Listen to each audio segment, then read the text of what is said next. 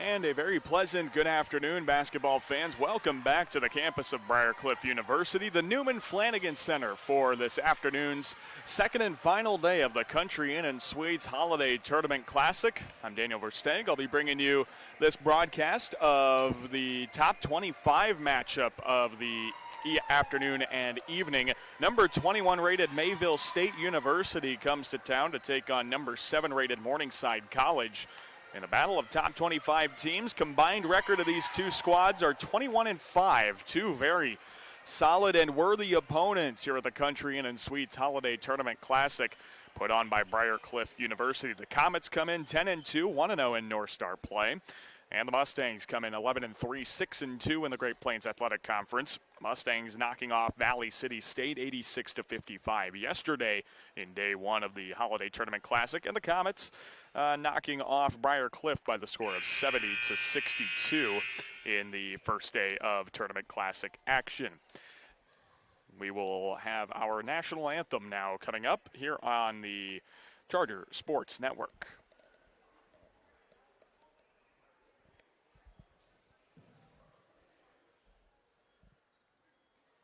As a member of the NAI, Briar Cliff is actively involved in the Champions of Character initiative. This program promotes the 5 core character values embraced by the NAI: respect, integrity, responsibility, servant leadership, and sportsmanship. We'd like to recognize several local businesses and organizations who embrace these values, including Thompson Dean Drug, Dr. Brittany Corber at Shop and Optical, Square Tire, Olive Rose Point After, Olive Rose North End Zone, and Westside Pizza. Ladies and gentlemen, welcome to Newman Flanagan Center on the campus of Briar University, and welcome to this year's Holiday Classic. This afternoon's contest features the Morningside Mustangs and the Mayville State Comets. At this time, we ask you to please rise for the playing of our national anthem.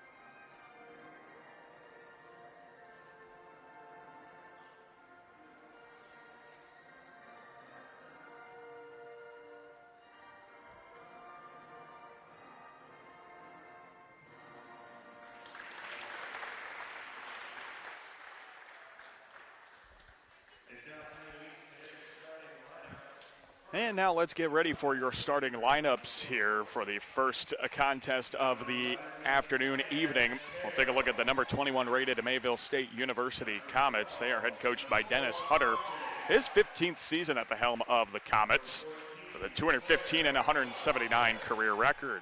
His starting lineup goes as follows. It's a 5'7" senior guard out of Crosby, Minnesota. That's Cyan Hale, averaging 8 points per contest. 5'8" senior guard out of Redwood Falls, Minnesota, Nicole Bunting, who's averaging 11 points, 4 rebounds, and an assist and a half per contest. That's a 5'9" senior guard out of Lakeville, Minnesota. That's Claire Blazchek. Blazchek averaging 14 and a half points, 3 rebounds, 3 assists, and a steal per game. That is the 5'10" junior forward out of Brainerd, Minnesota. That's Kylie Hiring. Hiring averaging 14 points, 9.5 rebounds, 2 assists, and 2 steals per game. Then finally, it's the 6'1" senior center out of Bertha, Minnesota, Taylor Champ, who's averaging 3.5 points, 4 rebounds, and a block per game. Now for the Mustangs at 11-3, 6-2 in the G-Pack, their starting lineup for Coach Jamie Sale goes as follows. A 5'5" senior guard out of Harlan, Iowa, Jordan Moser, averaging 7.5, 2.5 rebounds, and 7.5 points, 2.5 rebounds, and 3.5 assists. 5'6" junior guard out of Pleasant Hill, Iowa, that's Sierra Mitchell, who's averaging 16 points, 2 rebounds, and 2 assists. 5'8" junior guard out of Pomeroy, Iowa. That's Grace Meyer, averaging 3 points and 4 rebounds a game. 6'1" senior out of O'Neill, Nebraska, the forward. That's Sydney Hupp. She's averaging 16.5 points, 8.5 rebounds, assist and a half, a block and a half, and a steal per game this season. And finally in the lineup, the 5'10" sophomore forward out of Exira, Iowa. That's Sophia Peppers. She's averaging 14 points, 5 rebounds, and 2.5 assists to go along with 3 steals per contest this season. For the Mustangs in their maroon jerseys with Mustangs and in white numbers and letters and black trim. And the Mayville State University Comets in their whites with blue numbers and lettering. Tip going to be won by the Mustangs, and they'll start going across the timeline. With it at the top of the circle is Jordan Moser. They're working the perimeter, give it to the high post. Down low for Hupp. Back out a corner 3 from Moser. Doesn't go, and the Comets get the rebound. But we'll have trouble getting across the timeline with this full court pressure put on by the Mustangs. Here comes Hirung, has her pass knocked away into the arms of Blazchek. Blazchek behind the back dribble, I should say, as she hands it off to Bunting. 9:30 left in the first quarter. Here it comes to Blazchek in the corner. Skip pass, right wing, 3-ball, Bunting, no.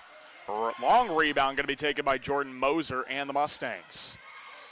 Moser, skip pass to Peppers. Peppers back to Moser, down to the corner, Mitchell. Can she get going? Yes. And Morningside out in front 3-0 to start things out. So Morningside gets on the scoreboard first. Here come the Comets the other way. Battle of top 21 teams as Sydney Hupp picks off the pass and gets a steal of her own to get things started for Morningside. Here comes Peppers. She stops, feeds Mitchell. Back to Peppers. 8 feet out. Jumper short.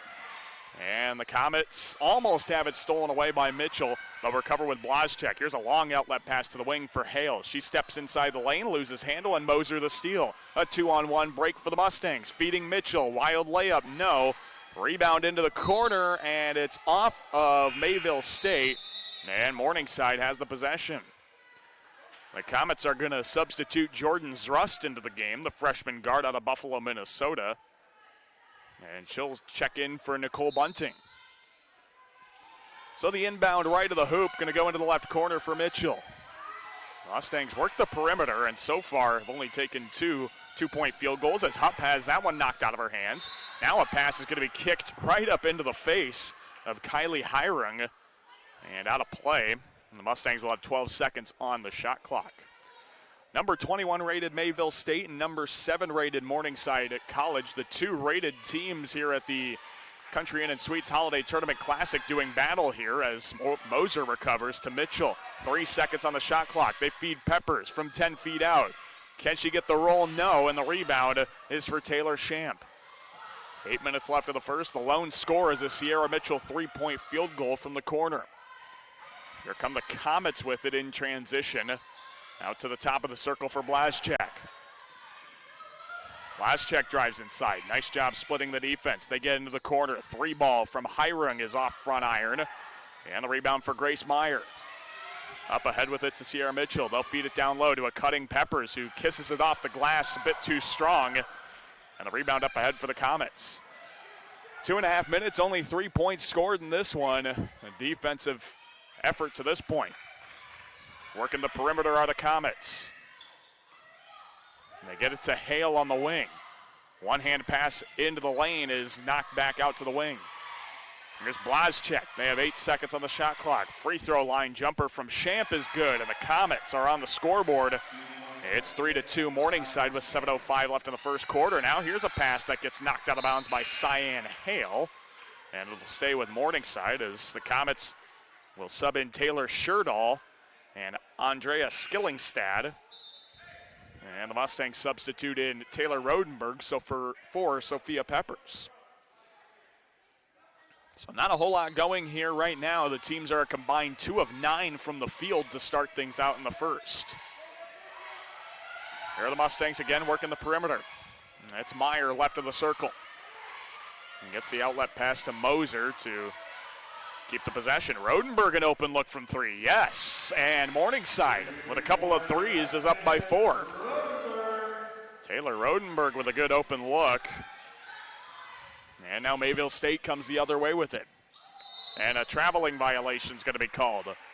Kylie Hirung took an extra step trying to slow herself down, and Morningside gets the turnover and will hopefully, if you're a Mustang fan, go up by 6 or 7 points here on this possession.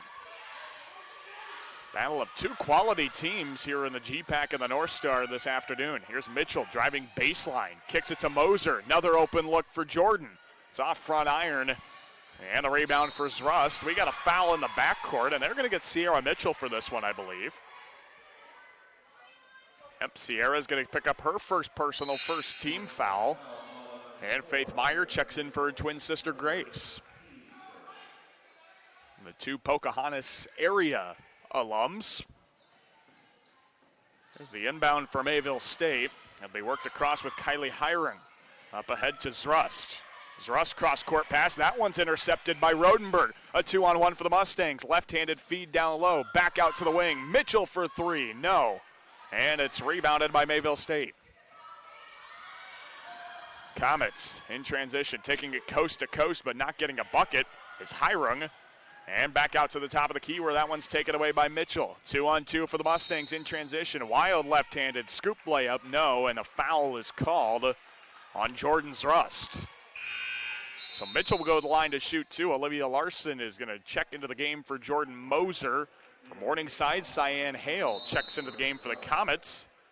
And a timeout is called by head coach Dennis Hutter and Mayville State University. Timeout on the court. 6-2. Basketball would like to extend a huge thank you. When coming to Briarcliff, it feels like this weekend's Holiday Tournament Classic. And Briarcliff University would also like to recognize CNOS and the CNOS Foundation as our sports medicine provider. The Briarcliff athletic training staff consists of Seth Wolves, Kelsey Kofak, and Jess Sandbolts. Once again, thank you to CNOS and to Country Inn & Suites, especially for sponsoring this weekend's Holiday Tournament Classic. So here's Sierra Mitchell at the charity stripe. So far this season, a perfect stat from the free throw line. She's now 24 of 24 on the season in free throws. Makes it 7-2, Morningside College out in front of Mayville State. Next free throw is good by Sierra. The model of consistency at the free throw line is Sierra Mitchell, 25 of 25 on the season for Sierra. And now the Comets look to inbound after going down by 6. Full court pressure played by Morningside as the Comets do get it across the timeline with 3 seconds to spare. Here's Blazchek, nice drive down underneath, kicks it to Hale, cross court to Bunting. Bunting, middle of the lane, running floaters, good. What a pretty touch by Nicole Bunting to get the bucket to go, and the Comets cut it to 4. Here's Mitchell right of the circle, feeds Faith Meyer, who looks for an outlet. Here's Mitchell, thought about a three. She has 5 of the Mustangs' 8 points. Faith Meyer's 3 ball is tipped. Larson gets the rebound. Rodenberg splits the defense, can't get the bucket to go. And now the Comets. Bunting, cross-court Hale to the right wing from Blazchek. Now cross-court back to Bunting. Bunting to Blazchek, and the Comets will reset things a little bit. As Blazchek, some nice dribble moves. Bunting an open look from 3, no. Rattled in and out, rebound by Skillingstad. Her touch is a bit too strong on that shot. And Larson lobs it up for Mitchell. Mitchell fakes the transition 3, has 3 inches of separation, puts up a 3 and misses long. Some back and forth basketball. 4.5 to play in the first quarter, and it's only 8-4 Morningside. Into the left corner is Blazchek. She's driving baseline, stuck with a double team. Down low to Skillingstad. Turns around, hook shot, over Hupp, no. Wide right, and the rebound for Morningside. Larson left of the circle, picks up her dribble. And gets the outlet to the high post for Rodenberg. Nice behind the back feed to Mitchell, who can't finish for 3, but Larson the rebound and a fresh 20 seconds. Here's Faith Meyer, bounce pass to Rodenberg. That one's knocked away. Great defense played by Blazchek, and Mayville State takes it the other way. Number 14 guarding number 14. Into the corner, Bunting's 3. No, and the Comets continue to be dry from beyond the arc. 0 of 4 here this afternoon, shooting beyond the arc to start things. 3:40 left of the first quarter. Here's Mitchell with it between the circles. Mitchell's pass down to the high post, kicked by Blazczak, and a substitution made.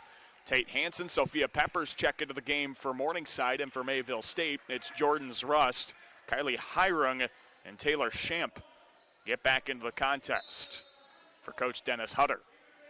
Here's the inbound. They get it out top of the circle.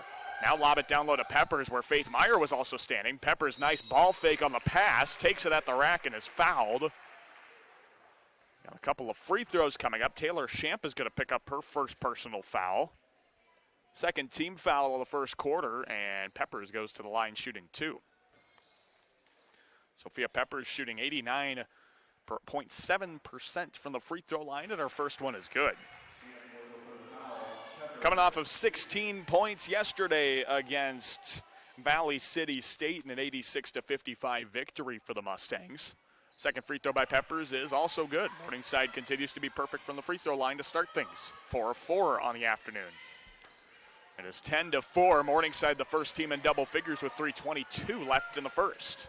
A defensive effort here for both teams. Now here's a wild pass that somehow finds a target. Now this one's thrown away to Sophia Peppers. Nice rotation for the Mustangs. One dribble at the rack by Rodenberg, and she's fouled as well. Mayville State picks up their third personal foul and third team foul, and the second personal on Jordan's Rust. 2 free throws here for Taylor, and her first is good. Morningside hoping to continue their team-leading free throw percentage on the season. And now the second free throw for Taylor is up and gets the friendly roll. The shooter's touch by Taylor Rodenberg puts the Mustangs up 8, 12-4, with 3:10 left of the first quarter. So the Comets look to inbound, and they'll do so to Cyan Hale. Full court pressure played by Morningside does not slow down Mayville State a whole lot.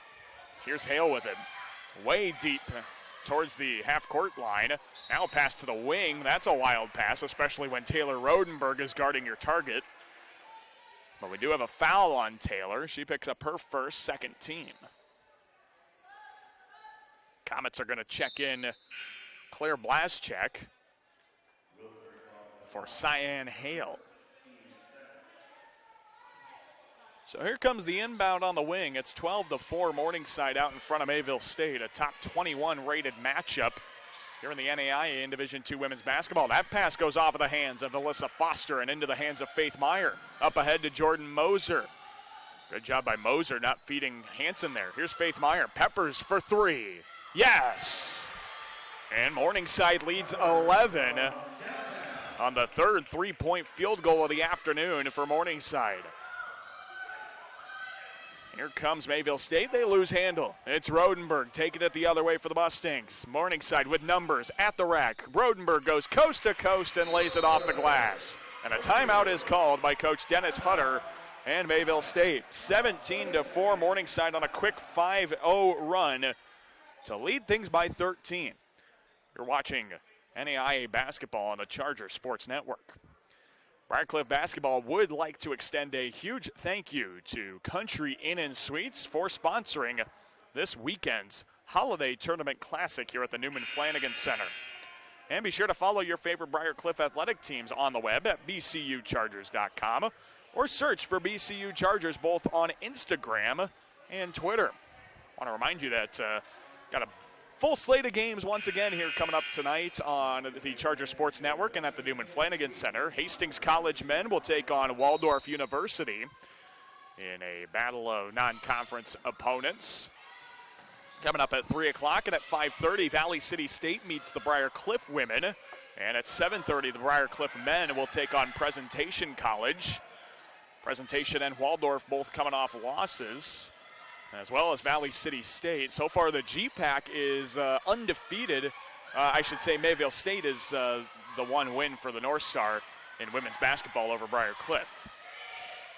2 seconds on the shot clock, and Mayville State will not get a shot off. Morningside will take it the other way with Hansen. Morningside has a 5-on-4 advantage momentarily. Moser thought about an open 3. She's double-teamed out there. Some zone defense played by the Comets. Rodenberg inside the free throw line. Her shot a bit too strong. And the Comets up ahead with it. Working the perimeter. Deep three from Blazchek. No, it's short. Nice offensive rebound, and the putback by Hiring falls. And the Comets get a bucket they need. 17-6 Morningside with 1:12 left in the first quarter. Not a whole lot going offensively for either team. As Peppers drives baseline, feed to Rodenberg, steps inside the lane, and her shot is off back iron. Here come the Comets. Needing a couple of buckets here before the first quarter to cut things down a bit. Here it is in the right corner. That's Taylor Shortall. Shortall has it knocked out of her hands, but a foul is going to be called on Sophia Peppers. She swatted that one away. But our official said got too much of the arm in doing so. Abby Drilling will check into the game along with Grace Meyer for Taylor Rodenberg and Faith Meyer. The Comets will check out Alyssa Foster and Kylie Hiring out of the game. So here come the Comets. Pass out to the wing for Blazchek. Fakes the three. Steps inside a bit more. Puts it too strong off of the iron. And Peppers and Moser working across. 2-on-2. And the rest of the teams join. Here's Peppers. High post jumper. Short. And she'll get her own long rebound. Right corner. Hanson. Open look from three. Splash. And Morningside is up 20-6 on Mayville State University. Shot clock is off for the Comets. Down low. It's Champ. And she kisses it off the glass for two. Comets have cut it to 12, 20-8. Morningside can hold for the final shot. With 8 seconds left of the first. Hanson to Meyer with 5, to Drilling with 3. Drilling a screen from Peppers. Peppers puts it up at the horn, and it's short. And we will head to the second quarter of action with our score, Morningside 20 and Mayville State 8. We're at the end of one quarter of play. This is NAIA Women's Basketball on the Chargers Sports Network. Briarcliff Basketball would like to extend a huge thank you to Country Inn & Suites for sponsoring this weekend's Holiday Tournament Classic. And home or away, the Charger Sports Network keeps you connected to Charger Athletics with a few simple clicks. Find links to watch or listen to your favorite BC teams. The Charger Sports Network keeps you connected to the action. And Briarcliff and the Charger Foundation would like to thank the following businesses for their support of Charger Athletics, like Hy-Vee, the CNOS Foundation, Heartland Chiropractic Associates, Prime Bank, and Avery Brothers. Thank you for your ongoing commitment to Charger Athletics and Briarcliff University. End of one quarter, and Morningside leads 20-8 over Mayville State University. And the teams so far combined, not shooting the basketball very well, combined from the field are 9 of 32 from the field and a combined 4 of 17 from beyond the arc here this afternoon to start things out. Not doing very well shooting the basketball for either side, as it is 20-8. Leading scorer, we'll get you some of those specific point totals here. In the first quarter, leading scorer for Mayville State is Taylor Champ. She has 4, as that 3 ball by Foster is no good off front iron. Rebound is tapped out of bounds by Morningside, and Mayville State will take over. The Comets continue to be 0 from beyond the arc. Morningside's leading scorer coming off the bench is Taylor Rodenberg. That's happened a couple times. She's got 7 points for the Mustangs. 5 for Sophia Peppers, 5 for Mitchell as well. A couple of good scoring numbers there for Morningside. Leading rebounder is also Taylor Rodenberg. She has 3. The Comets with 6 seconds on the shot clock. Here's Blazchek stepping inside the arc, putting one up from the elbow, and can't get it to go. Rebound is taken by Hupp. And the Mustangs working across up 12. Here's Mitchell right of the circle.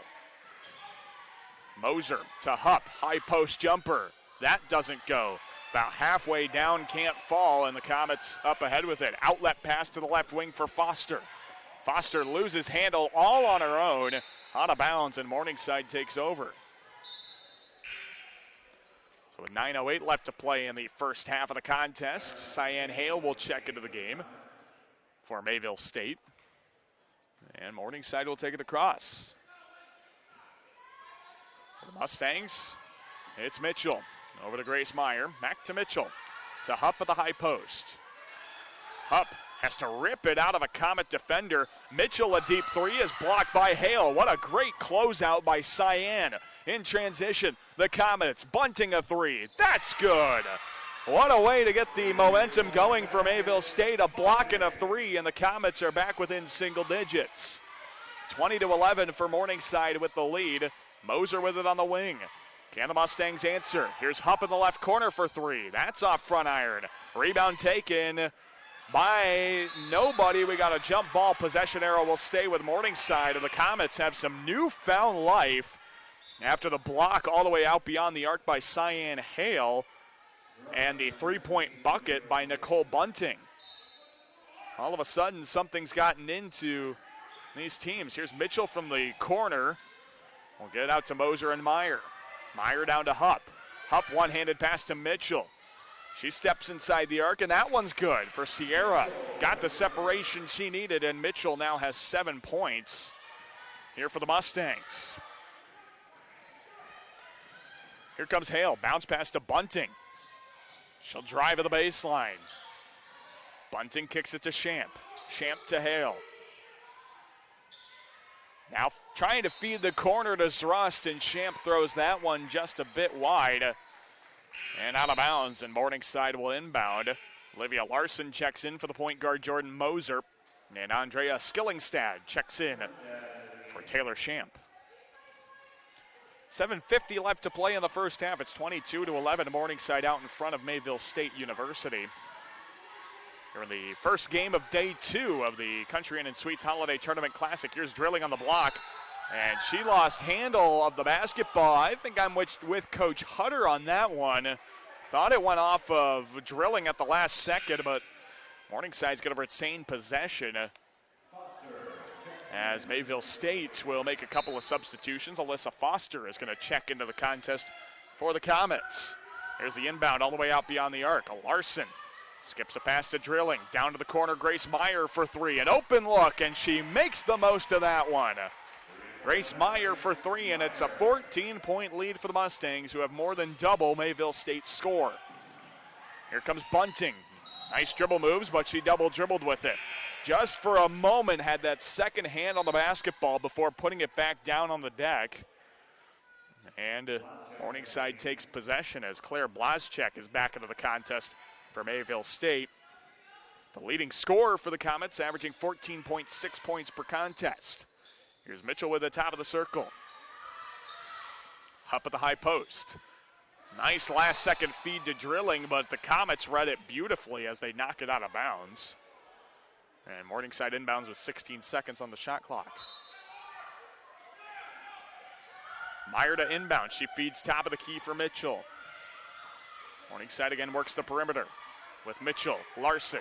Bounce pass to Drilling. Kicked by a Hirung. And the Comets do a good job of just getting in the way of passing lanes, whether that's with a foot with their hand or what have you.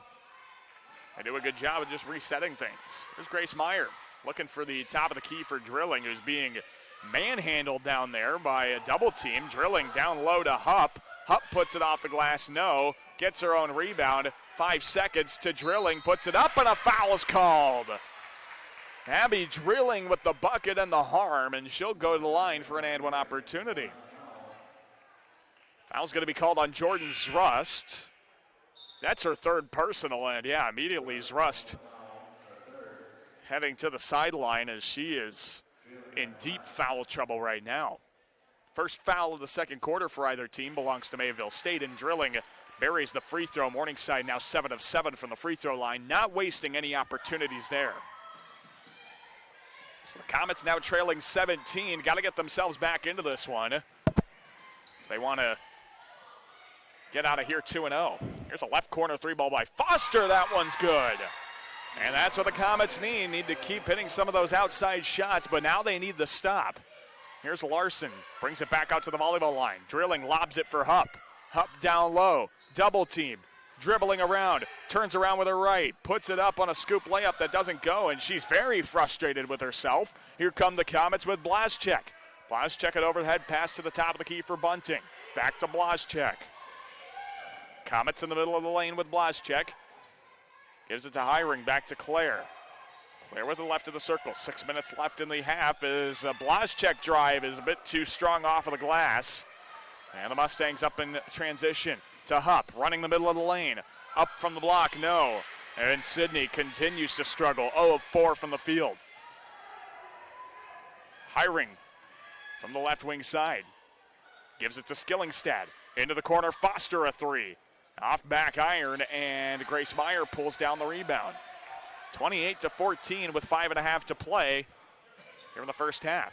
Drilling, an open look for Mitchell. That's airballed, a very rare miss. That badly by Sierra Mitchell. Sierra's now 2 of 8 from the field, 1 of 6 from beyond the arc. She struggled here at the Newman Flanagan Center yesterday, did not play super efficiently, I should say, from the field. Still had a fantastic scoring game with, I believe, 14 points against Valley City State. But unfortunately, her efficiency just has not been what it normally is. As here comes Hale in the middle of the lane, has it poked away, but there to clean up the mess and get the bucket is Taylor Shamp. Great place, great timing by Taylor Shamp, and she'll go to the line for an and one opportunity. It's 28-16, and now the three-point play potential here for Shamp, as her free throw is no good. Only her second missed free throw of the season, and it keeps the Comets 12 away from the tie. Here's Hansen right of the circle. Now it's down to Rodenberg, high post. She steps back and traveled. Her step back move did not look kosher to our official, and that's a turnover. Mayville State will inbound. Here come the Comets. They have some numbers. 3-on-3. Middle of the lane goes Hiring. Puts it up off the glass. No, and a charging foul is called on Kylie Hiring. It's her first second team, and Morningside forces another turnover. That's 13 turnovers for Mayville State compared to only 1 turnover for the Mustangs. But there's one there, only the second turnover of the game, and it's committed by Olivia Larson. Here's a lob pass to Hale. Hale, nice feed down low, and Shamp turns around, can't get it to go, cleans up her own mess, puts it up, still no good. There's Hiring for the offensive rebound, and they'll bring it back out beyond the arc to Shamp at the free throw line. And we got a reach-in foul on Tate Hansen. Great second chance opportunities for Mayville State, getting a couple of offensive rebounds there, just couldn't quite find the netting. But now they have an opportunity to reset things. Now lob it out to the top of the circle, but they find Cyan Hale. Cross court to Blazchek. Back out to Hale. 12 seconds on the shot clock. Into the corner, Bunting. Can they get a bucket on this one with as many opportunities as they had? Shamp out to Blazchek. Right corner, Bunting. Open for three. That's good. And the Comets cut it to 9, 28-19. They reward themselves with a three-point bucket after all of their second chance opportunities on offensive rebounds. Now here's a pass down to Rodenberg. That one is called for a kick ball at the last second, and Morningside will inbound on the wing.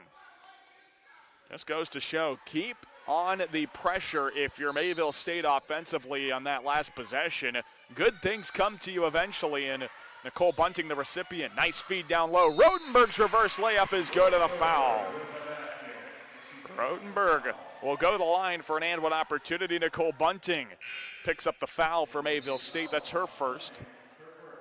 Third team foul. And into the game is Andrea Skillingstad.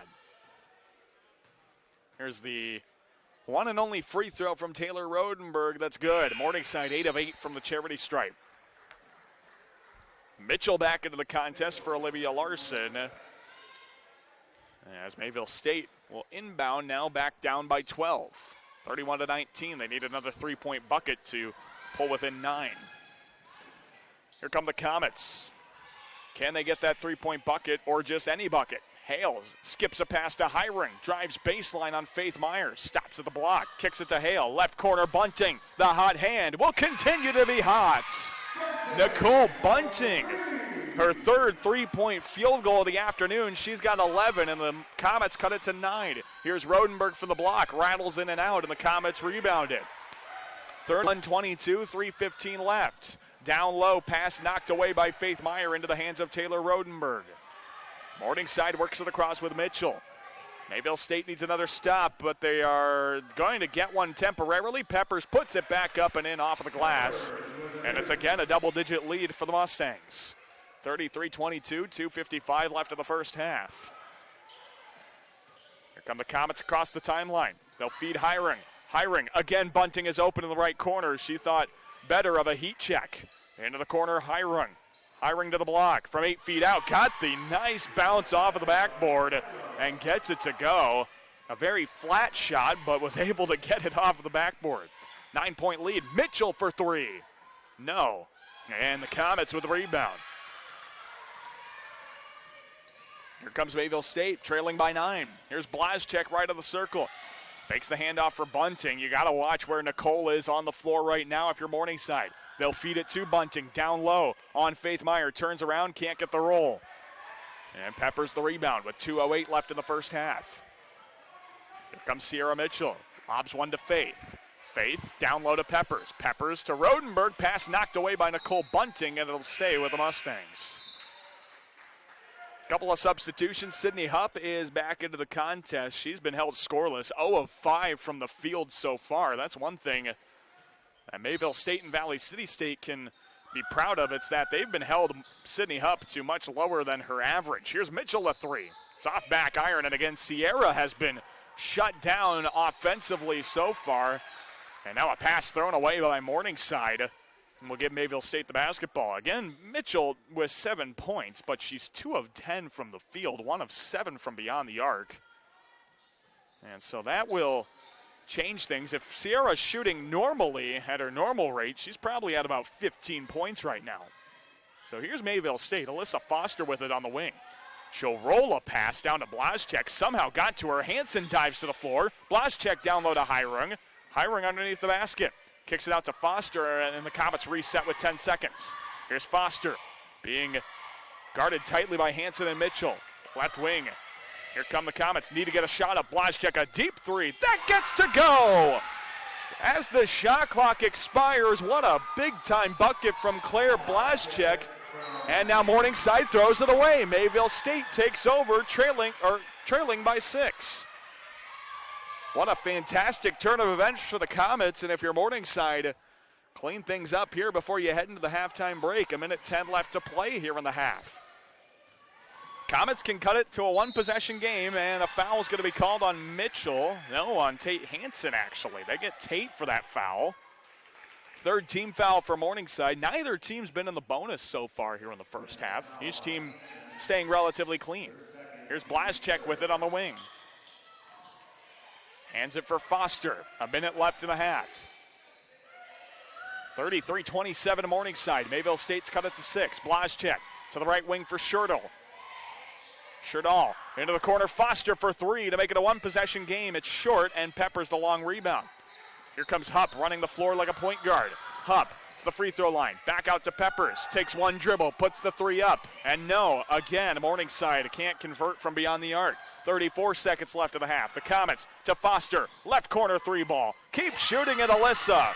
And the Comets cut it to one possession, 33-30. The Comets have put up 22 here in the second quarter. They've outscored Morningside 22-13 here in the second. Morningside can hold for the final shot, thanks goodness, and not give Mayville State an opportunity to tie. 10 seconds left. They lob it for Hansen. Right corner 3 ball contested is good from Tate, and the Mustangs answer here before halftime. Can the Comets get a bucket up? No, they can't. And we are through with the first half. Morningside gets the bucket to end the half. And our score is 36-30 over number 21 rated Mayville State, number 7 rated Morningside, with a 6-point lead over the Comets. Coming up here in just a bit, our Square Tire halftime report. We'll get you some stats from this contest and break it all down for you. Coming up from our Square Tire halftime report. But first, Briar Cliff would like to extend a huge thank you to Country Inn & Suites for sponsoring this weekend's Holiday Tournament Classic. And for the latest BCU athletic news and information, the choice is simple. It's BCUchargers.com. Join the battle and like Briar Cliff Athletics on Facebook. It's the easiest way to ensure you receive all the latest BCU athletic news, and this way you'll get it right on your news feed. Join the battle by searching for Briar Cliff Athletics. We're back in a few minutes with a Square Tire halftime report.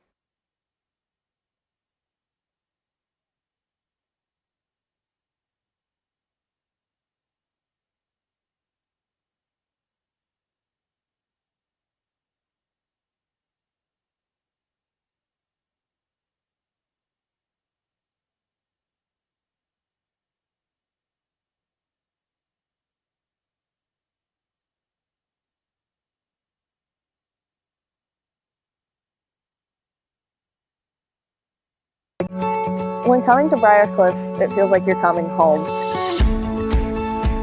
You know, there's small classrooms and it's not a big campus, so there's not too many people that you're going to say hi to that you won't see again. Briar Cliff is just a really amazing community. It's a community of faculty that really care about each other and students that care about each other. And I think that once you visit this place, you really get a good understanding of how genuine that actually is.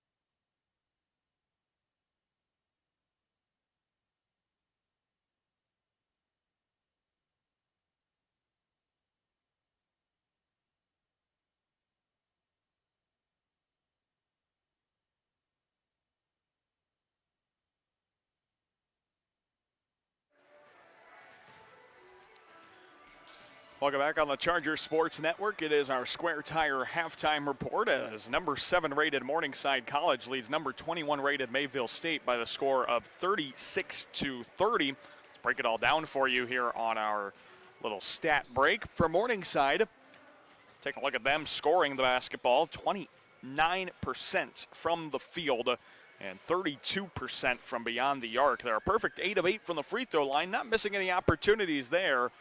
But their shots from the field have been less than ideal if you're a Mustang fan. For the Comets, they're shooting 43% from the field, 40% from beyond the arc, and have only taken one free throw attempt in which they missed. For Morningside, leading scorers coming off of the bench, that's Taylor Rodenberg, who has 10 points on 3 of 7 from the field, 3 of 3 from beyond the 3 of 3 from the free throw line, and 1 of 1 from beyond the arc. Also in the scoring column, 7 points each for Sierra Mitchell and Sophia Peppers, but Sierra's struggled. 7 points is struggling for Sierra Mitchell. She's 2 of 11 from the field, 1 of 8 from beyond the arc. It's not gotten a whole lot to go for her. Right now it's, I guess, quantity over quality. For Sydney Hupp, she's been held scoreless, but has 3 rebounds. Sophia Peppers with 7 points, as I mentioned, on 2 of 8 from the field.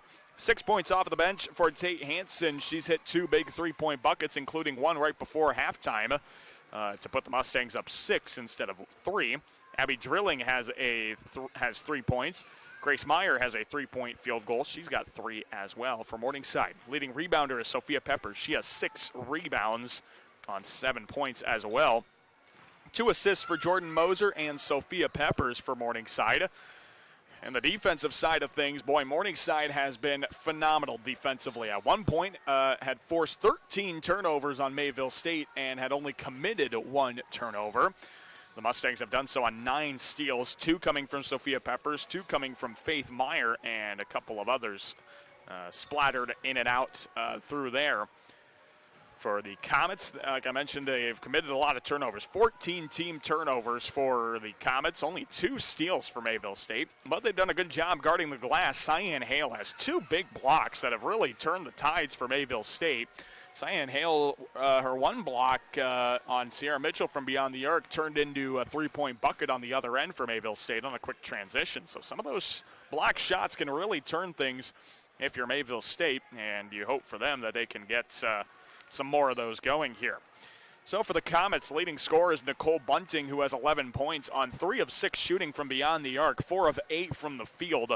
Nicole's hit some big-time buckets right when they needed them. It seems like whenever they needed a 3-point bucket or any kind of bucket, Nicole Bunting has been the hand they've gone to, and she's been phenomenal. She's averaging 11 points per contest, and she's already got 11 points here in the first half. Also in the scoring column for Mayville State is Alyssa Foster, who has 6, along with Taylor Schamp with 6, 4 for Kylie Hirung, and 3 for Claire Blaschek. Leading rebounder is Hirung. She has 7. Taylor Schamp has 5 rebounds, 4 assists for Cyan Hale, 3 assists for Kylie Hirung, and 1 steal for Andrea Skillingstad and Claire Blaschek. As I mentioned, 2 blocks for Cyan Hale as well for the Comets, who are looking to give themselves another victory to take some momentum heading into conference play. On the 7th of January, they will take on Trinity Bible College, but then the conference action gets really going for Mayville State. On the 10th and 11th, they'll take on Waldorf and Viterbo, respectively, in Mayville, North Dakota. The next weekend at Dakota State and at Bellevue, and Bellevue is not an easy opponent for the Comets. So looking to get a victory here over Morningside, get themselves a bit of a run after, dropping only their 2nd game of the season a couple weeks ago against Jamestown up in Jamestown, North Dakota at the Harold Newman Arena. So Mayville State looking to get another victory here, as I mentioned, to get a bit of a run going before they get into conference play, because the North Star, that is a bloodbath in women's basketball. So Mayville State looking for a run there. For Morningside, coming up for them, they will be in GPAC action on the 2nd of January already. They'll be heading to Yankton, South Dakota to take on the Mount Marty Lancers. It's a team that you can never really predict if you're Morningside. This Mount Marty team beat Morningside in women's basketball in Yankton last season. So for Morningside, got to give themselves an opportunity to get a run at the GPAC crown. They're currently a game and a half back behind Hastings and Concordia, who are tied for first. Dort's right behind them, a half game out, along with Northwestern, and a game and a half back is Dakota Wesleyan. So Morningside just needs to give themselves every opportunity they can in a very tough GPAC that sees at least 2 or 3 semifinalists every single year in NAIA Division II women's basketball. So that's coming up for the Mustangs. We'll take another break. We'll come back here in just a few minutes on the Charger Sports Network after our Square Tire halftime report. We'll get you second half of action coming up here in just a few minutes on the Charger Sports Network.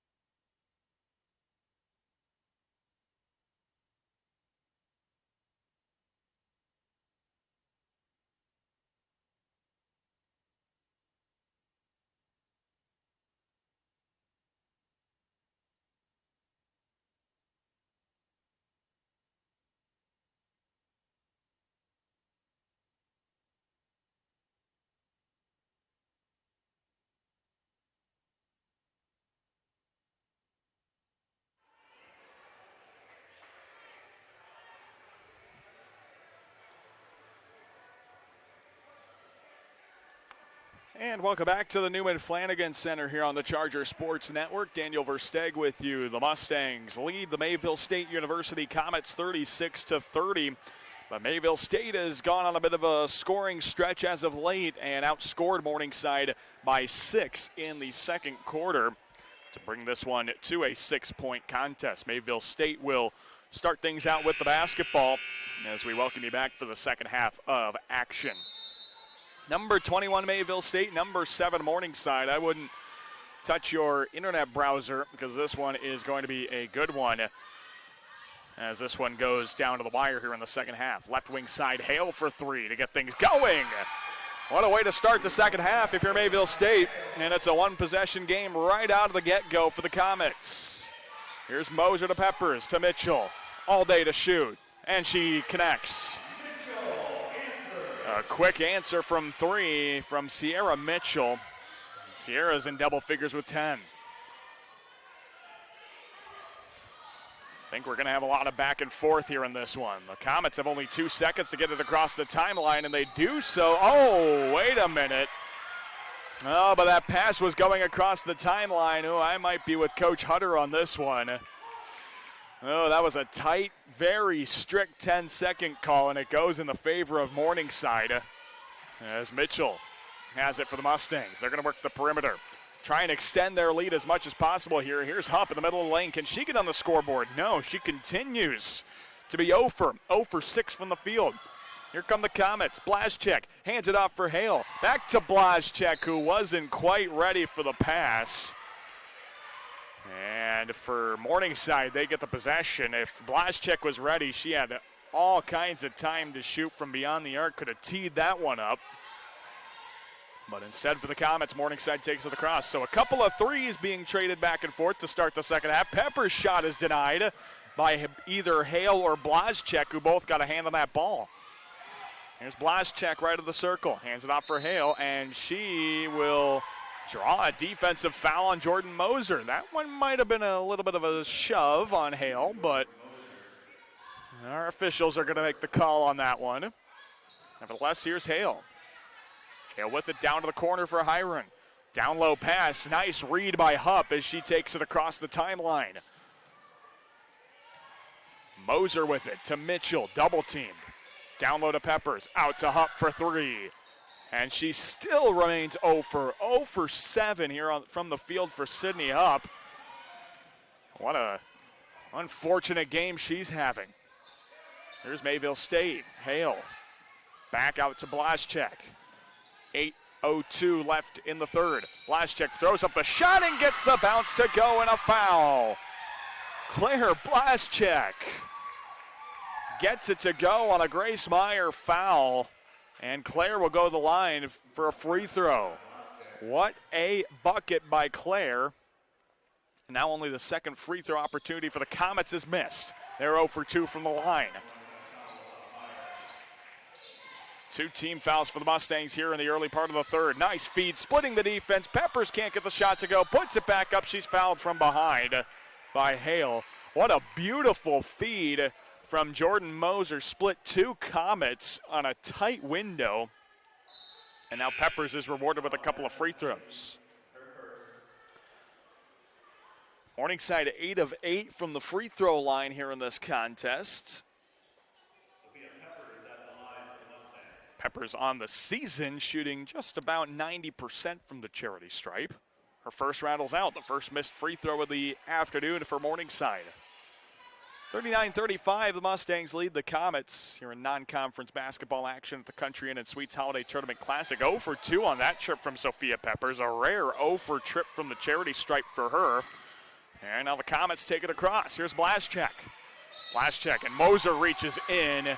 And Jordan got a little too handsy on that attempt to knock it away, and Taylor Rodenberg is going to check into the game for Sophia Peppers. That's Moser's second personal, third team foul, and quickly Morningside has gotten themselves into a bit of team foul trouble with 3 team fouls here to start the third, and there's still 7:35 left. Here's a pass out to the wing, Blazchek. Fakes a pass, now goes back to the wing for Zrust. Lobs it down to the corner for Scherdahl. Back out top of the key, Blazchek. 5 seconds. Fakes the pass to the left. Lobs it to the corner. 3 ball from Zrust. That's good. And the Comets have cut it to 1. 39-38. This game was as much as 13 at one point.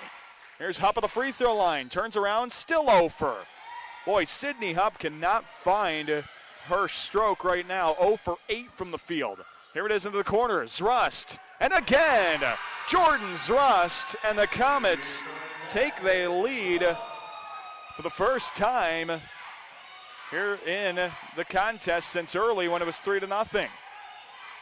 Mitchell's 3 is blocked by Zrust. What a game she's having right now. And a foul's called on Morningside.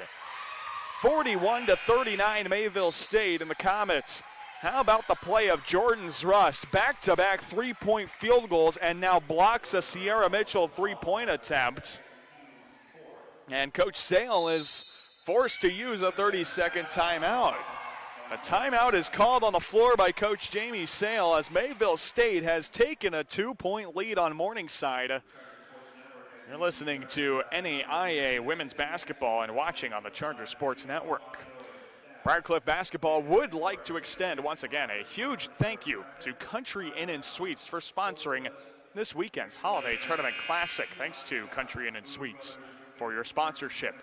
Briarcliff and the Charger Foundation would also like to thank the following businesses for their support of Charger athletics, like Buffalo Wild Wings, Domino's, State Farm Insurance and Agent Stern Aiken, Pancheros, Delta Hotels, South Sioux City Riverfront, Absolute Screen Art, Pepsi Cola of Siouxland, the Townhouse Pizza and Lounge, and Prime Bank. Thank you for your continued support of Charger athletics.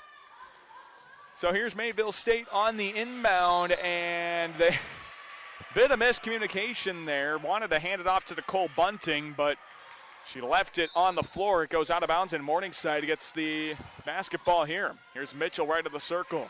Morningside trails by 2 for the first time in a long time. Hupp dribbles it off the foot of a Mayville State defender, and the Comets come up with it with Skillingstad. Here comes Bunting and Mayville State. Do the Comets have another big-time three-point bucket in them? Here's Bunting in the corner. Out to the wing for Hale. Blazchek a straight on 3. Oh, the Comets are still hot. Mayville State continues their shooting stretch. They're now 10 of 19 from beyond the arc. The Comets have taken a 5-point lead. Boy, where was this all game from Mayville State? Here's a pass to the wing. Rodenberg, another extra pass to Mitchell, who can't answer, but Rodenberg will corral the long rebound. And a fresh 20 seconds. Here's Meyer, bounce pass to Mitchell. She thinks about it. Now her pass is knocked away. Sierra Mitchell not having the best of games. That one's knocked out of bounds by Mayville State's Claire Blazchek, and Morningside has 12 seconds on the shot clock. Comes a substitution to Kylie Hirung back into the game. Morningside's got to find their groove. Their usual scorers, like Sierra Mitchell and Sydney Hupp, are a combined 3 of 22 from the field, so obviously your top scorers are not doing a whole lot. Got to get somebody else into the action. I think they looked at Taylor Rodenberg here. Here she is for 3. No, and it's a bit strong. Mitchell keeps it in bounds. Moser saves it again, but the Comets recover with it. Here's Hirung, right of the lane. Hirung back out to Zrust, to Hirung. Free throw line, lobs it down for nobody, and the Mustangs take over. 5:24 left of the third. Morningside trails by 5, 44-39. The Mustangs have been held to only 3 points here in the third quarter. They were able to answer one of the Comet three-point buckets, but so far here in the third, Mayville State is on a 14-3 run on Morningside to lead by 5. Here's Moser to Faith Meyer. Mustangs work the perimeter with Rodenberg. Down low to Peppers. Back out to Faith. Faith, great head fake. Drives at the rack. No fouls called on some hard contact, but Morningside will inbound underneath the hoop. With 5:06 left in the third. Another substitution. Taylor Champ, will check into the game for Mayville State. Substitutes out the 6'3" senior center, Andrea Skillingstad.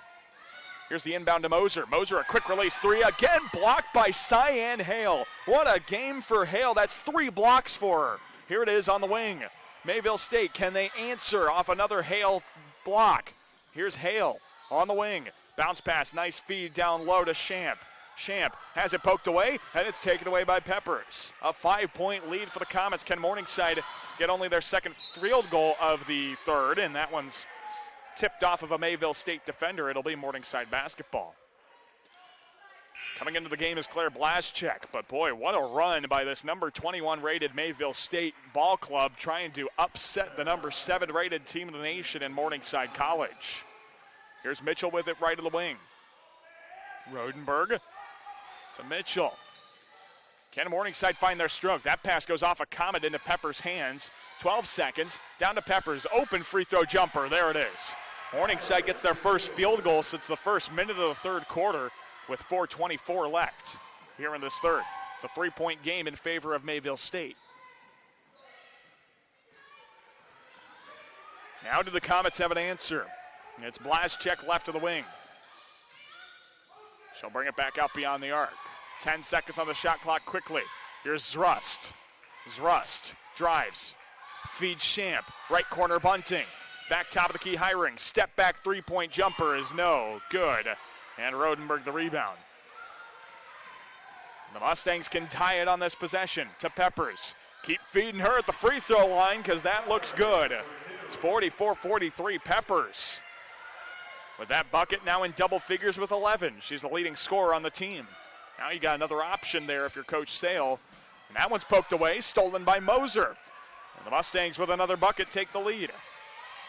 Here they come across the timeline. They'll lob it down to Mitchell, to Rodenberg. They'll feed Peppers again. They keep going to the well. Nice feed on a backdoor cut to Meyer, and she's fouled on that shot. Faith Meyer goes to the line for 2 free throws. And they got Taylor Champ for that foul. That's her second personal. Second team foul on the Comets. And a good job also by Morningside. They had 3 team fouls in the first 2.5 minutes of the contest. Since then, in the last 4, they've only had 1 foul. Doing a good job keeping their hands clean here in the last bit. As Faith Meyer's free throw gets the shooter's touch. Meyer ties the game up at 44 apiece, and the second free throw is also good. 45-44, Morningside takes a 1-point lead here in the third with 3:15 left. Here comes Blaschek. Gonna hand it off for Foster. Mayville State trying to go for the G-Pack sweep here at the Country Inn & Suites Holiday Tournament Classic. Here's Bunting, dribbles it off her foot, but before that, it's a foul called on Sophia Peppers. That's her second personal. Now Mayville State in the bonus with 3 minutes left here in the third quarter. This will be 2 free throws for Nicole Bunting. Mayville State has not made a free throw yet. They're 0 of 2 from the free throw line. As a team on the season, shooting just about 74% from the free throw line coming into this tournament. Here's the first free throw. That's good for Bunting. And Bunting will have a second. Morningside with a victory will be the so-called winner of the women's side of things, as the second free throw is no good. They'd be 2-0, and nobody out of the Briarcliff Valley City State contest can be 2-0. Here's Mitchell, top of the circle. Dribbles to her right, finds Moser, had a look from 3, but also had Rodenberg open in the corner. 12 seconds on the shot clock. Mitchell, a scoop layup, doesn't get the touch. Peppers cleans up the miss and wipes up the glass for 2. 47-45, Morningside back out in front.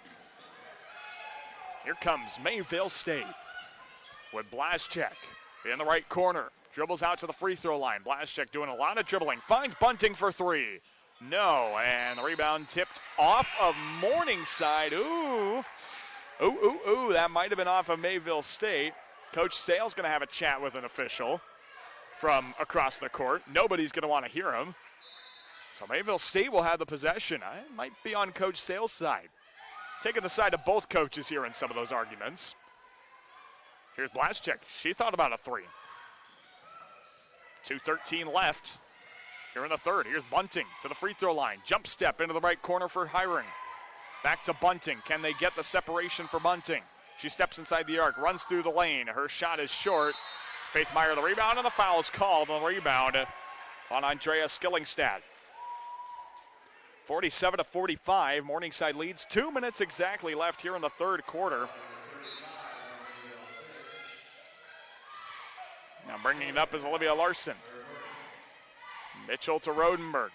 Hands it off for Peppers. Back to Mitchell.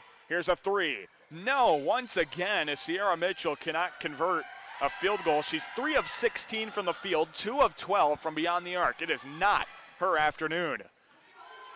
Here is Blazchek, right of the circle. Finds a pass to the top of the key, Bunting.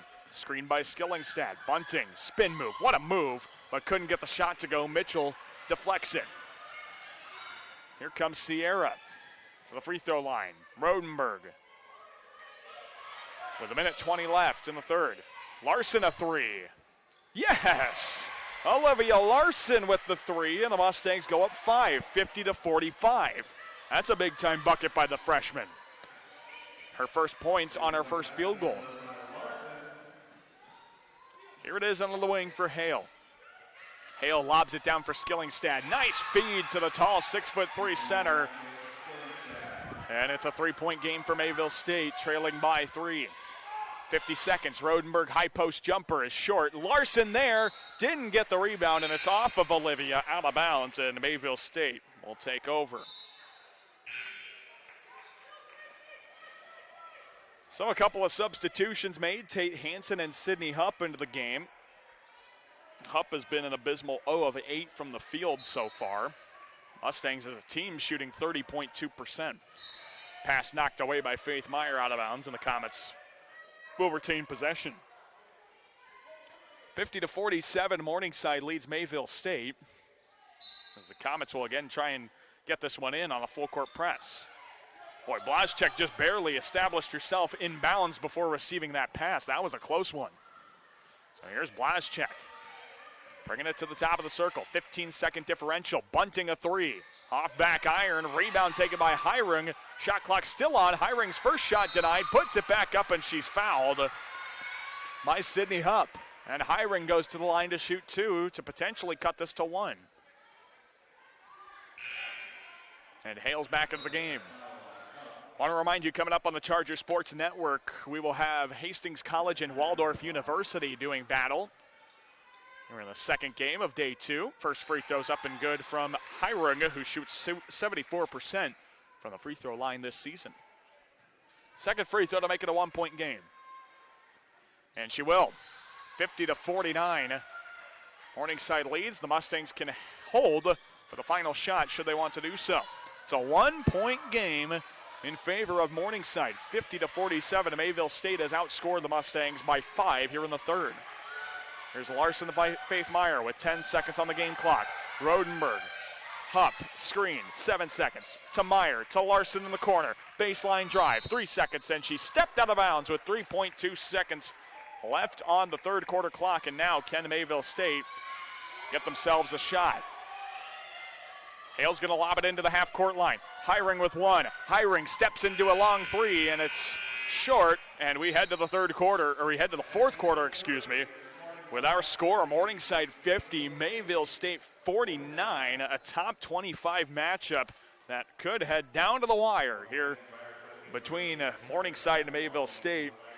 You're watching NAIA Division II Women's Basketball on the Charger Sports Network.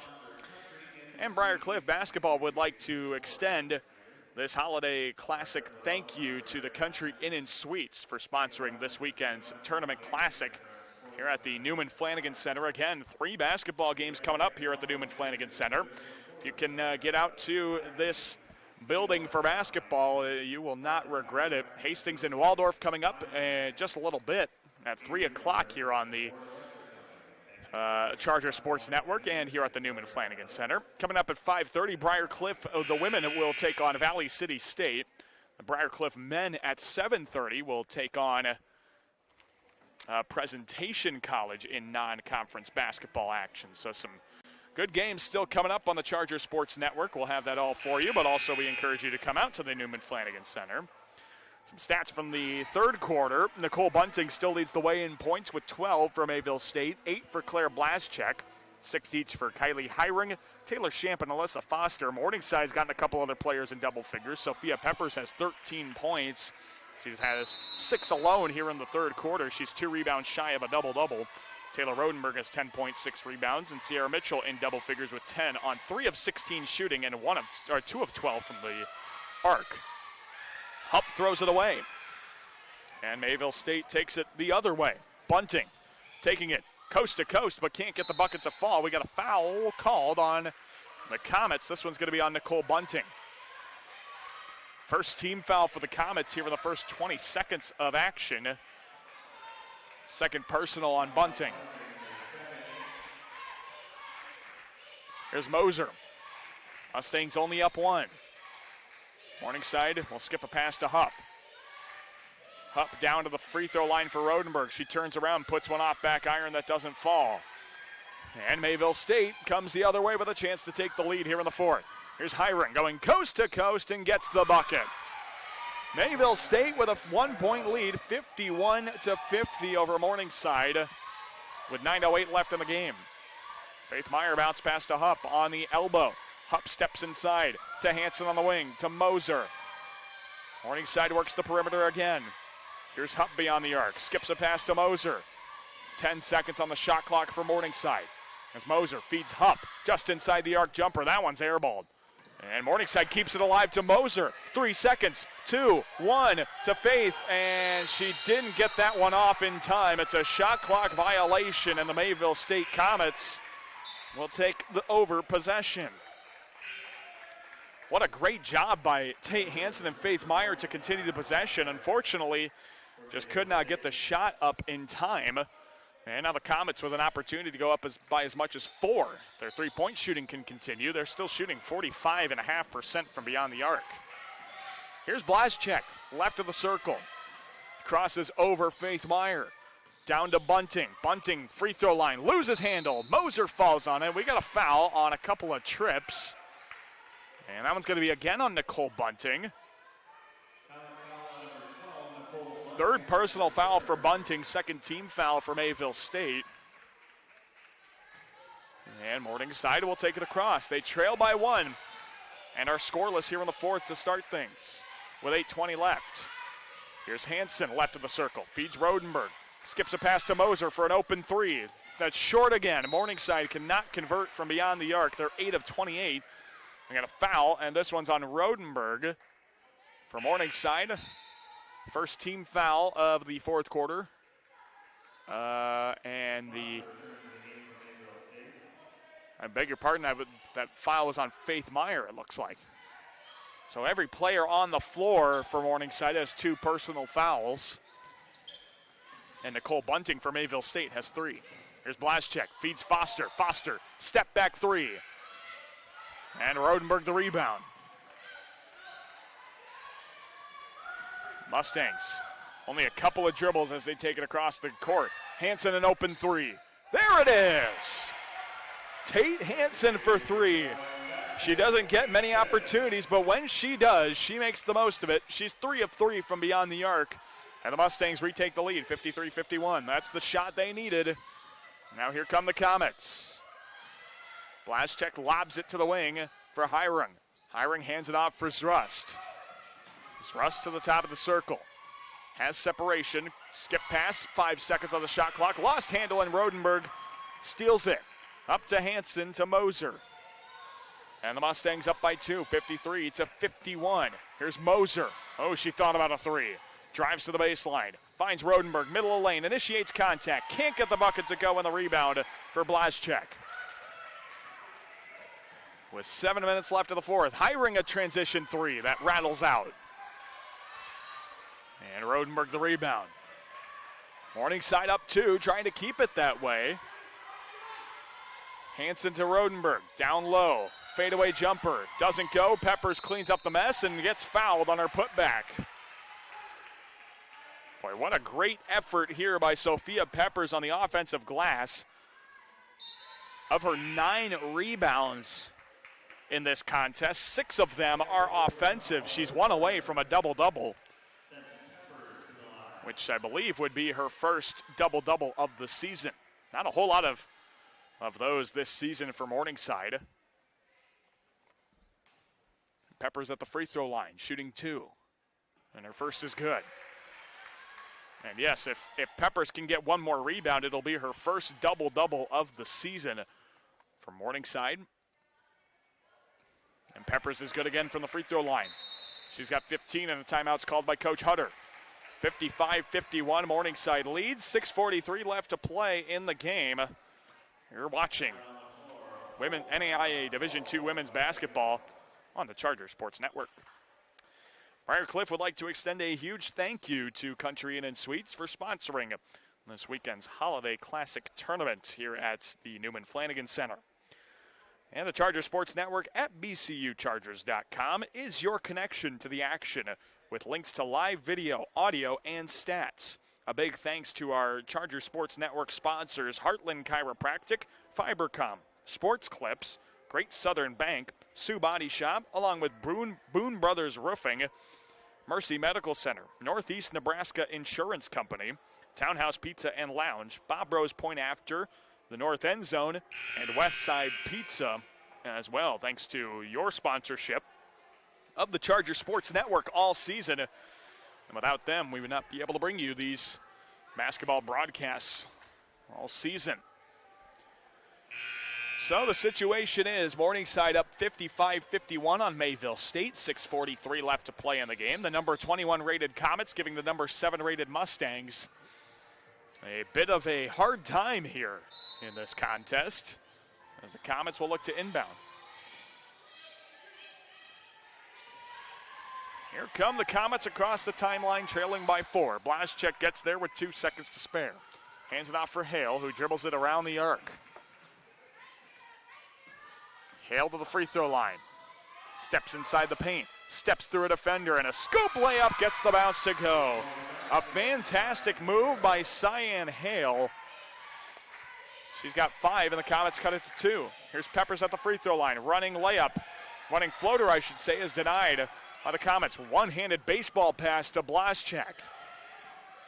Hands it off for Hiram. Here's Blaschek with 6 minutes left. Step back 3. Can't get the roll, and the Mustangs with the rebound. Here comes Moser across the timeline, left of the circle, finds Hansen, back to Moser, to Mitchell. Boy, a bucket here would do wonders for her, but she can't get it to go. 3 of 17 from the field for Mitchell. And now Mayville State takes it across, Bunting. Hands it off, Blaschek an open 3. That's good. And the Comets take a 1-point lead, 56-55. Mayville State has retaken the lead and will not let Morningside out of their sights. Moser to Mitchell, finds Peppers, high post, Rodenberg baseline jumper is too strong, and Bunting the rebound. 5:12 left to play in the game, and Morningside shooting 27% from the field as we got Kylie Hiring whistled for a traveling violation, as Taylor Shamp checks into the game for Andrea Skillingstad. So the Mustangs get the basketball on another Mayville State Comet turnover. 24 turnovers for Mayville State. Inbound is to Mitchell. Left corner, steps inside the arc. Hands it off for Drilling. Right wing for Moser. Moser at the elbow. Running jumper is short, and Bunting the rebound. Nothing going offensively. Now 27% from the field for Morningside. That'll probably bump down to 26.5. Bunting backs down and traveled.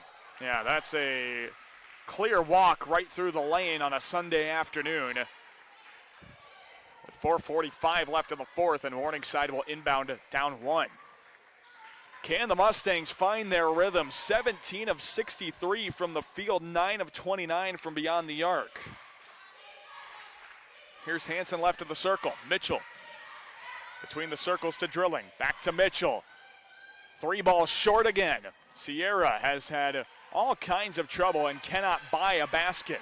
Here's Hansen to Mitchell to Hansen. Down low to Drilling. Back to Moser. Pass intercepted. Taken the other way by Hiring. Hiring on Hansen. At the rack. A reverse layup's no good, but she's fouled. Hansen fouls Hiring and will make her earn 2 points at the free throw line.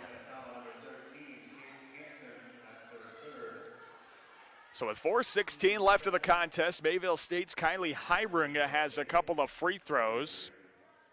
Hiring is 2 of 2 from the charity stripe so far. Her first is good, and it's 57-55. Mayville State leads. Morningside's got to come up with an answer as Sydney Hupp heads to the scorer's table to check in. Hiring's second is good, and it's 58-55. Mayville State leads Morningside with 4:16 left in the fourth. Morningside just cannot buy a bucket here this afternoon, and will try to get something here. Find the hot hand. There's only a couple of hot hands here for Morningside, and you got to find them here. Hansen's one of them. Mitchell and Moser are not. We got a kickball on Mayville State. But right now, you got Sierra Mitchell, Jordan Moser, and Sydney Hupp into the contest, who combined, those 3 players are combined 3 of 32 from the field. They've taken half of Morningside's field goals and have made only a 1/6 of them. Here's the inbound to Moser. Back out to Drilling. Down low to Hupp. Hupp turns around and she's fouled. So she won't get a field goal, but she'll give herself an opportunity at the free throw line to cut it to as little as 1. That fouls on Taylor Shamp. That's her 4th personal. And Skillingstad will check into the contest. So Shamp 1 away from the limit with 3:47 left. Hupp at the free throw line, her first. No good. And again, Sydney Hupp just cannot buy a point here this afternoon. 0 of 9 from the field, now 0 of 1 from the free throw line. But she gets that one to go. She has 1 point. And now for Hupp, she is 14th all-time on the Morningside scoring list with that 1 point. For you Mustang fans, she passed Gina Schultz, who played in the late 80s from 85 to 89. As here's Hiring driving in, puts the bucket up, doesn't get it to go, but she's fouled. And Tate Hansen will be the recipient of her 4th personal foul. I think Coach Sale, nope, he's gonna bring in Faith Meyer, I believe, for Tate. Yep, there goes Tate with her 4th. So Faith Meyer into the game. Meyer, not a whole lot doing for her also. She's 0 of 1, but a couple of free throws for Faith. So here's Hiring at the free throw line with 2 free throws. First is good. Makes it 59-56. Mayville State out in front of Morningside with 3:36 left to play in the game. Here's a second by Hiring. That's good. And Kylie's got 12 points for Mayville State. 3 players on the floor for the Comets in double figures in Hiring, Blaschek, and Bunting. Mitchell top of the circle. Bounce pass to Drilling. Finds Mitchell. Can she get it to go? Again, she's denied. And Mayville State taps the rebound out to Blaschek. Sierra Mitchell, another one, is 3 of 19 from the field, 2 of 14 from beyond the arc. Here it comes to Hale. Hale an open look from 3. In rhythm, no. Way too strong. Does not reset the shot clock. And out of bounds is Hiring. Great defense by Drilling, forcing her out of bounds. And Abby will check out of the game for Sophia Peppers. Fantastic defense played by Abby Drilling to force her out of bounds. And now Morningside trailing by 4 with 3 minutes left in the game. They're running out of time here. Mitchell at the top of the circle. She's got to find somebody else when she gets the basketball. She's got open looks, but cannot hit them right now. Sierra to the right corner for Moser. Can she get on the board? No, and the rebound is taken by Skillingstad. We got a jump ball. Possession arrow will be in Mayville State's favor. A top 25 matchup here in women's basketball that has lived up to its billing. Mayville State up 4, 60-56 over Morningside, trying to go for the upset. Here comes Blaschek left of the circle, hands it off for Hale. Hale to the free throw line, left of the lane, left-handed scoop layup is no good, and a foul's called. Foul is going to be on Sophia Peppers. That's her 3rd personal. Now 4th team foul on both sides. So the next foul puts somebody into the bonus. First free throw by Hale is no good. Cyan Hale misses their first free throw. Rodenberg will check into the game after this free throw. Second by Hale is no good, off back iron. Rebound taken by Hupp. That's a big defensive rebound and a big 0 for 2 trip by Cyan Hale. Here's Peppers. She fakes a transition 3. Down low to Hupp. Hupp backs down, turnaround, jumper in the middle of the lane is no good, and Hupp is 0 of 10 from the field. Here come the Comets with 2:10 left. Morningside trails by 4, 60-56. Here's the handoff to the right wing for Hiring. Hands it off for Blazchek. A 3 in rhythm. Off back iron. Rebound is going to be fouled by Cyan Hale. And Faith Meyer is going to go to the line to shoot a 1-and-1 because she was the recipient of the foul. Taylor Rodenberg was about to sub in for her, but Faith Meyer goes to the line for a 1-and-1. If she makes both, the Mustangs are back within 2. 60-56, Mayville State leads Morningside with 1:56 left in the game. Myers a perfect 2 of 2 from the free throw line. And her first rattles home. It's a big point for Morningside. It was not scored in a very long time. Can she get the second, though? That's the real question. She can, and it's 60-58 Mayville State. Morningside has cut it to 2 and needs another bucket to really get themselves back in it with 1:56 left in the game. The inbound for Mayville State is good, and now the ball is knocked away by Rodenberg. Moser and the Mustangs with a chance to take the lead. Rodenberg to the block, runs into a defender, and a charging foul is called on Taylor Rodenberg, and that's her third personal. 5th team foul, but because it was offensive, no free throws are warranted. Coach Sale has 4 timeouts. Coach Hutter has 2. With 1:47 left of the 4th, don't be surprised if a lot of those get used here by Coach Sale. Here comes Mayville State's inbound. They get it to Hale. Hale up ahead with Blazchek. Morningside does not need to foul here. Next foul by either team is results in free throws, so no matter what here. Unless it is offensive, of course. Here's Bunting trying to shove off Mitchell. Now into the corner, Zrust an open 3. Rattles out. That would have brought the Mayville State fans to their feet. Here comes Moser to Mitchell. Can the Mustangs get a bucket to tie it? Peppers from the wing. Drives to the free throw line. Dumps it to Hupp. Hupp turns around, puts the shot up. Still no good. She's still 0 for from the field, and a foul is called on Peppers. And this will be resulting in free throws. I believe it'll be Claire Blazchek going to the line. Or no, it might be Jordan Zrust. If it's Zrust, she shoots 92%, and it is Jordan Zrust with 1:12 left in the 4th. 2 free throws here for Zrust. The first is good. It's 61-58, Mayville State out in front with 1:12. Second free throw by Zrust is good, and it's back to a 4-point game in favor of the Comets as Andrea Skillingstad checks into the contest with her 4 personal fouls, and a timeout is called by Coach Hutter. He uses one of his 2 remaining timeouts, and it's a 30-second timeout. 1:12 left in the 4th, 62-58. Mayville State out in front of Morningside. Don't touch your browser. This is NAIA Division II Women's Basketball on the Charger Sports Network. Briarcliff Basketball would like to extend a huge thank you once again to Country Inn & Suites for sponsoring this weekend's Holiday Tournament Classic here at the Newman Flanagan Center. We've had some great games here at the Newman Flanagan Center, including the one that you're watching. With 1:12 left in the 4th, it's 62-58, Mayville State with the advantage over Morningside College. The Mustangs with 1:12 left to play to try and get themselves back into this one. Does Morningside have a bucket in them? That's the real question here. Here's Moser to the left wing for Mitchell.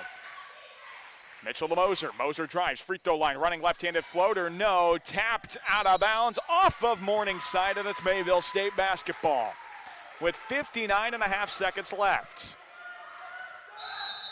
Here comes a late substitution by Jordan Zrust. Boy, that was close. Mayville State really wanted that in before this inbound. as Russ checks into the game. So Mayville State's got to get the inbound. That's been a tough thing, too. They get it to Bunting. Now got to get it across the timeline. Bunting will dribble it up the middle of the floor and get it across with Hiram. Mayville State does not need to take a shot here. They can take it down to 30 seconds on the game clock. Here's Blaschek shoving off on Mitchell with 42 seconds left. 12 on the shot clock. Blaschek left of the circle to Hale with 35. Into the corner, Hiram. Hiram down low to Russ. Turns around, puts the shot up off glass, no good. Rebound taken by Hupp. Ripped away by Hale. And now Morningside, I think, has got a foul. They got a foul here. Mitchell comes out and will foul Blaschek with 23 seconds left. And Mayville State with a couple of free throws puts themselves up 6. Morningside just has not been able to buy a bucket here against Mayville State, and the Comets have 2 free throws to potentially put this one on ice with 23 seconds left. Here's Blaschek at the free throw line. Her first is good. It's a 5-point game. Upset brewing here at the Newman Flanagan Center. Mayville State's Blaschek is good again. And a timeout's called by Coach Sale. 64-58, Mayville State with a 6-point lead over number 7 rated Morningside College. Don't go anywhere, folks. Again, you're watching NAIA Division II women's basketball on the Charger Sports Network. Taking a look at some stats in this one. Morningside literally, I've said it multiple times, but literally cannot purchase a bucket. 24.3% from the field, 28% from beyond the arc. The one thing they've been consistent on is shooting from the free throw line at least. But even then, that's not been enough to give themselves the opportunities. Mayville State is also just completely outmanned Morningside on the boards. 50 rebounds for the Comets compared to 38 for Morningside College. Boy, if the Mustangs can pull this one off, it will not be because of their statistical performance. It'll be because of their heart. So here's the inbound to Moser. Morningside's only got 20 seconds to work with. They're going to lob it into the corner, and it's intercepted, and that should about do it. Bunting and Mayville State's got to get it across as Blaschek is fouled by Moser, and that should put this one on ice. Mayville State intercepted the pass down to the corner, and Morningside are going to pick up their 4th loss of the season against Mayville State University. And the first free throw is good by Blaschek. That's a 7-point game with 12.5 to play. How about the resiliency of this Mayville State team? Trailed by 12 at the end of the first, 6 at the end of the half, and 1 at the end of the third. And a timeout's called by Coach Sale once again after the second free throw is good. 66-58, Mayville State up with 12.5 left. So now Morningside's got to draw up some kind of play to give themselves a quick bucket and maybe get themselves back into position to get a turnover, get a foul, what have you. But Mayville State, it's been ice cold at the free throw line. Some big time free throw shots for the Comets as they have kept themselves in this one pretty much single-handedly at the free throw line. So here comes Morningside to inbound on the right wing with 12.5 ticks left, trailing by 8. The inbound is into Hupp. She turns around, puts the jumper up. That finally goes in. Hupp has finally made her first free field goal of the contest. The inbound is to Bunting. She's fouled right away. 66-60. Bunting fouled with 7.6 seconds left. Peppers picks up the foul, and she's done. It's 5 personal fouls on Peppers. And Abby Drilling will check into the game for Sophia. So Bunting at the free throw line to shoot 2 to negate that bucket by Hupp. Here's Bunting, her first. It's good. 67-60, Mayville State has iced this one out at the charity stripe. That's another good one. 68-60. So Moser will bring it across to Drilling. Not a whole lot of time. They get it to Mitchell. Mitchell drives right wing. Step back 3 for separation. Doesn't go. And Mayville State has pulled off the upset of Morningside College by the score of 68-60. What a fantastic game played by number 21 rated Mayville State. As they will improve to 11-2, Morningside will fall to 11-4 as the number 7 rated team in the nation, and I have a feeling that that ranking for Morningside will fall. But the Mayville State ranking will improve after this big-time victory, 68-60 over Morningside College. We will take a break, and we'll come back here in just a few minutes with our One-Eyed Jacks postgame, the Chargers Sports Network.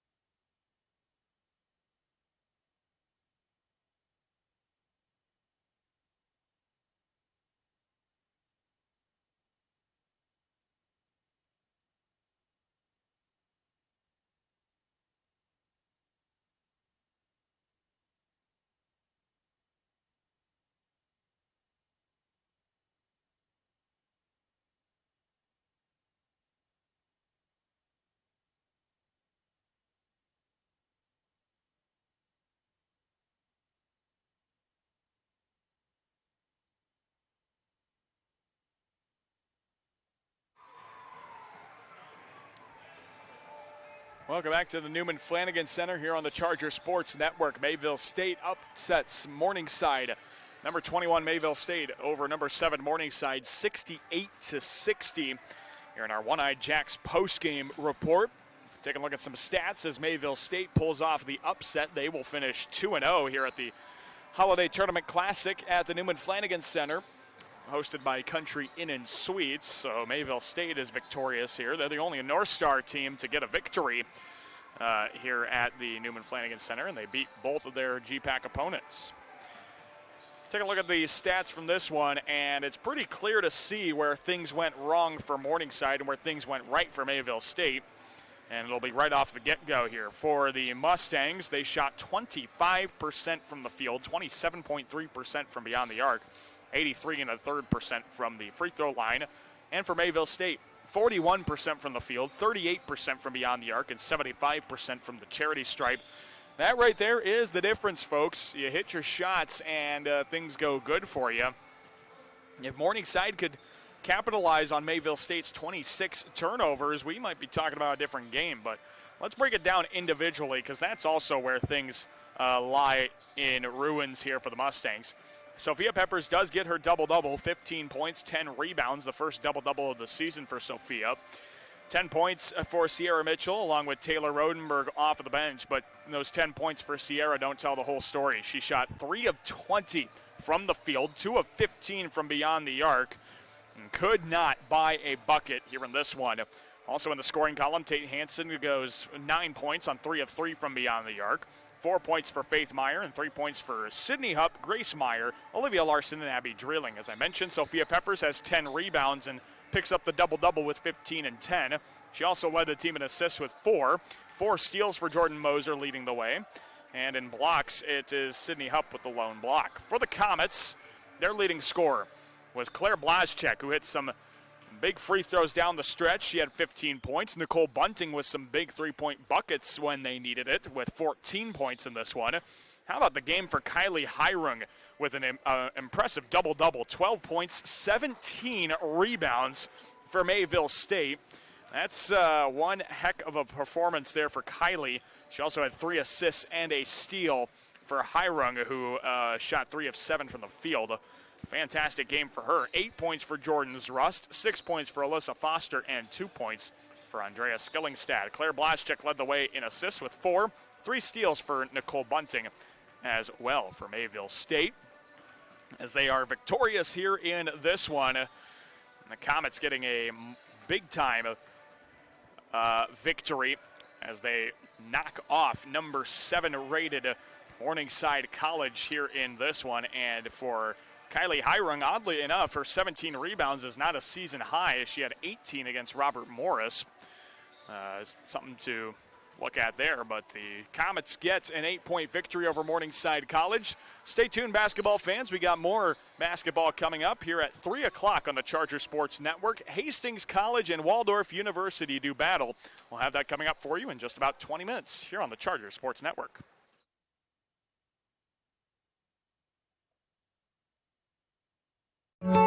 When coming to Briar Cliff, it feels like you're coming home. You know, there's small classrooms and it's not a big campus, so there's not too many people that you're going to say hi to that you won't see again. Briar Cliff is just a really amazing community. It's a community of faculty that really care about each other and students that care about each other. And I think that once you visit this place, you really get a good understanding of how genuine that actually is.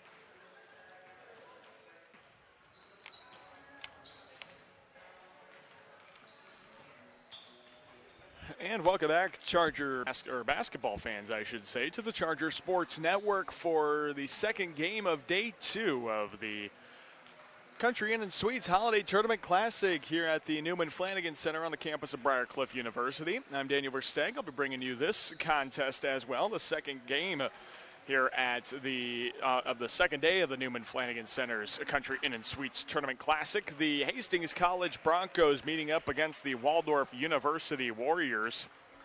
The Broncos come in 7-8, 1-5 in the Great Plains Athletic Conference. Waldorf University comes in 4-8. They're 1-0 in North Star Athletic Association play. Their one conference victory coming against the V-Hawks from Viterbo, who are also coincidentally 4-8. For Hastings College, they are coming off a victory, a 92-72 victory over Presentation. And for the Waldorf Warriors, lost to a very good Briar Cliff team, 77-71 last night in the final game of the first day of the Country Inn and Suites Holiday Tournament Classic. Head coach Bill Gavers won his 200th career game at Hastings College yesterday against Presentation.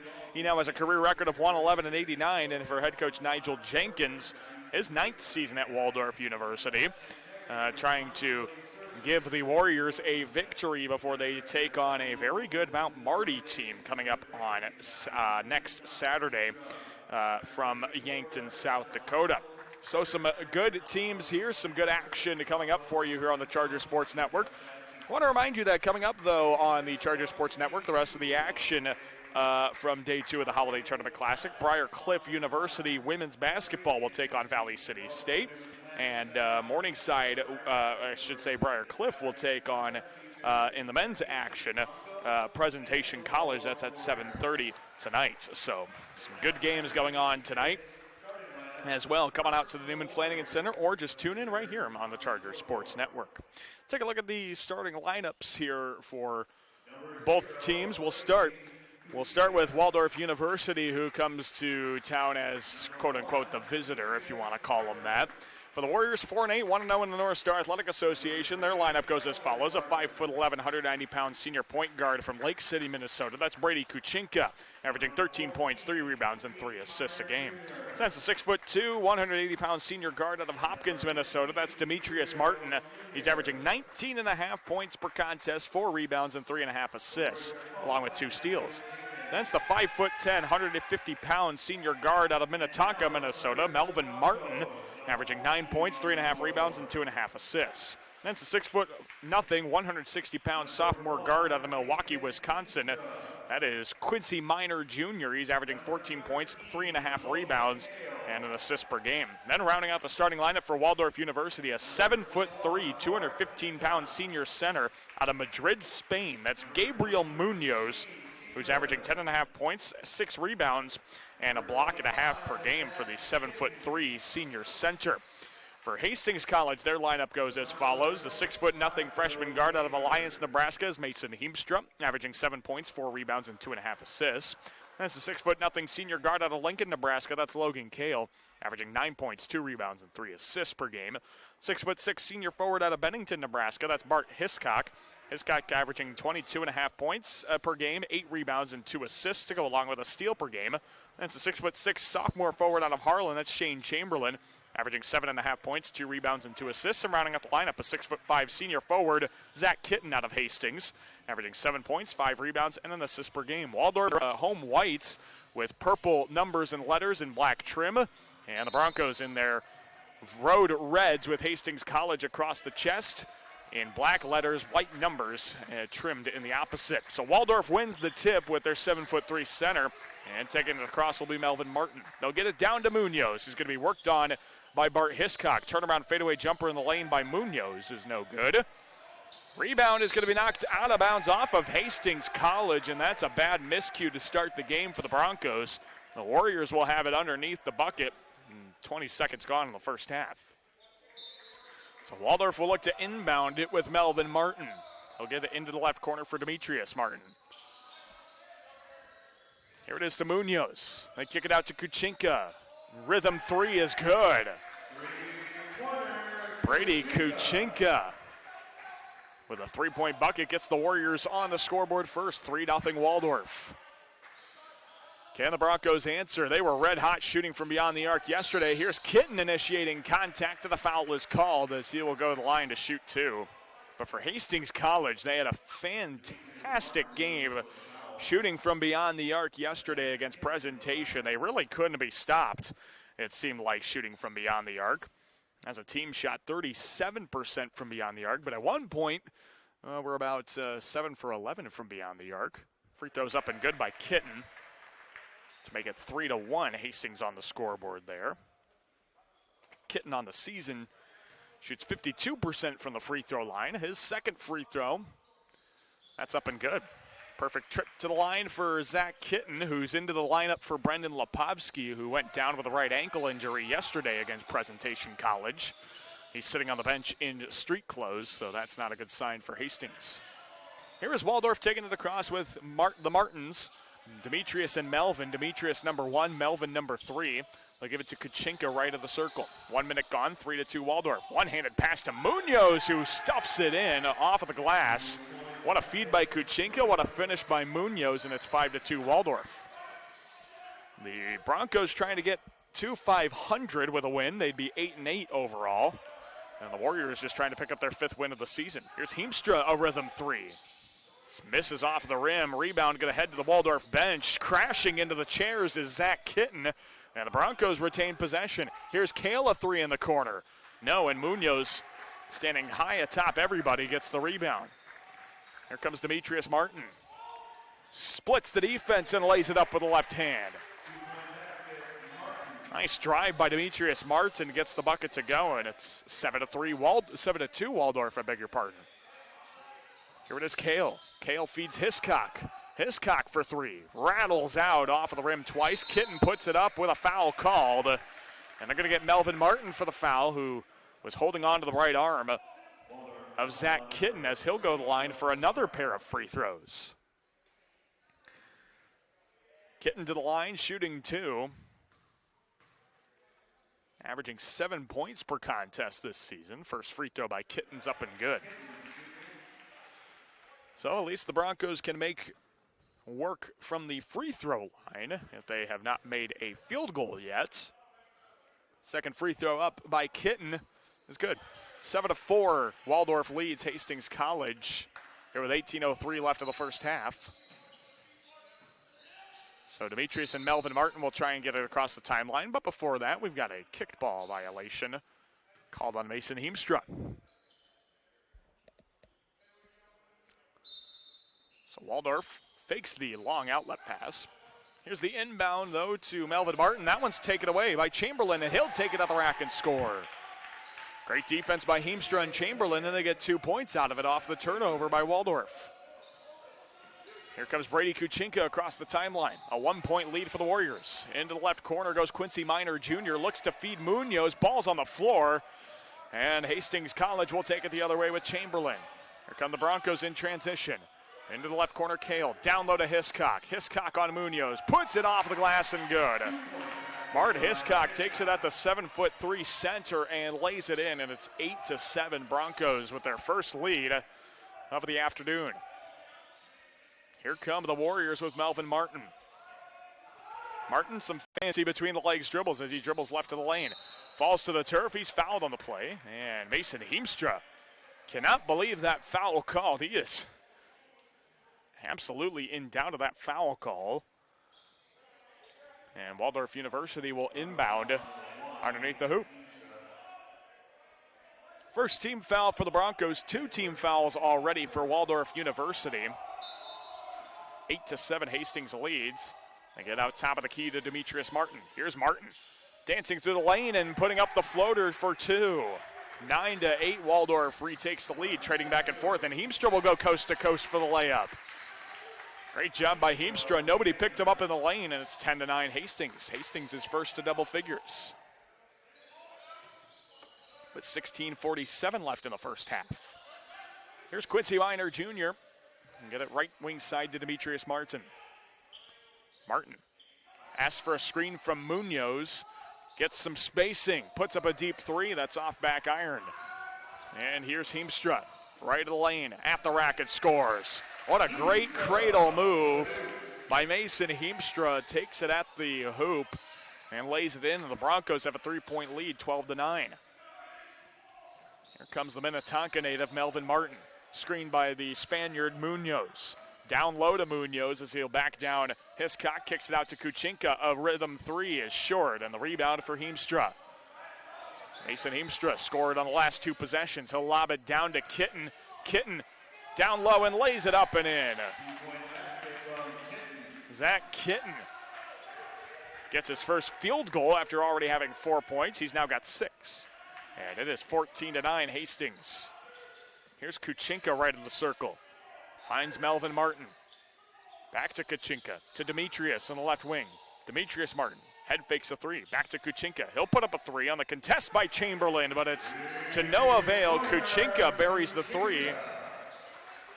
And it is 14-12 Hastings. Now the Warriors need a stop to get themselves back in. Here's Kitten on the left block. Kitten double teamed.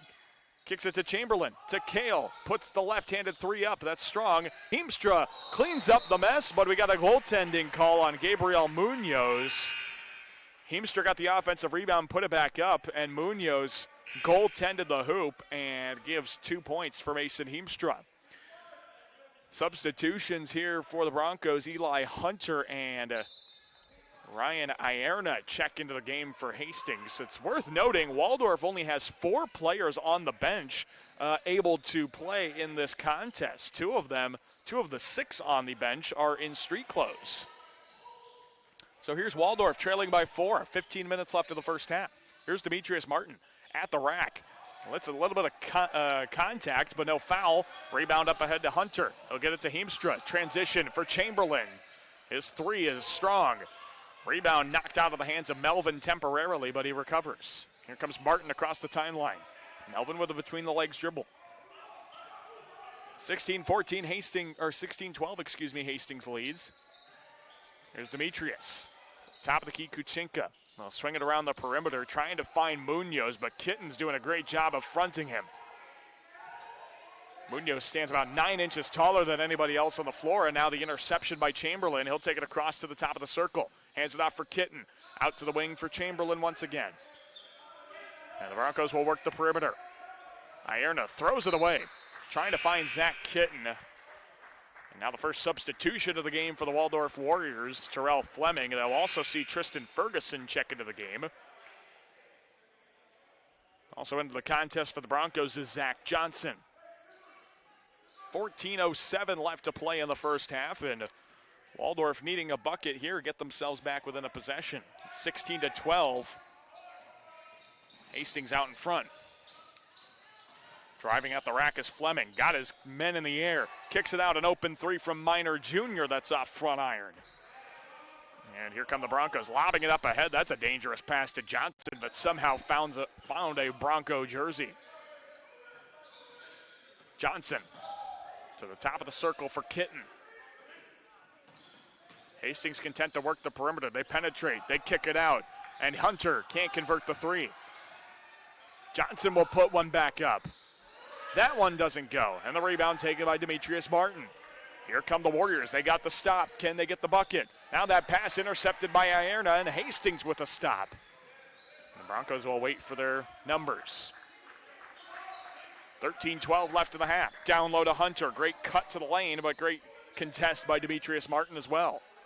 Here it is to Heemstra. He'll put up a three. No contest from Demetrius Martin. And the rebound taken out to Hastings. Down low, Ierna. Backs down on the block. Turnaround right-handed layup is short off the front of the iron. And Waldorf will take it up across. They've gotten the stops they needed on Hastings, just have not been able to answer with buckets of their own. So here is Kuchinka with it, top of the circle. Finds Minor Jr., who stuffs the jumper. About 18 feet out, and it's 16-14. Hastings out in front. Nice finish by Minor Jr. on a sweet stroke. Now here's Hastings. Do they have an answer? Heemstra down low to Kitten. Great contest down low, but to no avail as the layup is good by Kitten, and it's 18-14 Broncos. 12:05 left in the first half. Here come the Warriors. That pass momentarily tipped away of Demetrius Martin. Here it is, top of the key for Ferguson. To the right of the circle, we got a foul. Away for the basketball on Hastings College. That's Eli Hunter picking up the foul. His first, second team. And the Warriors will inbound underneath the hoop with 12 minutes left of the first half. So far, each team relatively clean. Only 4 team fouls combined so far. Trying to find a backdoor cut to Demetrius Martin was Kuchinka, but he tried to force it a bit too much. Now here's Hunter cutting at the rack and scores. A great finish at the hoop by Eli Hunter, and it's 20-14. Hastings College leads Waldorf University here on the Charger Sports Network. Briarcliff basketball would like to extend a huge thank you to Country Inn & Suites for being the title sponsor of this weekend's Holiday Classic Tournament here at the Newman Flanagan Center. And Briarcliff University would also like to recognize CNOS and the CNOS Foundation as our sports medicine Briarcliff athletic training staff consists of Seth Walls, Kelsey Colfack, and Jess Sandbolt.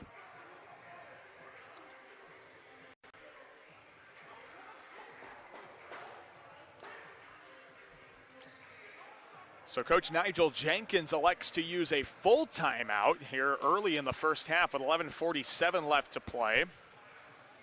Here in this half, 20-14, Hastings College leads Waldorf University. Here in GPAC North Star action. And so now it'll be Waldorf basketball trailing by 6. 20-14, Hastings coming off of a victory against Presentation. Briarcliff defeated Waldorf yesterday in the nightcap of the day 1 of the Holiday Tournament Classic. So here we go. Waldorf University will take it across the timeline with Terrell Fleming. The Columbia, South Carolina native gets it to the right of the wing for Minor Jr. Back to Fleming. Fleming steps inside the arc and back out. Kuchinka takes a 3. Drives right in the lane. Kicks it out. A 3 ball from Ferguson is airballed. And a rebound for Kale. Up ahead comes Carson Gansabaum, who's into the game for the first time. Here's Hunter to Ierna. Dribbles once to his left. Finds Hiscock. Hiscock drives at the rack, and he's denied by Ferguson. What a great defensive play by the Warriors. Up ahead, Demetrius Martin takes it to the hoop and scores. Demetrius Martin makes it 20-16. Waldorf trails by 4. The Warriors doing enough to keep them within striking distance of Hastings, but not quite doing enough to get it tied or take the lead. Here's Hiscock, and now to Kale. With 10:45 left. Ierna head fakes a 3. Down to Hiscock. He's double teamed. Puts it on the deck and scores. A big boy move down there by Ryan Hiscock, and he makes it 22-16. Here come the Warriors with it. Can they get another bucket to keep them within striking distance? Kuchinka. Couple of dribbles and gives it to Fleming. Down to the left corner. Back out right corner. Ferguson, a contested 3 that's short. Rebound will go out of bounds. Eli Hunter will just let it roll away, and it'll be Waldorf or Hastings basketball as Melvin Martin checks into the game for Quincy Minor Jr.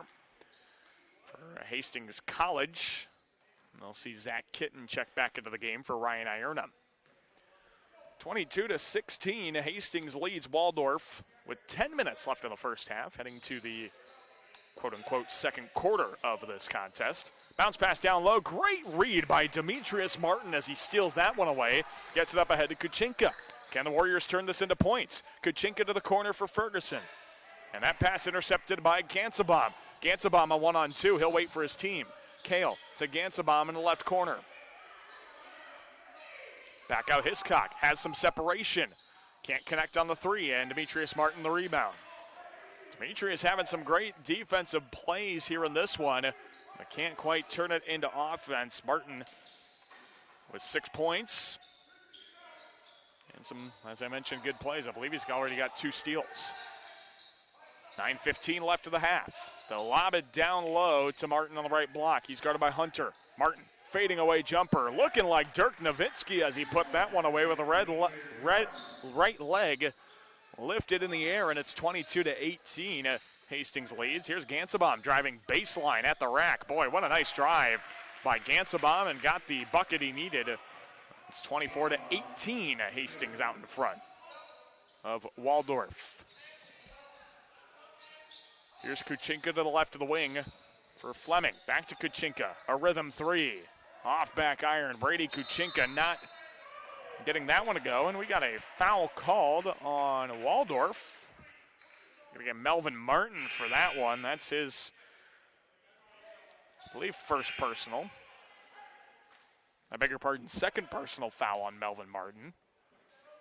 So that'll immediately take him to the sideline. As Quincy Minor Jr. and Terrell Fleming are back into the contest for Waldorf. Mason Heemstra takes it across for the Broncos. Here's Chamberlain, who's back into the game for Hastings. Over to Kale, steps inside the arc. Can't get the touch. Tap rebound to Heemstra. Steps inside the free throw line. Off back iron, and Demetrius Martin the rebound as he hits the deck. But Waldorf will retain possession. 24-18, Hastings leads with 8:05 left of the first half. Martin a little slow to get up as Fleming finds Demetrius, top of the circle. Demetrius screened by Munoz. Works around it to the elbow. To Kuchinka, left wing three. Rattled out.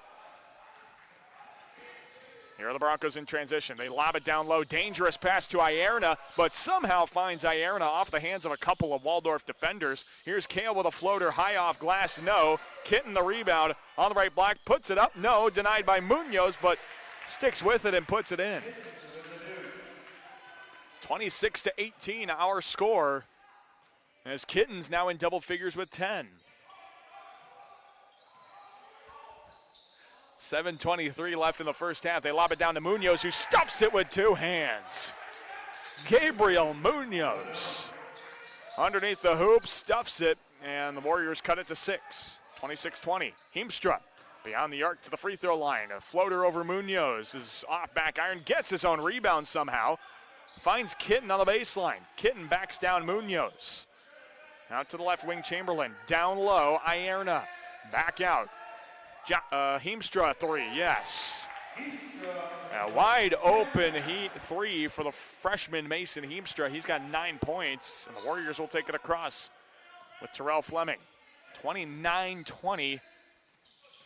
Hastings out in front with 6:37 left of the first half. Munoz with it beyond the arc. Here it comes to the top of the circle for Fleming. Fleming drives. Elbow jumper. Gets the shooter's roll. Terrell Fleming. Couple of bounces on the rim and gets it to dance home. And the Warriors are within 7.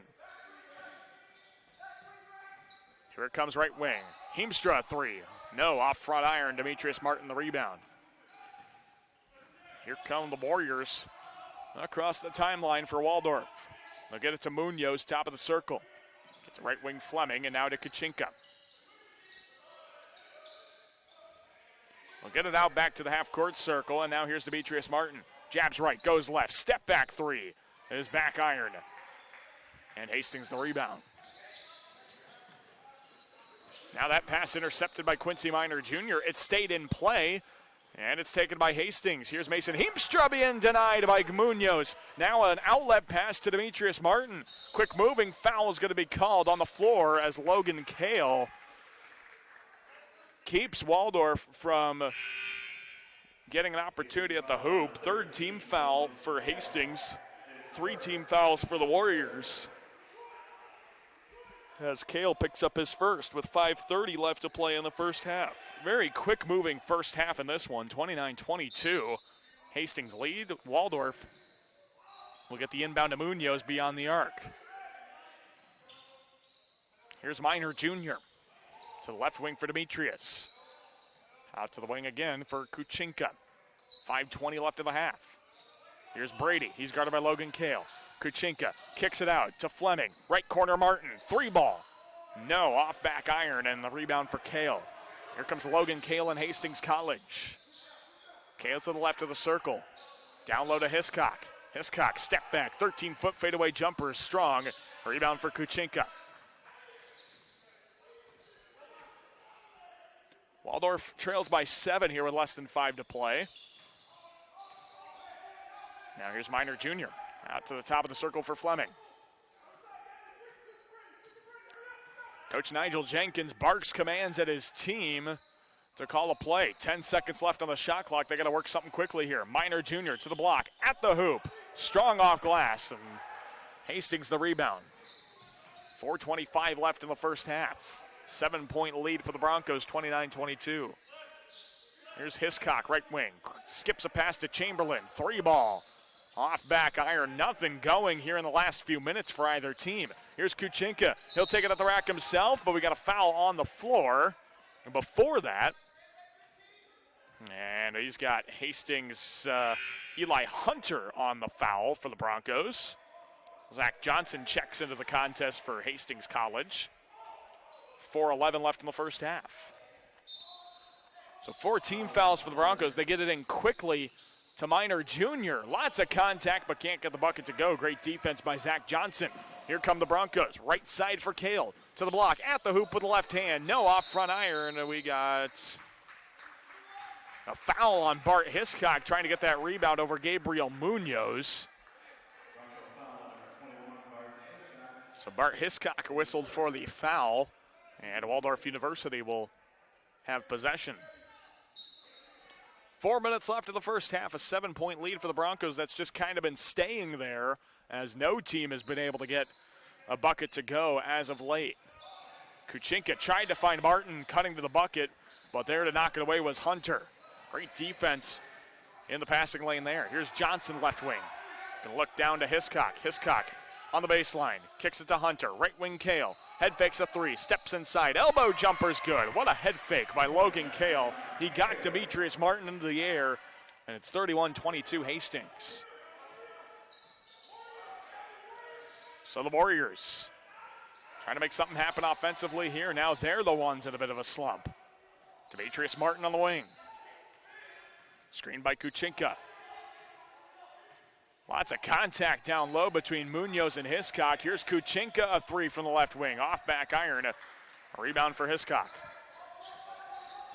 3 minutes left of the first half. Hastings to Hiscock on the wing.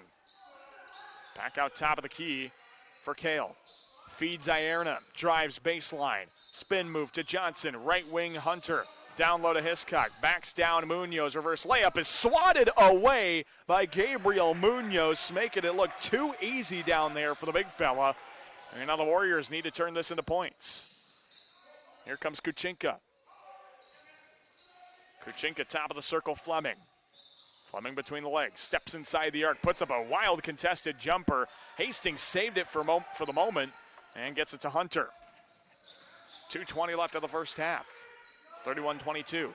Down to Hiscock on the elbow. Lobs it up for Ierna, who leaps up to get it. It's knocked away off of Demetrius Martin. And a timeout is going to be called by head coach Nigel Jenkins. With 2:14 left in the first half, it is 31-22.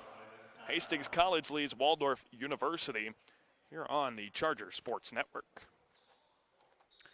Briarcliff basketball would like to once again extend a huge thank you to Country Inn & Suites for sponsoring this weekend's tournament here at the Newman Flanagan Center. Be sure to follow your favorite Briarcliff athletic teams on the web at bcuchargers.com or search for BCU Chargers on both Instagram and Twitter. And home or away, the Charger Sports Network keeps you connected to Charger athletics with a few simple clicks. Find links to watch or listen to your favorite BC team. The Charger Sports Network keeping you connected to the action here at Briarcliff University.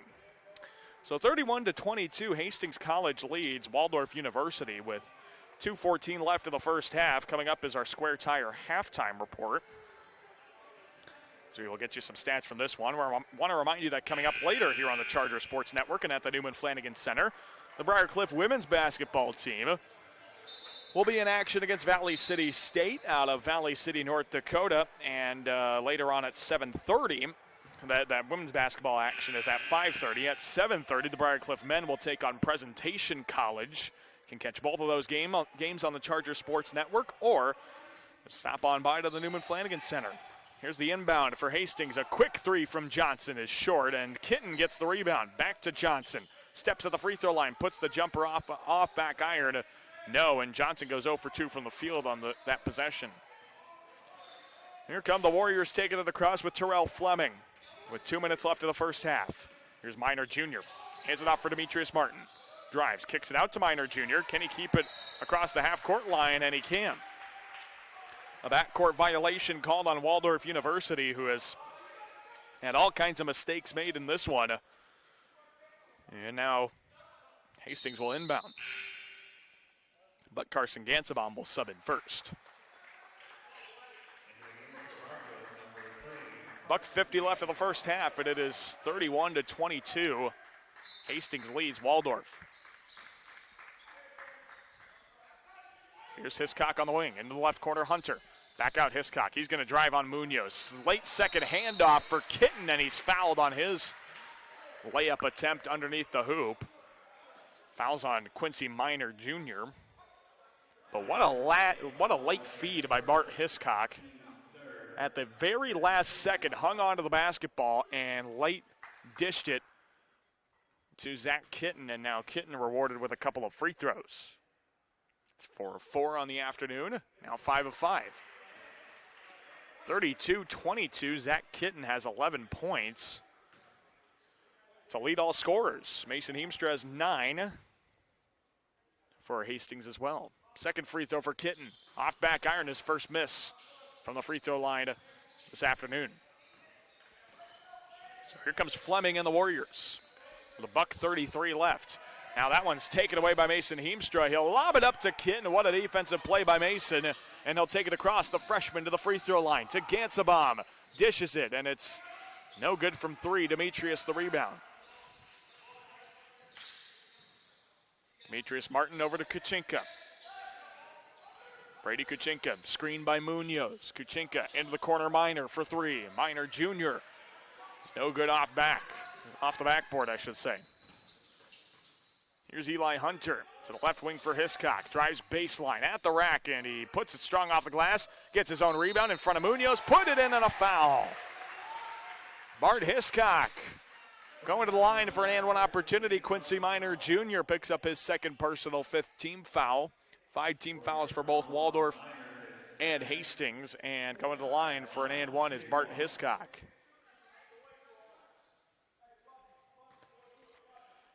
Hiscock with now 7 after that free throw is good. 35-22, Hastings out in front. Here come the Warriors with 50 seconds left of the first half. Waldorf University kickball in the backcourt on Mason Heemstra.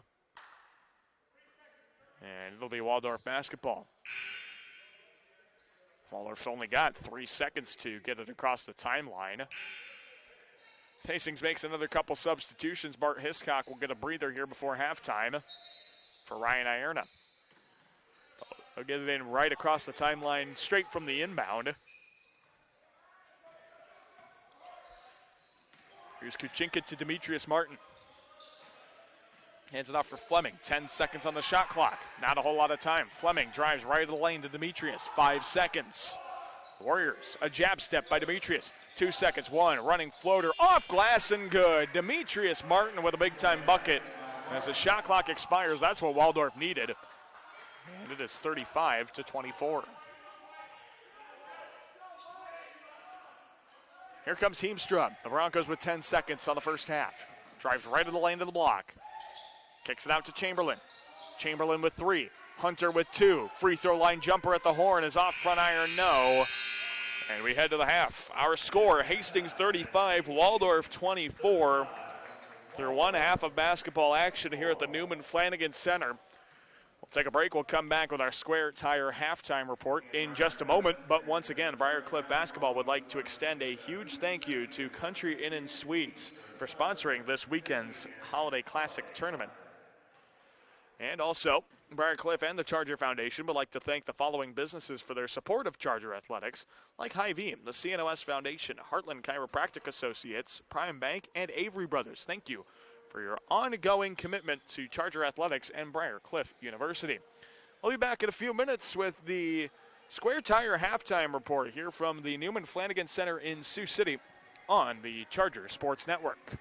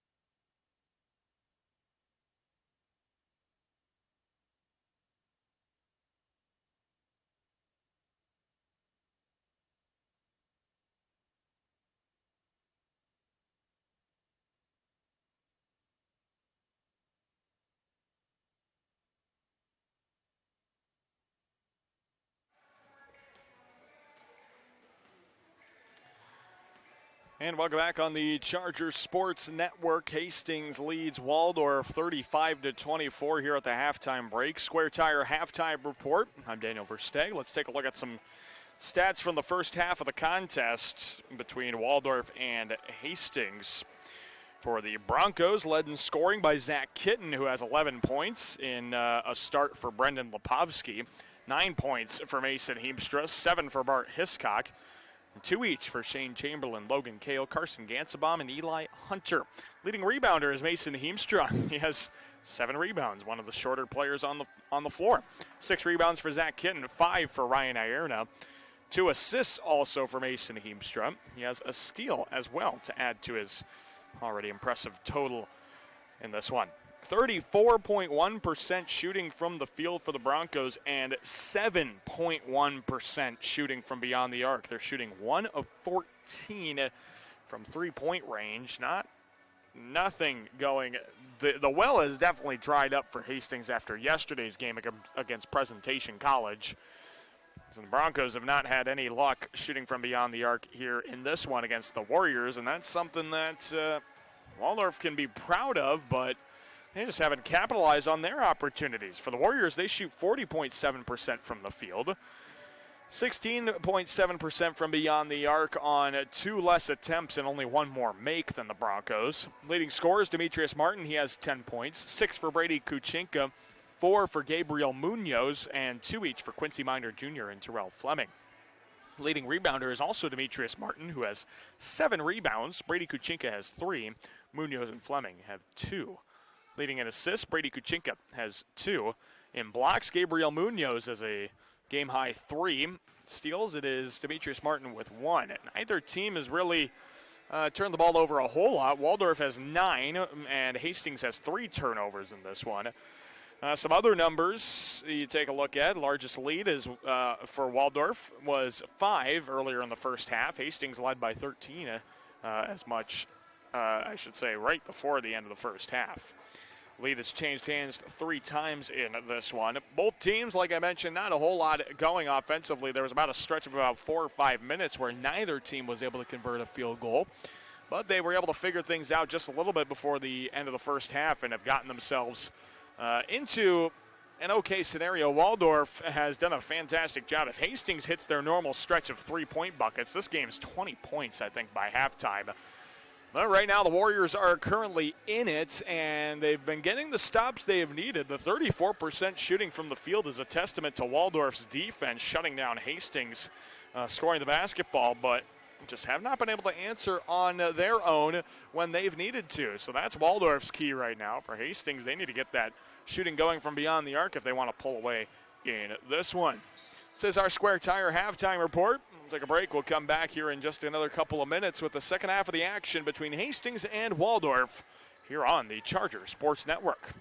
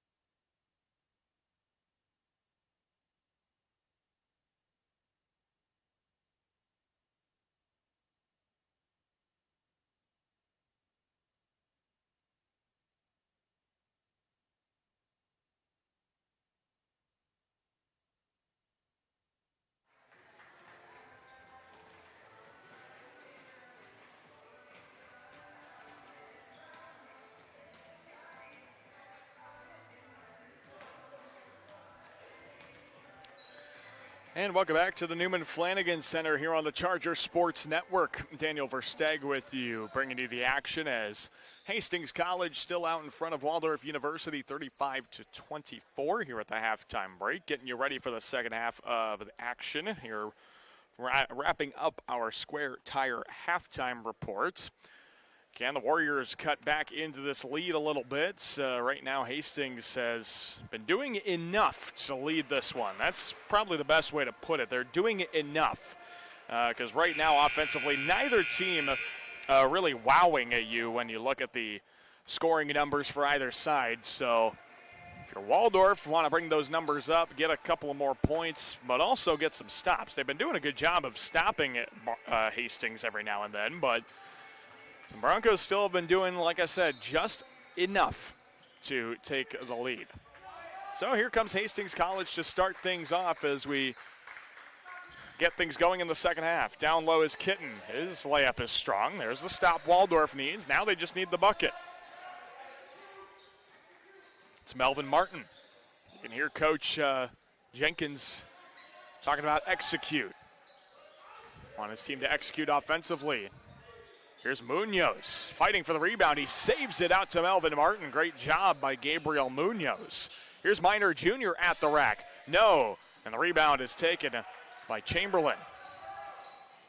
Here it comes to the wing for Heemstra. Heemstra steps inside the arc. His jumper's good. Heemstra's got 11. And the Broncos lead by 13, 37-24. Here's Kuchenka on the left wing. A one-handed pass to Demetrius Martin. Free throw line. Back out Brady to Minor Jr. They'll play catch. Some good pass movement. But now here is Heemstra with a steal. He runs quickly down the floor to the hoop, and he puts it up. No, but a foul is going to be called. They're going to get Melvin Martin for this one, I do believe, and that's going to be his third personal foul on Melvin Martin. First team foul for the Warriors here in the second half as Heemstra goes to the line to shoot two. He's got 11 points, the freshman. If he hits one more, he's got the most on the team, and he's got 12. Leads Zach Kitten in points scored. It's now 38-24 Hastings College out in front of Waldorf University. Second free throw for Heemstra is good. 39-24. Hastings over Waldorf. Can the Warriors get on the scoreboard here in the second half? Here comes Quincy Minor Jr. right of the circle. He'll lob it down to Munoz, and Gabriel wasn't quite ready for that pass. So it goes over the tall fella and out of bounds, and Hastings will take over. Hastings up 15 with 18:45 left in the game. Lob it down low to Kitten, right block. He takes it at the rack and scores. He was standing behind Brady Kuchenka and had about 6 inches on Kuchenka. And had an easy look at the hoop. Now a 17-point lead for the Broncos. 41-24, 3-ball in the corner for Kuchenka. Misses everything. Nothing going offensively for the Warriors. Now here's Hiscock in the left corner. He puts it over Munoz and buries the triple. Timeout called by Coach Jenkins. 44-24. Bart Hiscock hits a big three. And now he's got 10 for the Broncos, and a timeout called by Coach Jenkins. You're watching Waldorf and Hastings on the Charger Sports Network. Briarcliff Basketball would like to extend a huge thank you to Country Inn & Suites for sponsoring this weekend's Holiday Classic Tournament here at the Newman Flanagan Center.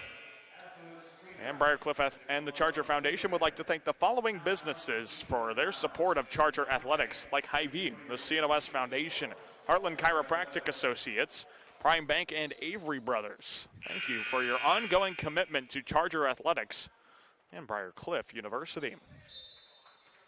So a 20-point lead for the Broncos that they have gotten out to here with 18:07 left in the contest. Waldorf trying to get back into this one. Here's Kuchenka with it left of the circle. Now a feed to the left wing for Martin. Martin skips a pass to Melvin Martin. And the Martin connection does not equal 3. Rebound's going to go out of bounds. It'll be Hastings basketball. So the Broncos take over possession up 20. Trying to get themselves back at the 500 mark. They'd be 8-8 with a victory here. Kale lobs it down low to Kitten on the block. He's triple teamed. Rolls it out to Heemstra, to Hiscock on the elbow. Top of the key, Kale. And here's Chamberlain. 10 seconds of the shot clock. Down low to Kitten on the block. Turns around, and he traveled. No, he got fouled, I should say. It's Brady Kuchinka with the foul. Thought he took an extra step down there, but they must have gotten Kuchinka for the foul, his first second team. And Mason Heemstra will lob it into the free throw line. Kitten takes it at Kuchinka again, and it's denied by Gabriel Munoz. Boy, Gabriel's fun to watch down there. His fourth block of the contest. And now Hastings will inbound once again. He got up there just before that would have been called goaltending. So here's Hastings to inbound on the right wing. Kale, between the legs dribble, trying to get around Quincy Minor Jr. Bounce pass to Kitten. He's double teamed. Kicks it out to Hiscock. They'll swing it around to Chamberlain for three. Splash, and Hastings nails their second three-point field goal, or third three-point field goal of the contest to make it 47-24. Hastings up 23 on Waldorf University. Not much of a contest here for the Broncos. Waldorf's been held scoreless here the first 3 minutes of the second half. Here's Demetrius to the elbow. Left corner, Melvin Martin, a three. That one's off front iron, and the rebound for Hastings College. Nothing going for Waldorf. Here's Chamberlain on the wing. Now down low, we got a foul as that pass was going into Logan Kale, and Quincy Minor Jr. knocked him to the floor before that pass could be received. Third personal foul on Minor Jr., third team foul for the Warriors. Now the inbound is to Kitten. Kitten on the block, 16.5. He'll turn around, kick it out to Hiscock. A rhythm three for Bart. Off back iron, can't get it to go, and we're going to tie up. A foul called on Shane Chamberlain. First team foul for the Broncos and first personal for Chamberlain with 16:27 left to play here in the contest. It is 47-24. Hastings leads Waldorf. So here's Demetrius Martin, middle of the lane, takes it at the defender and scores. Demetrius Martin for two, now on the transition, the run out, and Bart Hiscock will lay it up and in. Anything you could do, I could do better as Hastings answers that bucket, makes it 49-26. Here come the Warriors with Demetrius Martin. Munoz the screen. Martin some separation, thought about a three. Gives it to Minor Jr. Into the left corner, Kuchinka for three. Rhythm, splash, and Waldorf makes it 49-29. Lobbing it down low, Hiscock keeps it in bounds to Chamberlain in the circles. Great job by Hiscock down low. Here's Kitten underneath. He's blocked by Munoz, but fouled by Quincy Minor Jr. I believe, anyway. Either way, it'll be two free throws for Zach Kitten. Yes, they do have Quincy Minor Jr. for his fourth personal foul. And Coach Jenkins will pull Terrell Fleming off of the bench to substitute for Quincy Minor Jr. So two free throws for Zach Kitten. And his first is good. 50-29. Hastings out in front of Waldorf. As Hiscock and Heemstra will get a breather with Ierna and Hunter checking into the game for the Broncos. Second free throw for Zach Kitten. He puts it up and in. 51-29 with 15:36 left to play in the game. Warriors are going to try and work it into the front court, but Hastings has established a full court press. And Melvin Martin breaks it into the left wing. Kuchinka jabs right, goes left at the rack, and he puts it strong off the glass. And the Broncos in transition to the left wing, Chamberlain, and he tried to get a little fancy with his passing and instead throws it out of bounds. It'll be Waldorf basketball. Tried to split the defense, tried to no-look it as well, but instead find the wall. Whoa, wait a minute, it's Hastings basketball. Hang on a minute, I think our official had it wrong. Yeah, Waldorf basketball, but our official was holding up play saying it was Hastings ball. So the confusion is now, I think, avoided, and Waldorf has the basketball. I thought it didn't touch anybody, but one official saw it differently, I guess. Here's Demetrius Martin on the wing. He'll drive baseline. Look for the top of the key. Kuchinka all day to shoot from three, and he can't get it to go. Now Kuchinka dives into the bench and tried to keep it in play. As that one's out of bounds on Waldorf. And now will make his team clean up all the chairs on the bench. Cleaned up, knocked down about 5 or 6 chairs. I think that's a high in this game. Somebody dove into the bench and knocked down about 3 or so. So Kuchinka has the record if we're going for that now. Here comes Eli Hunter. Broncos up 22 with 14:50 left in the game. On the wing is Kale. Kale down low, Ierna. Ierna turns around. His floater over Demetrius Martin is no good. And Melvin the rebound. Here comes Melvin, Martin, and Waldorf. Warriors take it across. To the right wing for Fleming. Fleming lobs it down low to Munoz, who's being double teamed. We got a foul on the floor. This one's going to be on Ryan Ierna. And that is Ierna's first. His second team foul, and into the game is Carson Gansabaum. So the Warriors will inbound on the right of the hoop. He'll lob it into Munoz, who stands 9 inches taller than Ryan Ierna. It's almost too easy of a pass. Now here's Kuchinka, free throw line, out to Demetrius Martin. Puts up a 3 and off back iron, no. Gansabaum the rebound. The Broncos work in transition and will now have it poked away, but we got a reach-in foul called on Melvin Martin. It's Melvin's fourth. Now 2 Warriors have 4 personal fouls.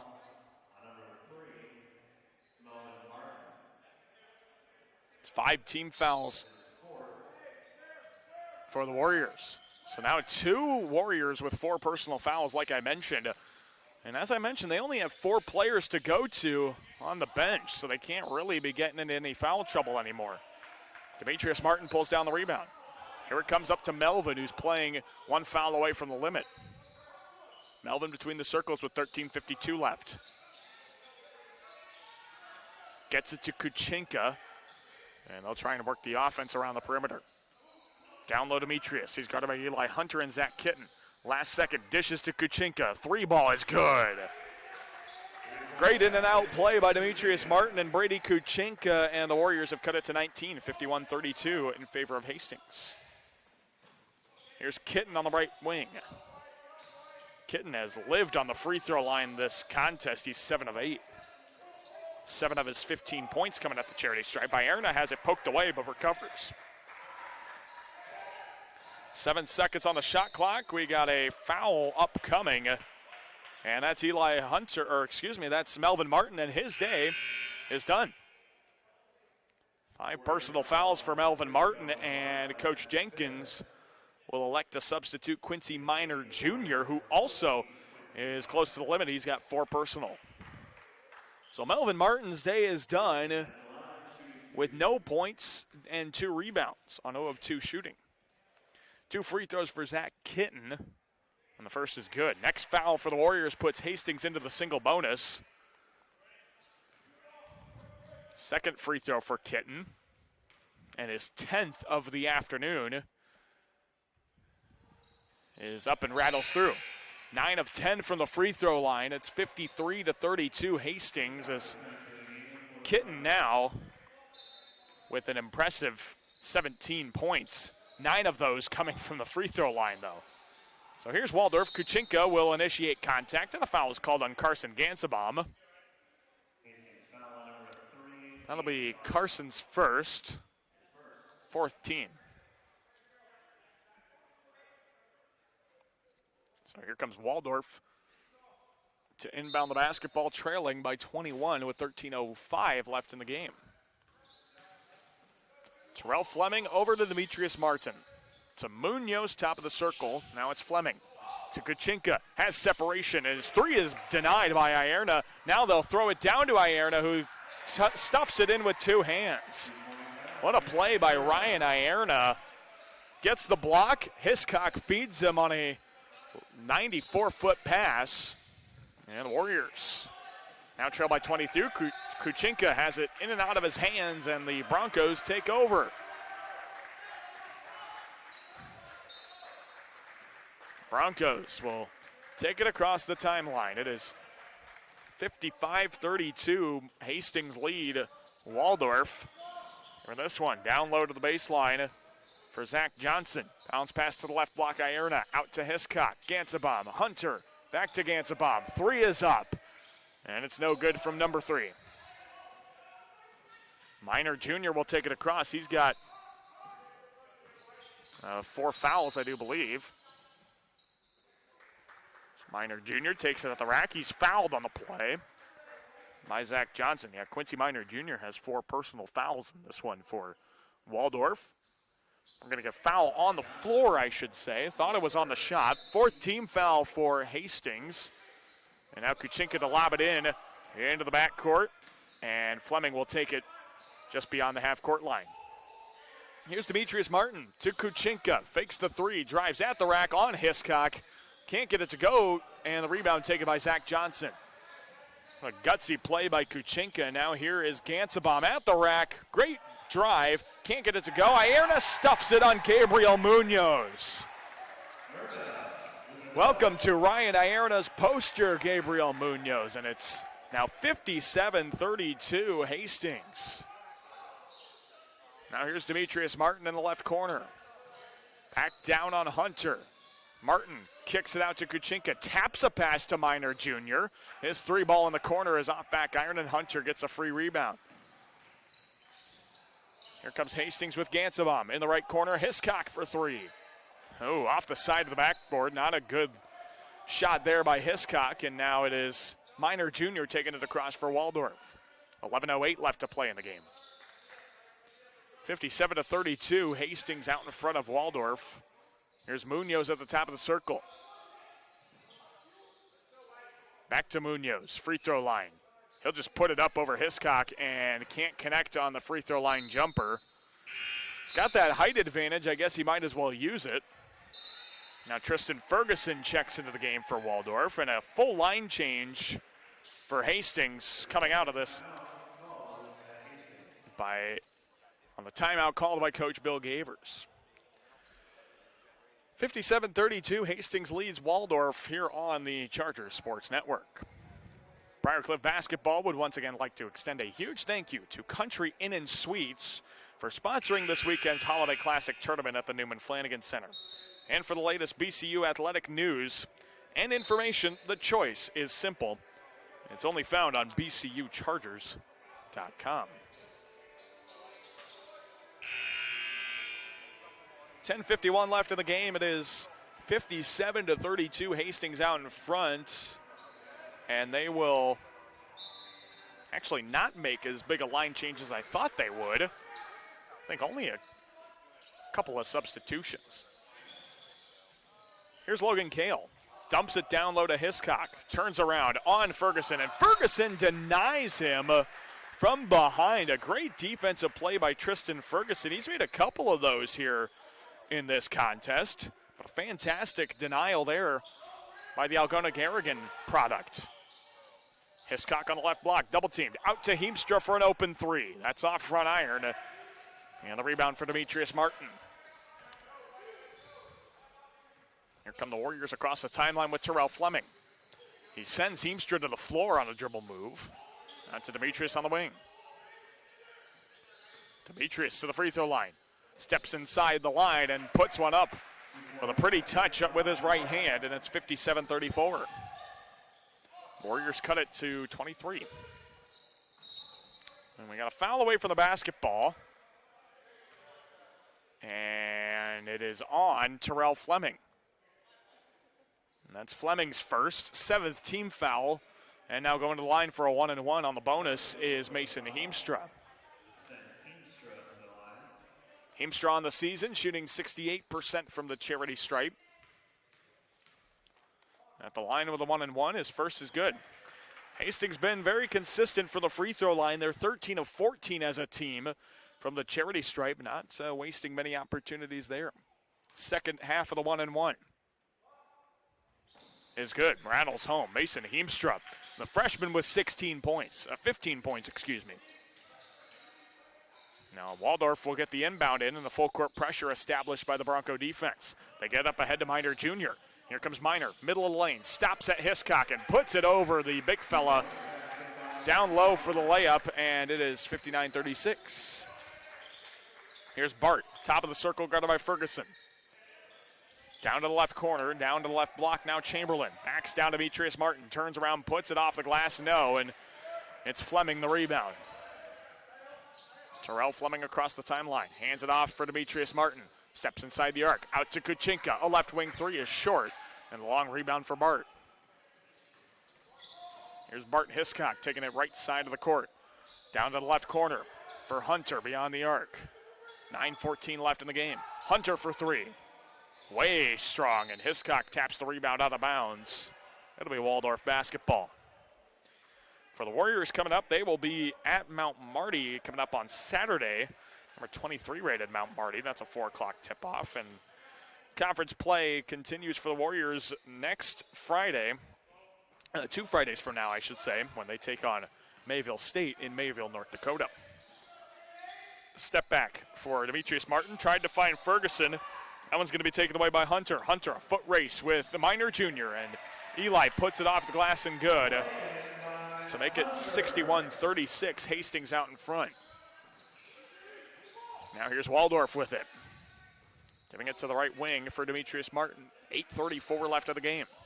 Screen by Ferguson. Martin pulls up from three. And the rebound for Kale. To Hiscock on the wing. Down to the left wing for Hunter. Into the left corner, Hiscock. Fading away three is off back iron. Heemstra taps the rebound out of bounds, and it will be Waldorf basketball as Carson Gansabaum checks into the contest.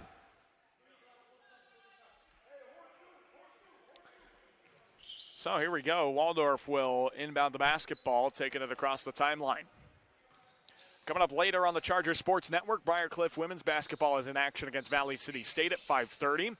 And the Briarcliff men will be in action against Presentation coming up at 7:30 to round out day 2 of the Holiday Classic Tournament here at the Newman Flanagan Center. If you still have time and want to come out, there's plenty of basketball left for you, especially if you're a Charger fan. Here's a fadeaway jumper by Demetrius Martin. That's good. And the Warriors just trying to keep themselves alive here in this one, down 23. 7:40 left in the game. That one's taken away by Kuchinka. Brady will throw it across for Demetrius Martin. Martin, a little between the legs dribble, and he loses handle of the basketball. Here's Gansabaum, a foot race at the hoop and scores. Carson Gansabaum beats Kuchinka, and Demetrius Martin to the hoop and lays it in, and it's 63-38. Warriors going to slow things down a bit.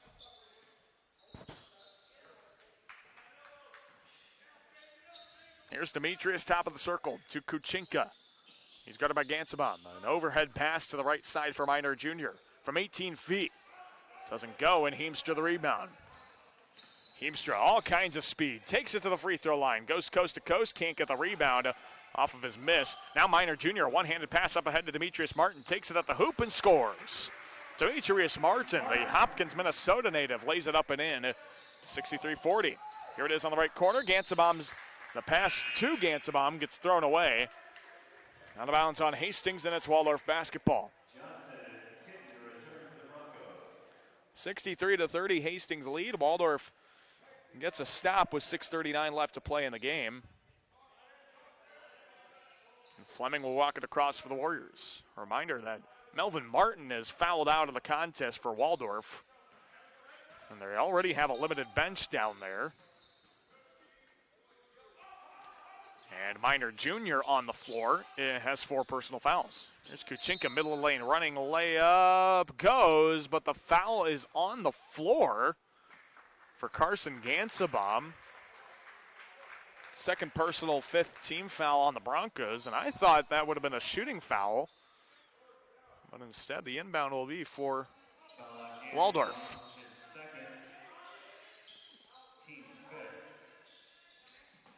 comes the inbound. They'll lob it into the top of the key for Demetrius Martin and set up the offense there. Here's Kuchinka, a rhythm three. Steps into it and can't get it to fall. Here come the Broncos with Logan Kale to Gansabom. Driving baseline. Kicks it out to the wing for Chamberlain. No-look dish. And a pass back out to Chamberlain's intercepted. Demetrius Martin to the hoop, and he scores with the right hand. Intercepted the pass and took it away, laid it up and in. And it's 63-42. Hastings lead. Here's Kale to Johnson. 5:40 left to play in the game. We'll dump it down low to the left block. Turning around and laying it in is Zach Kitten. He's been forced to be reckoned with in the post. He's got 19, and the Broncos take a 23-point lead. 5:23 left in the game. Here's Demetrius Martin to the left wing for Minor Jr. Has it poked away, taken away by Zach Johnson, and the Broncos work it the other way with Hastings. Here it comes down to the baseline for Chamberlain. His no-look dish knocked away into the hands of Johnson. Gansabom to Kale. An open look lefty three is airballed. Ooh, Logan Kale airballs the three ball.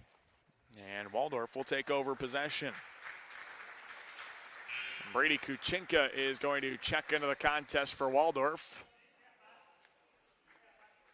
Check out of the game, I should say. And into the contest is John Schrader, who's playing his first minutes since November 16th against Hope International. That's what happens when you have a bit of a limited bench. John Schrader, the Forest Lakes, Minnesota native, into the game for Waldorf. Here's the pass to Schrader on the left wing. He's guarded by Heemstra. Down to Ferguson, back to Schrader. Top of the key pass to Martin. Martin, step back, three ball. To get separation is no good. Rebound taken by Hunter with 4:33 left to play. Hunter between the circles. Left wing side goes Zach Johnson into the corner for Kale. Logan Kale on the wing gives it down low to Heemstra. Here's Ierna. He'll back down Ferguson. Turns around and a hook shot is wide right. Gets his own miss. Back out to Hunter. Top of the key three from Kale. Rattles in and out. Demetrius Martin the rebound, and Hastings has struggled from beyond the arc. They're 3 of 25 on three-point field goals. Nobody's really done very good from beyond the arc, and Martin continues to try and shoot one and on a step back. That doesn't go, and Heemstra will beat everybody to the hoop and lay it in. Pure speed from Mason Heemstra has 17 points, and it's 67-42. Now here's Ferguson, a left wing three. Is off front iron, no. Ferguson comes up holding his right ankle. He'll try to hustle down the court, but we got Logan Kale with the bucket. And now Gabriel Munoz has to check in for Tristan Ferguson, who's tweaked his right ankle. Came down awkwardly after going up for that shot. Boy, and Waldorf's bench just continues to be depleted. But Munoz back into the contest with 3.5 to play. 69-42, Hastings out in front. Here come the Warriors with it. It's Martin taking it left of the lane to the left block. We got a foul called on the floor, and this one is going to be on Trevor Adelung, the junior out of Amherst, Nebraska. And now we're seeing the bench start to empty here for the Broncos, as everybody that is able to play has now gotten some minutes here for Hastings. Here's Martin on the left wing. He drives at the lane, puts it up and good off the glass. Demetrius Martin, probably the lone bright spot here for Waldorf. He's got 22 points for the Warriors. And it's 69-44. Demetrius has half of his team's points. Now here is Bragan Meyer, gives it top of the key for Ierna. Ierna to Meyer, down to the left corner for Hunter. 2:55 left in the game. Waldorf trails by 22. Here's Adelung to the block. Kicks out to Meyer. Steps inside the arc to Hunter on the wing. Down low, Ierna on the right block. Kisses it off the glass and good for two. 71-44. Hastings out in front of Waldorf with 2.5 to play. Martin. He'll get it down low to Munoz, and he's fouled. Reaching around Gabriel Munoz was Ryan Ierna. 6'5" senior out of Clearwater, Florida. So here in his second personal, 7th team foul on Gabriel Munoz. Going to the line shooting a 1-1. All right, here's Gabriel. And the big fella can shoot free throws. Most 7'3" basketball players have really lots of struggles shooting free throws, but he gets the first one to go with a 1-1. His second free throw is good. Nice touch from the big fella at the charity stripe. He's got 6 points. It's 71-46 in favor of Hastings. Here comes the pass to the right wing for Bragan Meyer. He gets it top of the key to Adelung. Adelung has it poked away by Martin temporarily off of Hastings into the scorer's table. And it will be Waldorf basketball with 2:13 left to play in the game. So coming up, as I mentioned on the Charger Sports Network, Briar University women's basketball takes on Valley City State. Coming up at 5:30 with Justin Barker on the call of that one. And for the guys, Briar the guys will be in action against Presentation College at 7:30. Foul on the play committed by Josh Quinn, and going to the line shooting 2 is Quincy Minor Jr. Good job by Quincy. He's done a good job of staying out of foul trouble here in the last few minutes of the contest. He's been dealing with 4 fouls this entire second half virtually. The first one's good by Minor Jr. Second free throw, rattles in and out, no. 24-point lead for the Broncos with 2 minutes left in the game. Here comes Hunter to the right wing for Adelung. Into the left corner for Quinn. Quinn to Meyer at the top of the key. Here's Adelung driving baseline. Kicks it out to Quinn. A 12-foot jumper's good. Josh Quinn now with 6 points on the season. Makes it 73-47. Getting a couple of stats to help him out. Here are the Warriors. Pass out top of the circle will go to Quincy Minor. He'll rifle a pass down to the baseline, and that jumper by John Schrader is short. And the Broncos take it up ahead. Here's Adelung, a right wing three. That one's good, and Trevor Adelung is on the scoreboard for the first time this season, and it's 76-47. Hastings lead. Here is Waldorf in the left block, and a foul is going to be called as John Schrader went up with it. And, we've actually got a tie-up. A jump ball. Possession arrow will stay with Waldorf. Thought there was a foul on that one. Nevertheless, the inbound will be to the left corner for Minor Jr. with 55 seconds left in the game. Here's Demetrius Martin on the left wing. Martin jabs right, goes left, takes it at the hoop. He's fouled on the floor. We got a 1-and-1 upcoming on the foul by Trevor Adelung. 1-and-1 free throw upcoming here for Demetrius Martin with 50 seconds left of the game. 76-47. Waldorf's Demetrius Martin now looking to just kind of pad his stats. He's got a double-double, though. 22 points, 10 rebounds, now 23 on the first free throw. It's 11 of 20 from the field, but he's 0 of 7 from beyond the arc. Not a good look there for Demetrius in this one. Second free throw is up and good by Martin. That's only the second double-double for Waldorf all season. Here by Demetrius Martin. Unfortunately, though, for them, it comes in a loss. The other one was Tahir Ramsey, who had a double-double against Doane back on Halloween. So with 39 seconds left in the game, a 27-point lead for the Broncos. Waldorf will dribble it under a half a minute to play. Here's Demetrius Martin, top of the circle. Finds Schrader. His three off back iron, no, and Josh Quinn the rebound. And Hastings can dribble this one out. And the Broncos will be back at 500 at 8-8 on the season. And for Waldorf University, they'll fall to 4-9 on the season. With a loss here. 76-49, the final score here in the second game of day 2 of the Country Inn & Suites Holiday Tournament Classic here at the Newman Flanagan Center. Hastings College is victorious. They will sweep their contests here at the Newman Flanagan Center. 92-72 over Presentation, 76-49 over Waldorf University. Waldorf falls. They're 4-9. Hastings is now 8-8, back at 500 this season. Take a break. We'll come back with the One-Eyed Jacks postgame show here on the Charger Sports Network.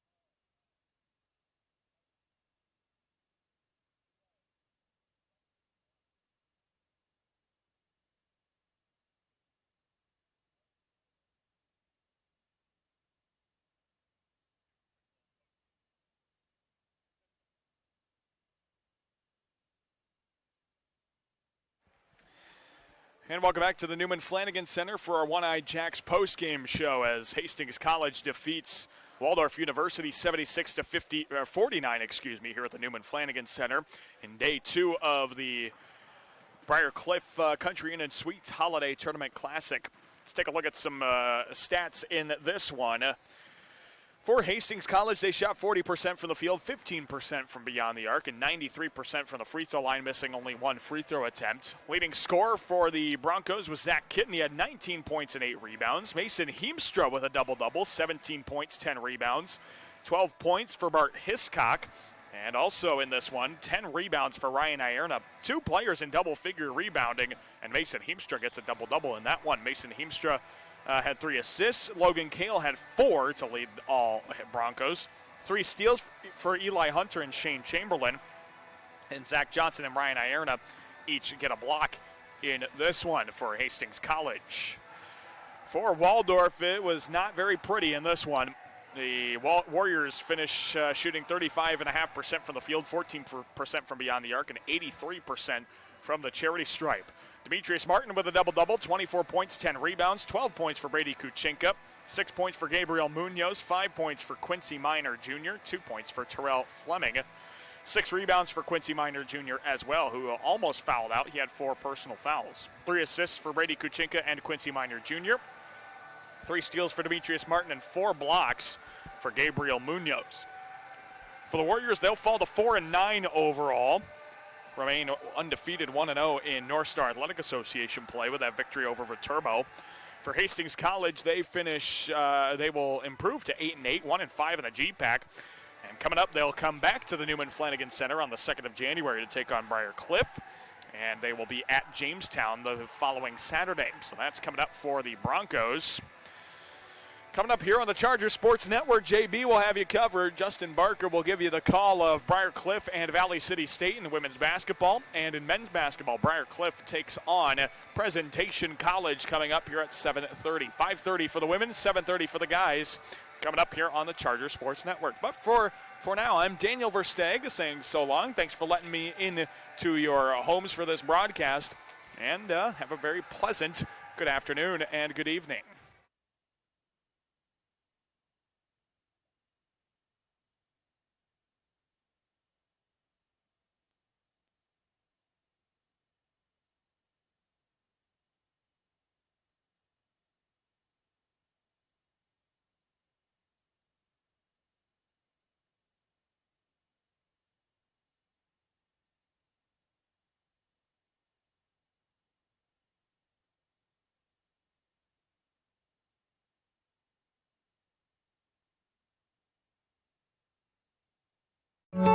When coming to Briar Cliff, it feels like you're coming home. You know, there's small classrooms and it's not a big campus, so there's not too many people that you're going to say hi to that you won't see again. Briar Cliff is just a really amazing community. It's a community of faculty that really care about each other and students that care about each other. And I think that once you visit this place, you really get a good understanding of how genuine that actually is.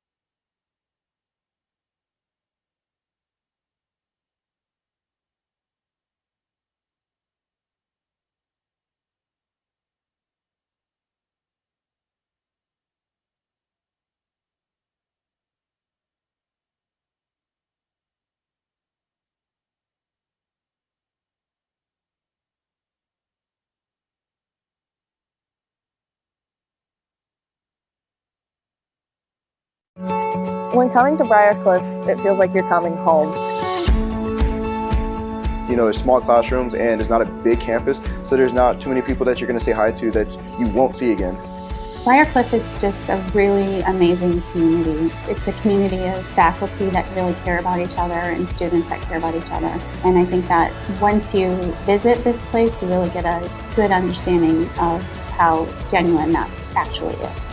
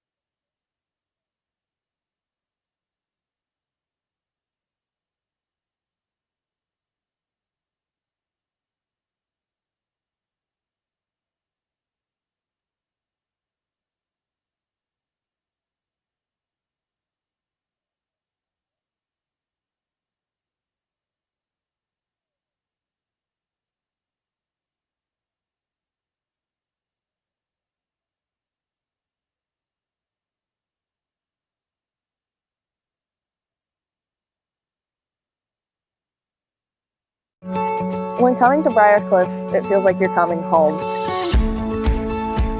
There's small classrooms and it's not a big campus, so there's not too many people that you're going to say hi to that you won't see again. Briar Cliff is just a really amazing community. It's a community of faculty that really care about each other and students that care about each other. And I think that once you visit this place, you really get a good understanding of how genuine that actually is.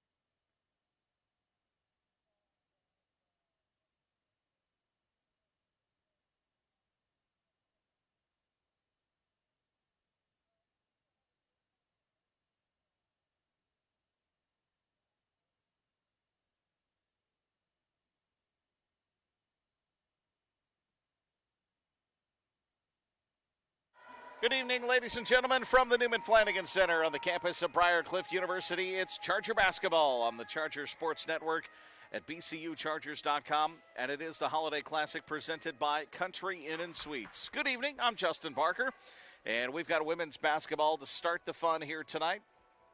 In a men's-women's Briar Cliff doubleheader, the 3-11 Chargers take on the 3-5 Vikings of Valley City State.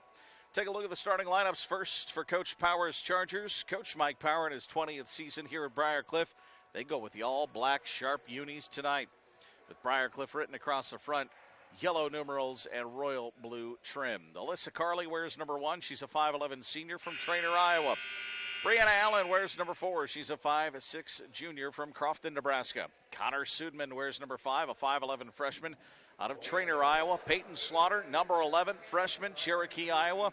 And Madeline Deitzler rounds out Coach Mike Power's starting lineup, a 5'11 sophomore from Trainer, Iowa. The assistant coach under Mike Power is Bailey Purdie. For the Valley City State University Vikings, coached by Vanessa Johnson in her 3rd season at the helm. Allie Critchley wears number 10. She's a 5'6 freshman guard from Dilworth, Minnesota.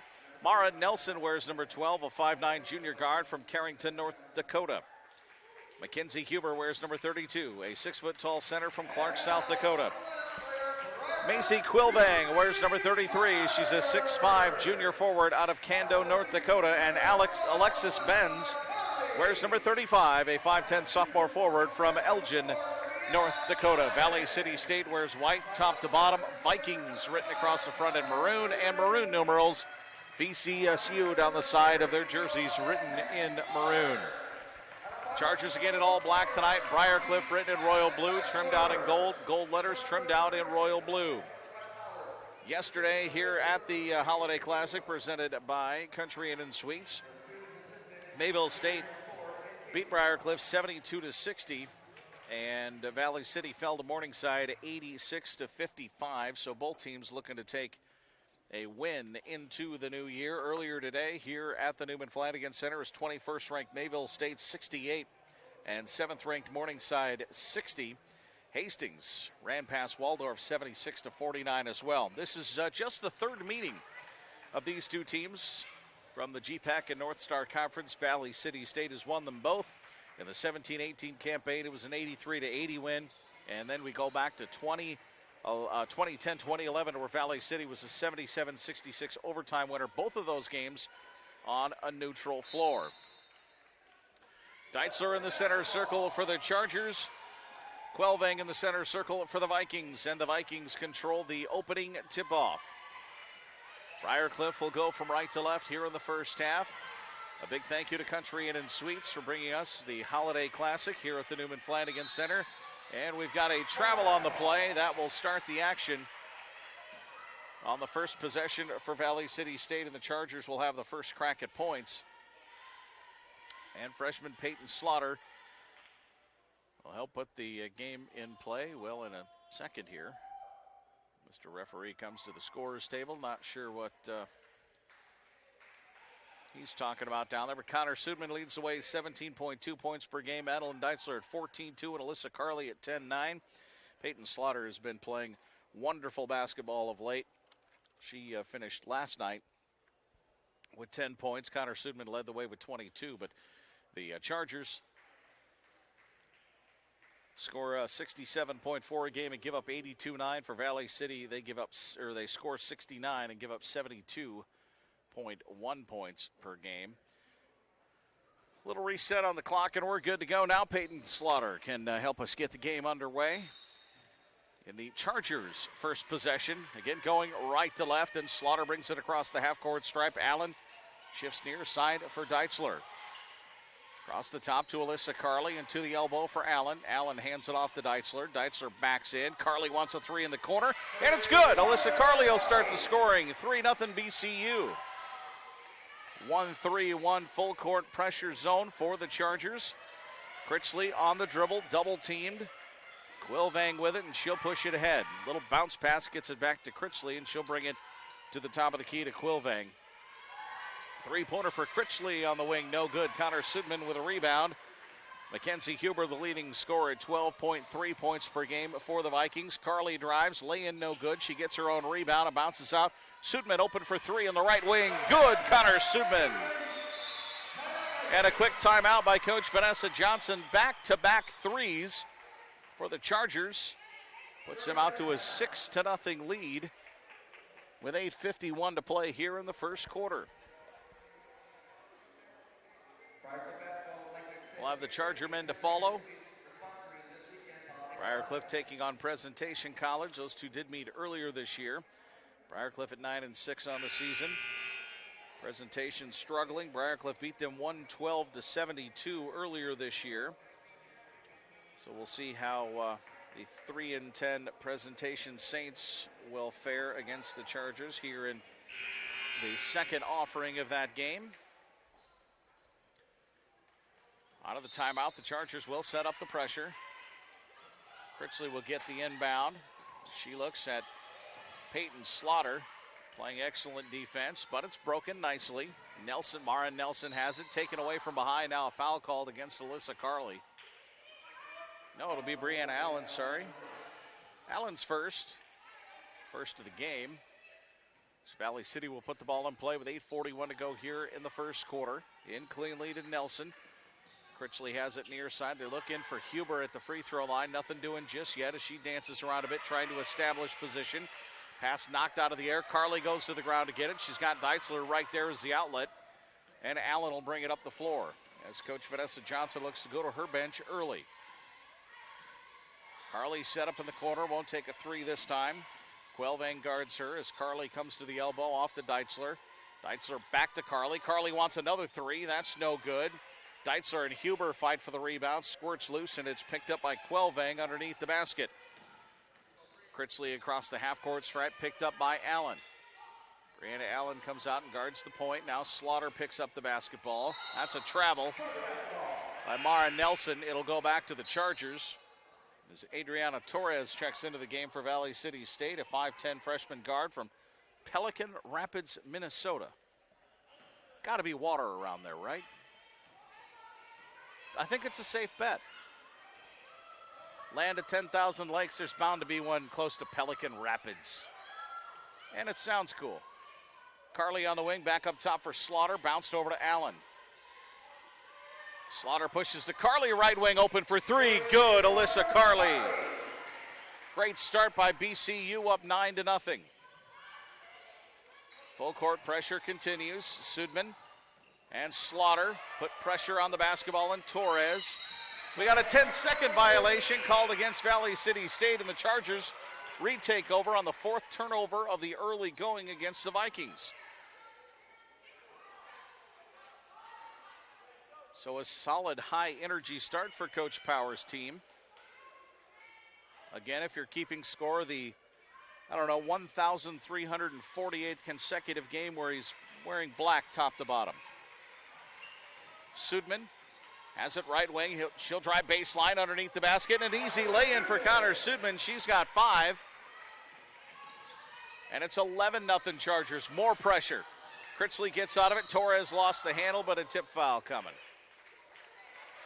Sudman on the reach. Her first, team's second. But the pressure so far for the Chargers has afforded them 6 points off of turnover already. So Coach Power not going to back out of that anytime soon. Torres on the right wing will throw it across the top. Critchley with it. Back to Torres and back to Critchley. She takes a couple of left-handed dribbles, being forced into the corner by Carly. She throws across to Torres. Jump shot over Sudman, no good. Deitzler with a strong rebound. Sudman's on the run. 2-on-1. Sudman through the paint to Brianna Allen. She reverses and has the shot blocked down by Alexis Bentz. And it's Viking basketball. Bentz will bring it across with a full-length knee brace on her left leg. Unfortunately, see a lot of that anymore. Peyton Slaughter and Shannon Sokolowski wear them for the Chargers as well. Nice turnaround move, basket good for Taryn Dietrich. Or Dieterle, sorry. I can't even read my own writing. That's an E in the end. Way to go. Dieterle. Three-pointer. Carly wants another one. This time it's no good. Huber with the rebound underneath.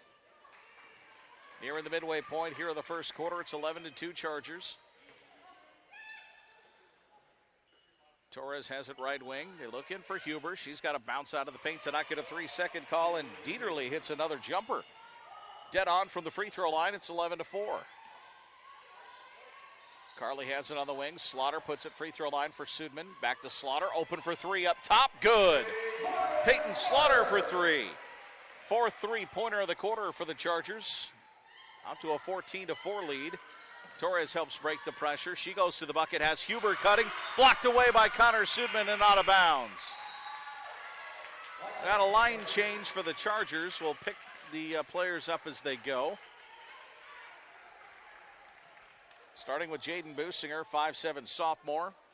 That's Shannon Sokolowski, Taylor Lamprecht, Brycelyn Comstock, and Kalina Asbill all into the ball game for BCU. Jumper up top, well short, off the mark, saved in, through a couple of fingertips, and Businger will run it down for the Chargers after Mara Nelson saved it in.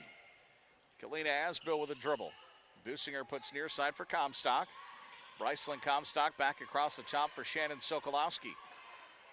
Sokolowski picks up her dribble and then dribbled again, and that's a double dribble, and the first turnover of the night whistled against the Chargers. Macy Quilvang back into the lineup for Valley City, giving Huber a break. Mackenzie Huber, the leading scorer. Leading rebounder for her team as well at 6.4 rebounds a game. Emily Schaefer with it. Schaefer takes a long two off the dribble, no good. Comstock with a rebound. She wants to turn and run for Briar Cliff. She takes the right side, looked to bounce it through the paint, went off a shin of a Viking. Ball still loose, hot potato, picked up underneath the basket. Now Lamprecht will tie up Emily Schaefer with a possession arrow favoring the Chargers at 4:38 to go here in the first quarter.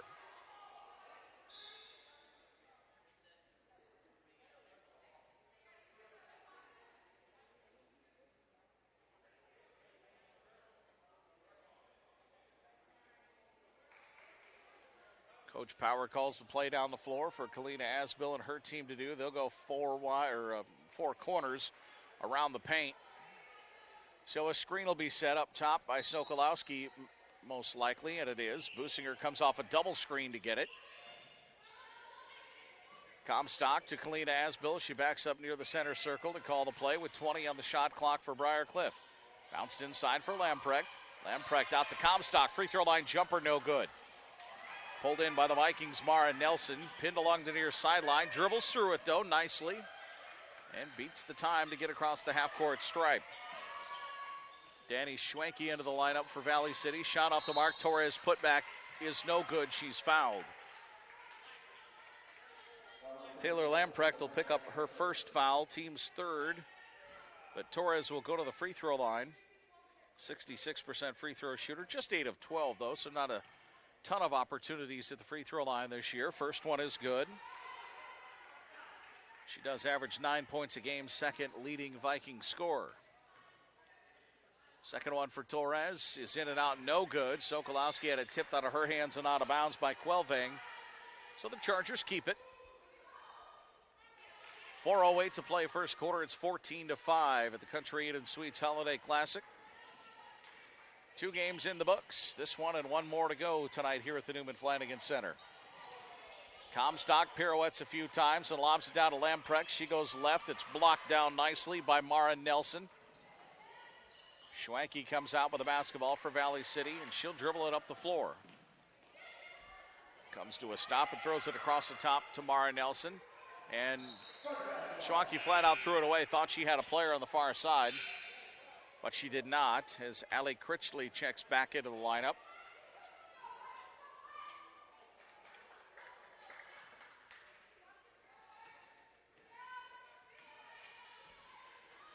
Asbill picks up her dribble, and Businger catches. Businger has her dribble, doesn't use it. There's an offensive foul inside underneath to Lamprecht. And we're going to line change for the Chargers. Taylor's second. So the starting 5 back in for BCU.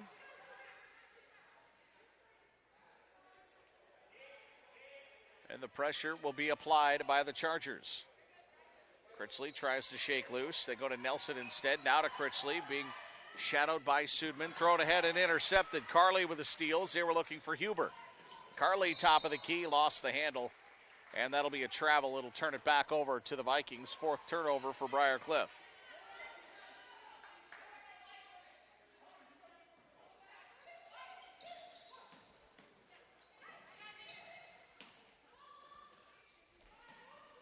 Critchley takes a long two over the outstretched hand of Deitzler, no good. Allen runs down the weak side rebound. Allen will work the center of the floor. Off to Sudman. Sudman into the corner. Carly for three, no good. Huber with a rebound. Vikings do a great job on the boards, out rebounding the other team by about 9 a game. Should have been a carry, it wasn't. Well, they're going to say she didn't have possession all the way. Lobbed into Huber, who's got the basket. Mr. Referee right there. So there's that. 14-7. Allen stands in the corner for the time being. Now she'll use her dribble and bring it topside with her left hand. Carly stands on the wing. Over to Allen, now to Slaughter. They're going to call Slaughter with an offensive foul, and it's going to happen every time when you extend your hand through the defender, and in this case, flat out knock her over. Kind of an easy call for the referee. Almost intercepted. It is intercepted by Alyssa Carly. Looking for Quilvang. Carly with a steal. Slaughter wants the three. No good. Rebounded inside by Mara Nelson. Nelson will work it. Does not have numbers. We'll see if she decides to go. She does. To the bucket. No good. And they're going to call a charge against Mara Nelson.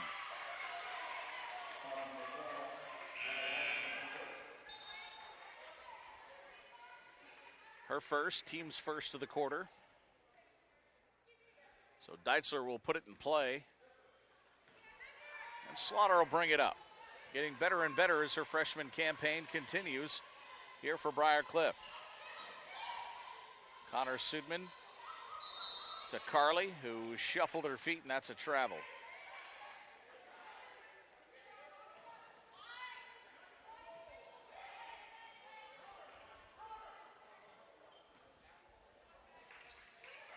Critchley looks at full court pressure. She's double teamed. Slaughter picks her up. Chargers almost get the steal. Torres breaks it nicely with a slick little piece of dribbling. Thrown through the paint. And it's good. The basket underneath for Dieterle. Her third basket of the game. Moving well without the basketball and getting open inside. Slaughter underneath. Kicks it out. Allen wants a three. It rolls around, no good. Huber skies in for the rebound. Critchley works it up from left to right for Valley City. Nelson on the right wing. Lobs it up and over Sudman's hands. They look into Huber. Huber is triple teamed. She's going to shoot it anyway. Gets the offensive rebound as it came right back to her, and the basket's good. Very good presence inside for Huber. Valley City definitely has some height that might give the Chargers a little bit of problems tonight. It's a 7-0 Valley City run. Sudman underneath, reverse lay-in for Slaughter, fouled. I believe they'll tag Torres with that one. That'll be her first.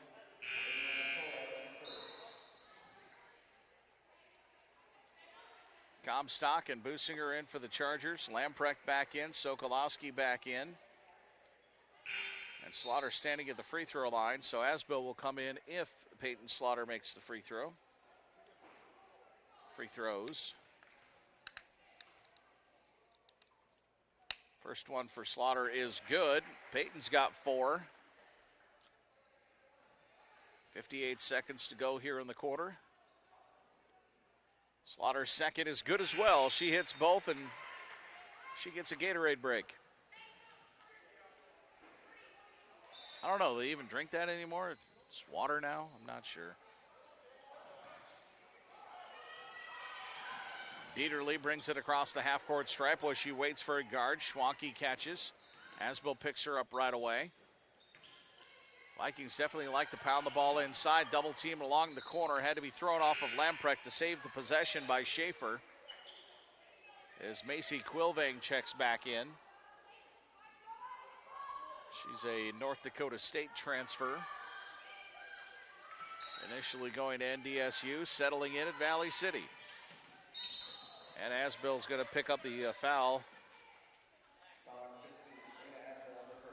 Kind of a hip check. Alexis Bentz will go to the free throw line. 50% free throw shooter, but just 1 of 2 entering tonight. First free throw is good. She gets it out and roll home.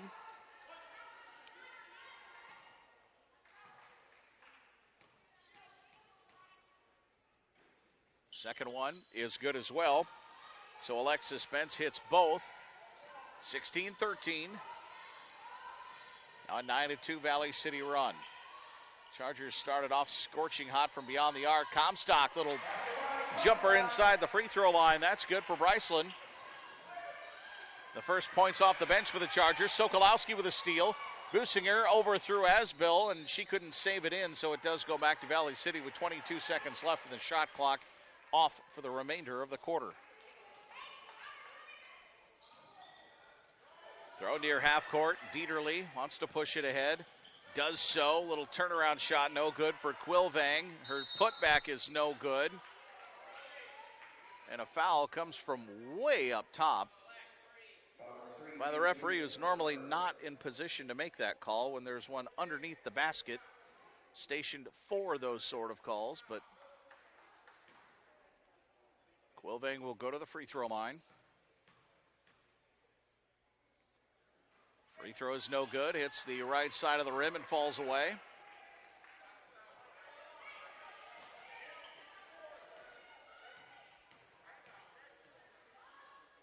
Quilvang's second dose. Spot on. 14 seconds to go in the quarter. 18-14 Briar Cliff. Asbill picks up her dribble to Comstock into the corner. Sokolowski. She drives out to Comstock. Will fire for 3. No good. Rebound pulled down inside by the Vikings. That'll be the end of the first quarter. Briar Cliff 18 at Valley City State 14. End of a quarter here at the Holiday Classic, presented by Country Inn and Suites. Back in a sec on the Charger Sports Network.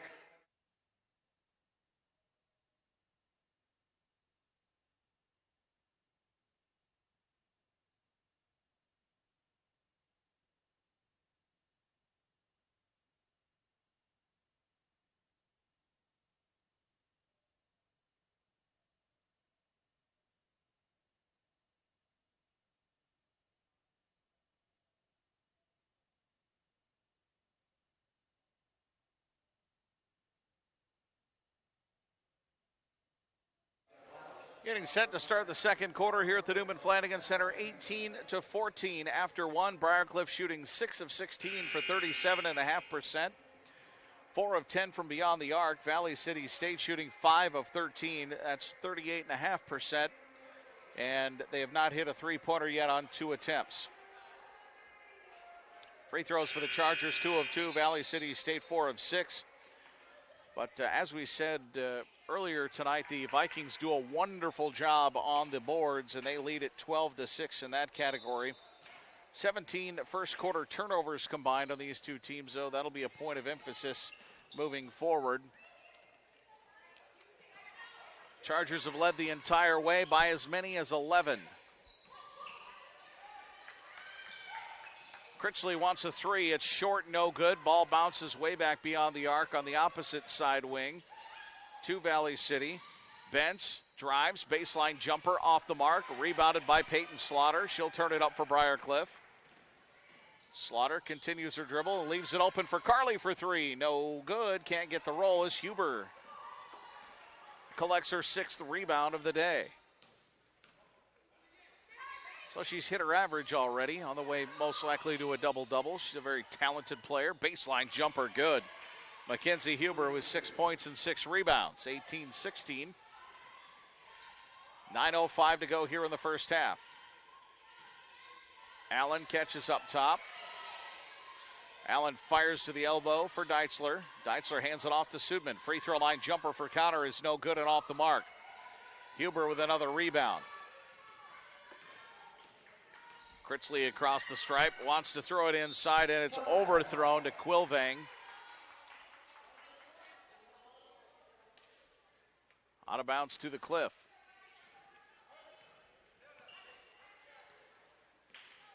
Slaughter will call out the play as she skips across half court. Sudman catches on the wing, little head fake, nothing doing just yet. Now she wants to drive right, does so. Fouled, basket good. And one for Connor Sudman, just a one-on-one opportunity with Alexis Bentz, and she takes it, wins the battle to the basket, and has the strength to get it to go. Taryn Dieterle back into the ball game for the Vikings. So it'll be an and one for Sudman, an 82% free throw shooter, and it is off the front of the rim, no good. Another rebound for Huber. Not sure what her game high of rebounds is, but she might have a chance here today with 8 already. Through the hands of Nelson, but she runs it down, now stolen by Sudman. Sudman bumped into and off the plane to the basket by Nelson. That'll be her second. Adriana Torres back into the lineup for the Vikings. That'll put Nelson to the side of Vanessa Johnson for a little bit. Sudman bounces into Deitzler, back to Sudman. She sets for three, fires, no good. Huber with another rebound.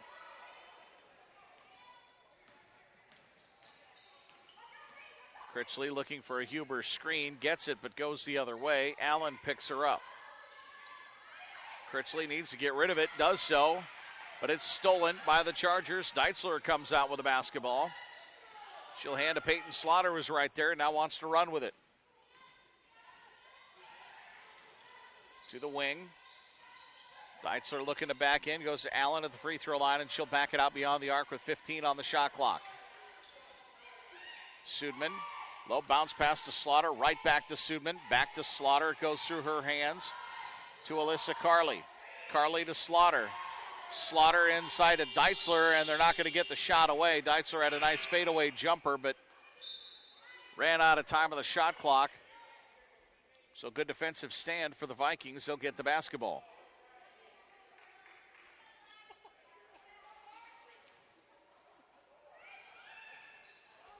Torres inbounds with a soccer-style overhead pass.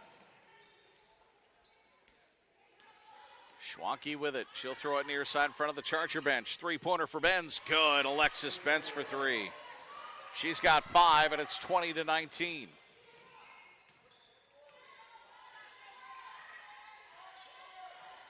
Slaughter bounces inside. Deitzler gets a step around Huber. No good. Beautiful offensive rebound by Slaughter. Poked out of her hands into Deitzler's hands. She'll get the basket. 22-19. Press break effective as can be for the Vikings. They hit Huber in stride for a wide open lay-in.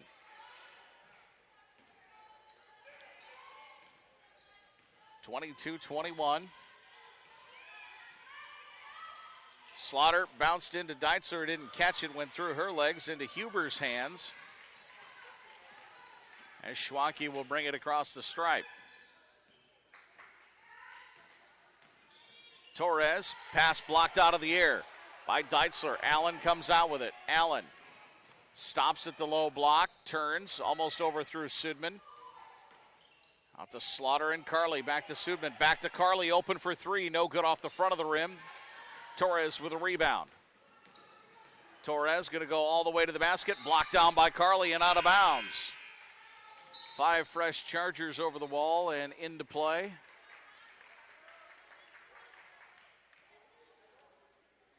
So the starters will take a break here for BCU. As the Vikings line up 4 wide across the end line for the inbounds play. Lobbed into bench. She wants another three. Blocked down by Businger and caught out of the air by Lamprecht. Taylor has Sokolowski on the right side of the court. Back up top for Kalina Asbill. Throwing a little low, but she gathers it in. Comstock facing the hoop. Left side bounces to Businger at the free throw line. Businger almost had it stolen, but a reach foul coming. Dieterle, I believe. Her first, team's third of the quarter. So Kalina Asbill will inbound to the left side of the Charger basket.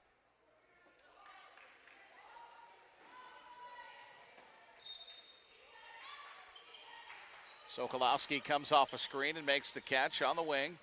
Driving into the paint, Sokolowski to the basket, blocked down by Quilvang. Sokolowski tried to smack it back in, but she touched it last out of bounds. Vikings basketball.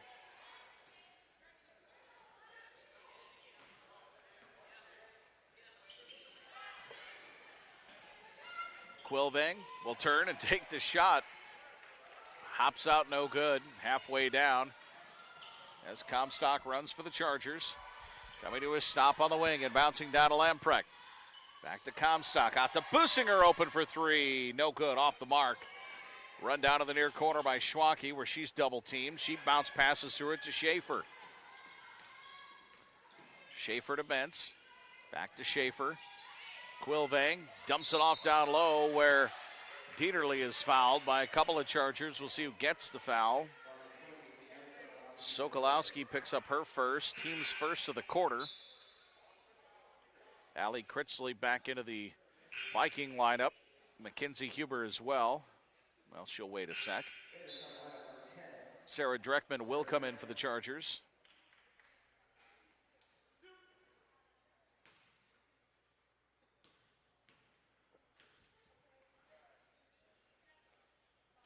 Free throw is no good as Sokolowski took it off the nose. She's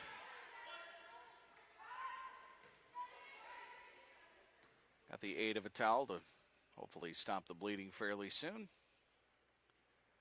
Second one, no good. Lamprecht runs it down in the corner, can't grab it in. Alexis Bentz does. Throws it back up top for Critchley, so another opportunity for the Vikings to put points on the board. Fired down to Quilvang, good cut inside by Dieterle where she's fouled. We'll go to Dreckman. Dreckman's first, team's second.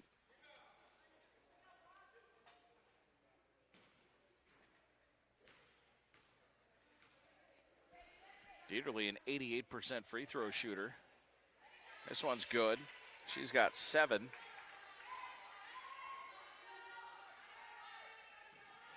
Second one for Dieterle on the way. Now 16 of 18 on the season. And it's good. She hits both. She's got 8. Huber will give her a break. 23-22, Valley City in the lead for the first time today. Chargers went out to a 14-4 lead, and it's really been all Vikings since as they've consistently just chipped away and taken some good shots to get right back into the game and now eventually take the lead. Dreckman hands to Businger. Businger underneath the basket, throws to Lamprecht. She goes up in traffic, blocked down by Bentz, but run down by Dreckman. Asbell drives, look to make a jump pass to Lamprecht. Not a highly advised play, and Coach Power is going to go with his 5 starters back in the game. Thrown into Huber. Huber underneath, left side, good on the lay-in. Huber has 10. 25-22, Vikings. Didn't hear a lot of that watching my favorite football team, the Vikings, earlier. They trailed pretty much all day till a late field goal and then gave it back and lose to the Bears' second stringers today. Comstock picks up her dribble, needs to get rid of it. Businger with 3, she'll fire a jumper, no good. Run down by Critchley, and the Chargers come up empty, and now a foul on the far side of the floor against Kalina Asbell will be her second.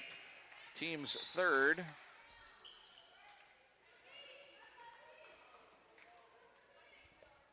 Kevin Potabom's Chiefs get the number 2 seed after the Dolphins upset the Patriots today, which is awesome. I think many people take some enjoyment out of the Patriots losing. So the Chiefs, the number 2 seed, Ravens number 1 seed in the AFC. Kind of waiting on that final playoff spot. Baltimore beating Pittsburgh, so I think it's up to Tennessee if they win, they're in, and Tennessee's up 28-14. Eagles win and they're in. Then we just have to wait and see who the top couple of seeds are in the NFC, with the Seahawks and Niners coming up tonight. Depending on that game is depending on where the Vikings are going to go. Maybe Green Bay.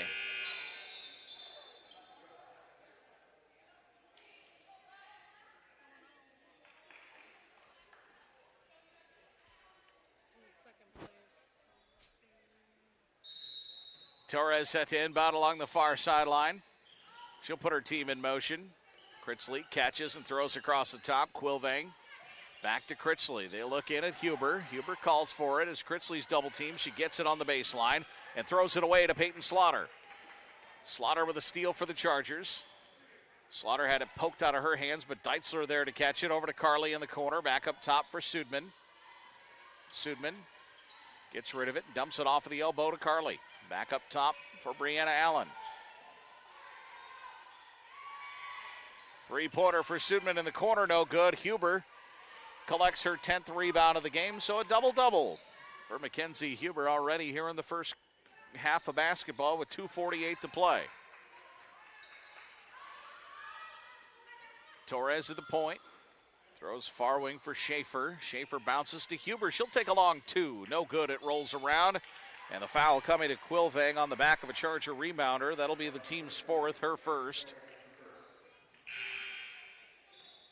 Alexis Spence back in the lineup for Coach Johnson and the Vikings.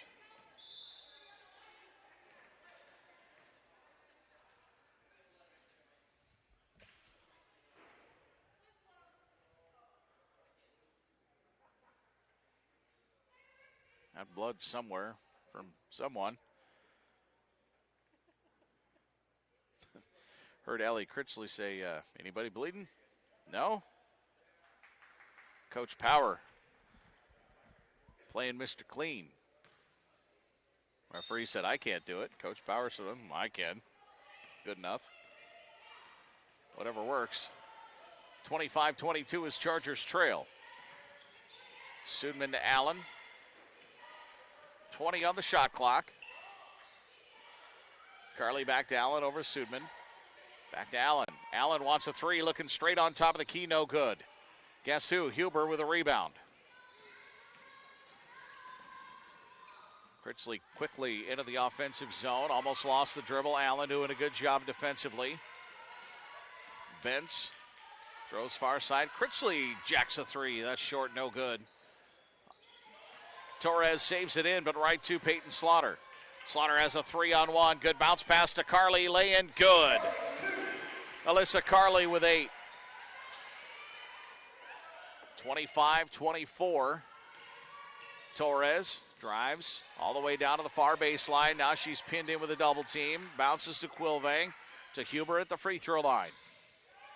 Back up top for Critchley.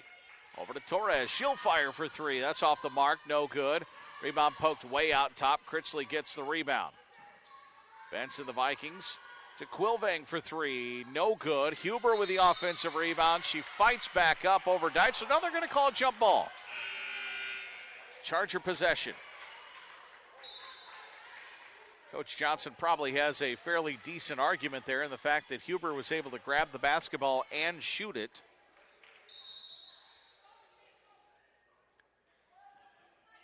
We got blood on the far side of the floor. Coach Power will take a nice short one. Brianna Allen runs faster than Coach Power. Let her do it. And she has more energy, too. So everybody's pitching in here.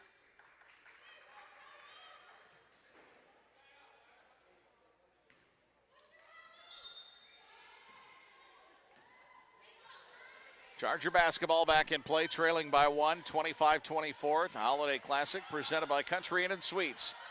Here at the Newman Flanagan Center, Presentation College and the Charger men will be the 8th and final game here of the Classic. Deitzler drives off the mark and then pushed it out of bounds. It'll go to the Vikings. Good look for Madeline Deitzler, though.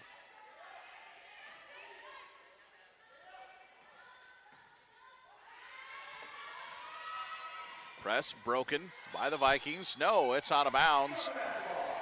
Dieterle was kind of tiptoeing the out of bounds stripe over there and stepped out, tried to save it. To no avail, so the Chargers can take the lead again as both teams shooting about 35% for the game. 9 of 31 for the Chargers, 9 of 26 stolen. Schwanke with a steal. She'll shoot over Allen, and a foul coming to Brianna Allen as she holds her hands straight up in the air. Her hands were indeed straight up in the air. but it was her feet that weren't set. And that's where Mr. Referee gets to blow his whistle. Free throw for Schwanke is good. 26-24. Allen's second foul. Second free throw, no good. Poked around a little bit. Slaughter comes out with it for her 4th rebound of the day. 35 seconds to play first half. Comstock looked in at Deitzler, nothing doing. Now it's thrown away and stolen by Alexis Bentz. Bentz takes the right side, turns, shoots, off the front of the rim, no good. Alyssa Carley pulls it in, and a jump ball will be called.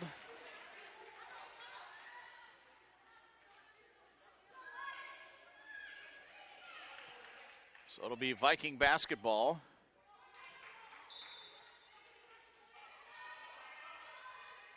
Inbounds play to the far side, lobbed in, caught out of the air by Dieterle. Shot is short. Huber saves it in out to Bentz. Bentz wants a 3. That's no good. Ball punched out of bounds by Schwanke. It'll be Charger basketball with 12 seconds left.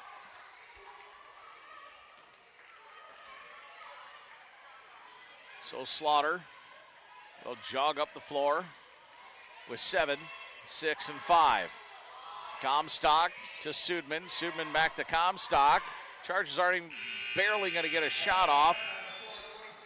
They don't at the end, really, that mattered. So it's halftime here at the Newman Flanagan Center in the Holiday Classic, presented by Country Inn and Suites. Unfortunately, a 6-point second quarter for the Chargers. We'll have them at a 2-point deficit heading into halftime. We'll put together some stats. We'll be back with our Square Tire halftime show in just a few minutes on the Charger Sports Network at bcuchargers.com.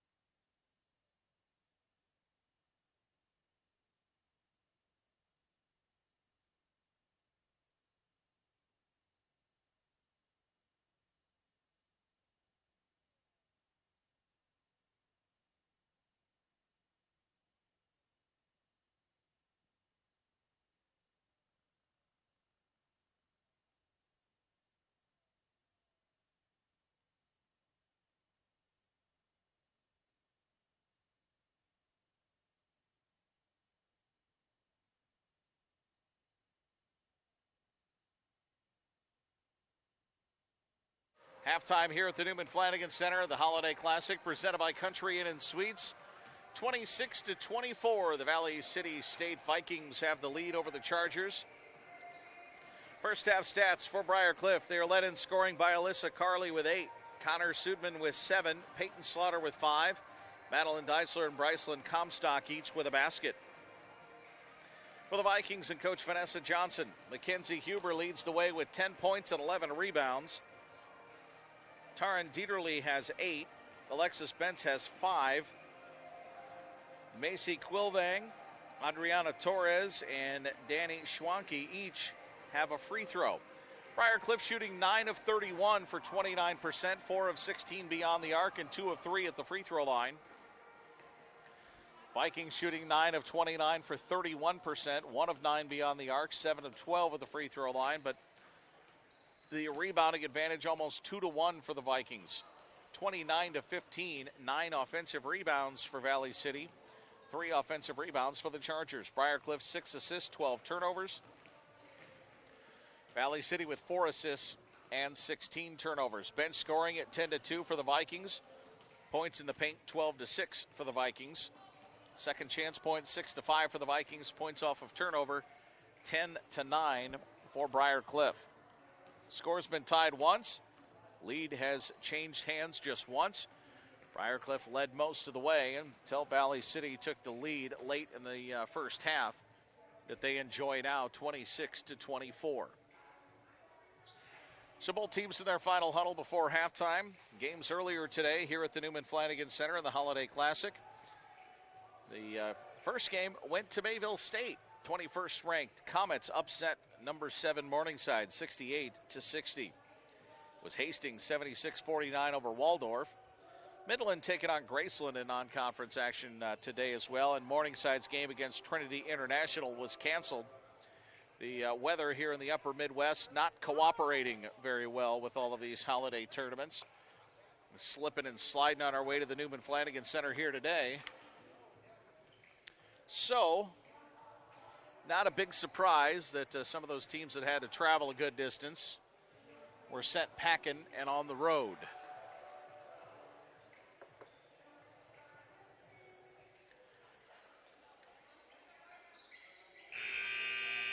So, ready to start the second half as you hear the horn in the background.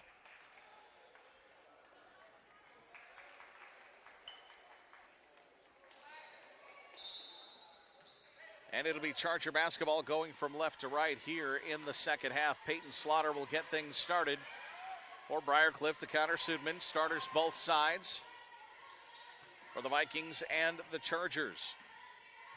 Slaughter into a dribble, bouncing into Deitzler. Backdoor cut for Sudman. Reverse lay-in, no good. Picked off the rim by Macy Quilvang. Bentz picks up her dribble to Quilvang. Mara Nelson back into the lineup. She had a couple of quick early fouls as Carley steps into the passing lane, tips it over to Sudman for the steal. Connor, top of the key, bounces in. Deitzler will use the window and get the roll. Madeline Deitzler with her 4th point. Ball just kind of froze in time for his second on the rim, but we're tied at 26. Minute gone, third quarter. Chargers about to get a 10-second violation. They get the steal instead. Sudman left side to the bucket. Basket good. 3-point play chance coming for Connor Sudman. Allie Critchley with the foul.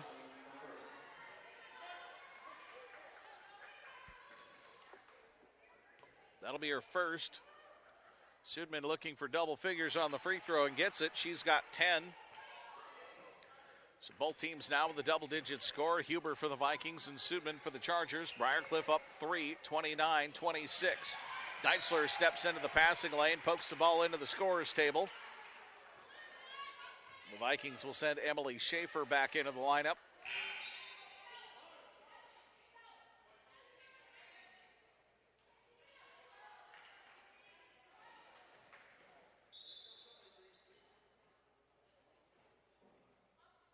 And another whistle.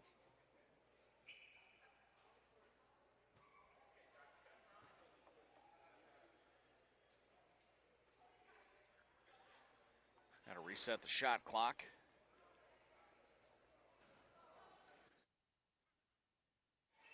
Into Quilvang, back to Schaefer. And over to Bentz on the right wing. Quilvang catches it in the corner, looking back up top for Critchley. Critchley will wrap around Slaughter with the pass. Bentz will look for a free throw line jumper, but is fouled instead. Peyton Slaughter picks up her second.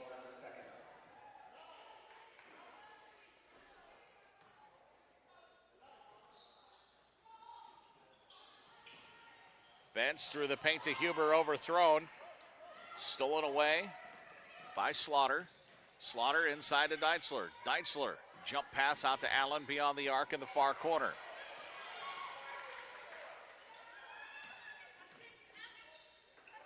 Back up top for Allen.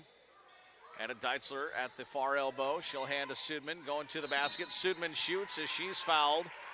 Quilvang, I believe, will get the foul. No, it'll be Emily Schaefer. Schaefer's first. So it'll be 2 shots for Connor Sudman. Free throw is good. She's got 11.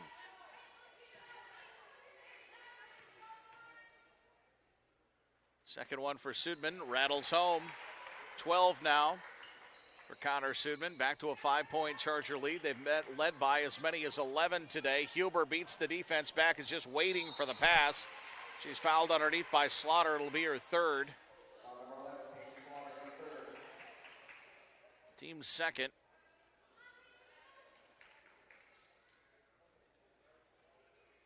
Huber, an 82% free throw shooter. A little bit of an unorthodox stance for her free throws, but they work, and that's all that matters, with her right leg up to the front of the free throw line, her left leg way back, but that's her balance, and that's what works, and she hits them both, and is a very good free throw shooter. It's all about rhythm and what works for you. Carly stands on the wing. Over to Slaughter and back to Carly and Allen up top. Sudman calling for high post. They can't get it to her. Deitzler popping back and forth through the paint. She'll stand far side for the time being as Carly dribbles. Back to Allen, over to Slaughter. Slaughter's thought about a three. She drives instead, puts up a hook, no good. Good offensive rebound by Deitzler, but then blocked down by Huber, who took one in the nose. As Critchley runs, she's double teamed under the basket and throws it out to the corner. Three-pointer for Schaefer, no good. Bentz with the offensive rebound. Critchley to Huber, long two, good. Good ball movement by the Vikings. Got Huber an open look. She cashes in. It's got good range. Knows exactly what it is and goes with it. A foul coming as the Chargers try to feed Deitzler down low. Huber will pick up her first, team's third. Taylor Lamprecht back into the Charger lineup. Coach Power calls the play. Chargers look to execute it.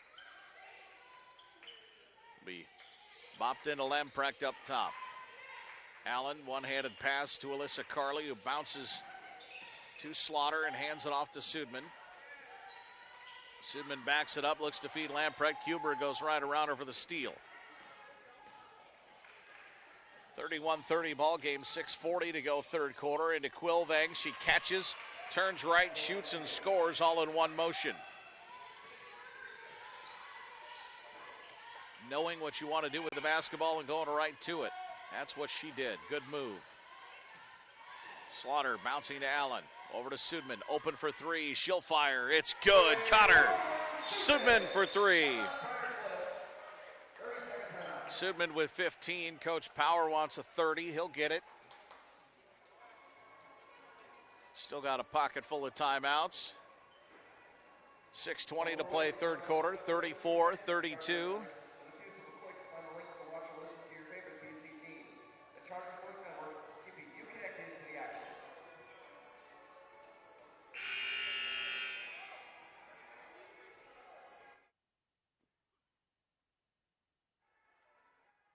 So it'll be Viking basketball following the timeout. Holiday Classic presented by Country Inn and Suites. If you're coming to watch the Chargers, stay at the Country Inn and Suites, and hey, maybe you want to come for the lunch with the Chargers. It's always a fun time at M's on 4th. $40 a ticket will get you in, and the lunch, of course, served by the Charger Athletic Department, the athletes and administrators. Friday, January the 17th. Seating at 11, 12, and 1 o'clock. Fantastic meal, and get to know some of these Charger athletes from all departments a little better. Free throw line jumper, good. Taryn Dieterle. Maybe even a hometown Charger. Grace, you got to serve at that deal, lunch with the Chargers? You going to be there? Or do your parents hog you if that's the case?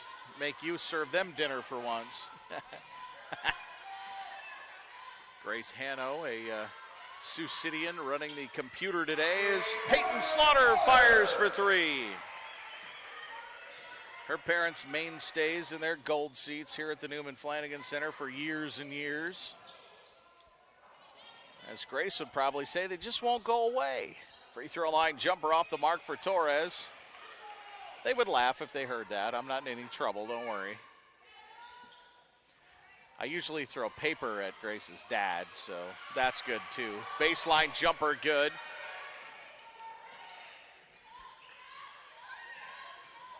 Huber with the basket.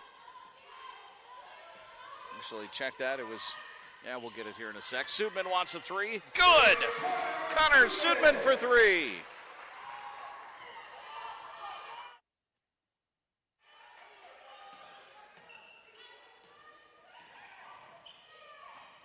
Was Huber on the basket? I was right the first time. I shouldn't have questioned myself, right? Now a foul. Alyssa Carley collects her first. She did foul out last night, so Carley actually playing much better tonight. Looked like she just didn't have that hop in her step as usual from last night. But coming off an ankle injury and getting your legs back underneath you, you can easily see how that would be the case. 40-36, Chargers. Free throw is off the mark from Dieterle.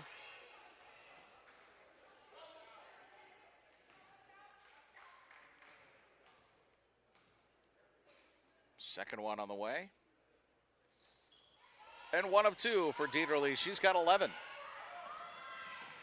40-37 game. Kalina Asbill back in for Briar Cliff. Throws to Comstock and over to Carley. She looks back at Sudman, goes to Asbill in the corner instead. Lamprecht sets a screen for her and rolls. They find Lamprecht in the corner. She gets around Quilvang and lays it up. No good over the back square. Rebounded by Nelson. Schwanke with the dribble over to Torres, far side. Covered up quickly by Sudman. Quilvang calls for it inside. They go up and over to the far side to Torres instead. She shoots over Sudman, well off the mark. Mara Nelson with a putback, no good. It pops out. And the rebound poked out near the free throw line for Comstock, who collects the dribble in. Gets across the half-court stripe. Carley thought about stepping into a 3, but doesn't take it. Kicked ball by Schwanke. I think the first kicked ball of the night. Last night, I think we had 12 or 13 of them from Cyan Hale of Mayville State. She kicked at everything. Asbill to Sudman as Lamprecht knocked on her duff. Carley for 3 up top, good. 43-37 Briar Cliff. Full court pressure for the Chargers. 3:40 to go here, third quarter. Schwanke picks up her dribble. Torres right along the half-court stripe is on the right side to catch it for the Vikings. Thrown away, Carley with a steal. Carley down the center of the floor to Sudman. Sudman open for another 3. Good! Connor Sudman! Sudman with 21. 14 of those have come here in the third quarter, and the Chargers back out to a 9-point lead, 46-37. 32nd timeout by Coach Johnson and the Vikings. Chargers shooting percentage up 7 points here in the quarter, up to 37%. 40% beyond the arc, so a good quarter for Briar Cliff after a 6-point second quarter. Knowing that's not going to get the job done, they've exploded for 22 here. with 3:25 to go in the quarter. 46-37 Briar Cliff and Viking basketball.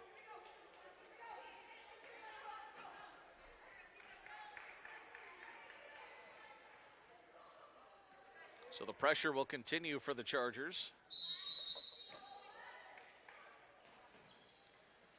Inbounded to Torres. She corrals it in with all of her reach and brings it across the half-court stripe. She's pinned in, nowhere to go. And Coach Vanessa Johnson has to call another 30-second timeout. Good job by the Chargers on the press trap.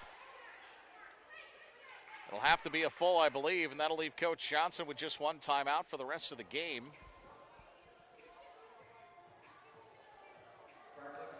Which could be big down the stretch. You want to keep a couple in your pocket if you need it. 46-37, 3:16 to go. Thank you to Country Inn and Suites. Also, thank you to our Charger Sports Network sponsors, including Heartland Chiropractic and Fibercom, Sport Clips, Great Southern Bank, Sioux Body Shop, Boone Brothers Roofing, Mercy Medical Center, Northeast Nebraska Insurance, Townhouse Pizza and Lounge. I'm kind of due for some hot wings from Townhouse. Bob Rose, Point After, Bob Rose North End Zone, and West Side Pizza. And a pizza from Bob Rose, too. That sounds terrific. Wings Wednesday at both of those fantastic local establishments. Get your pizza. Maybe a libation or two. Enjoy the day. Your favorite team's always playing. Both at the Townhouse Pizza and Lounge and Bob Rose Point After and Bob Rose North End Zone. And, of course, if you're a West Sider, pick up your pizza from West Side Pizza or have them deliver. Mainstays of our community, and personally, one of the things I believe makes this community so great is the local pizza places. You can tell where my heart is. In my gut. Back in play out of the timeout. Torres. See, if you're at Country Inn and Suites, order a pizza, you're good to go, right? Schwanke picks up her dribble and lobs it inside to Quelving. She's got a cutter, and it's Dieterle, and the basket is good. Beautifully ran. Great play out of the timeout. If you're going to use the timeout, you want points. Coach Johnson got to be happy with that play and the execution of it. Sudman thought about a drive, backs out of it, Bent's there to guard her. Comstock bounces over to Kalina Asbill. Asbill will drive, scoop lay in high off the window, no good. Macy Quelving with a rebound. She's got 5 of them today. Pushed ahead to Benson across the half-court stripe, looking at 3 Chargers. Dieterle trying to get behind the defense where she's fouled. Alyssa Carley picks up her second. Team's 4th of the quarter with 2:30 to go as Huber and Schaefer back in for the Vikings. It's Slaughter, Allen, and Deitzler back in for the Chargers.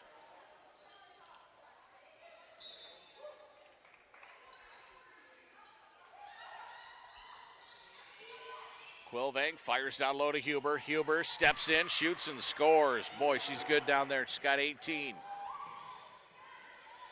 Allen fires for 3, far corner, no good.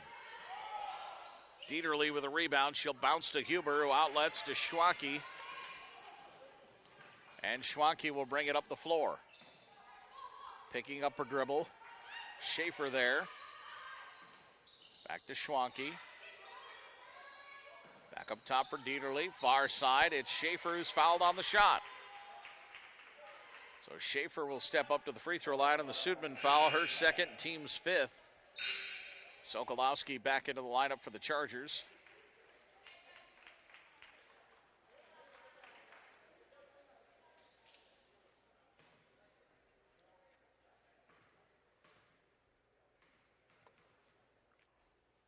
Schaefer's first free throw is good.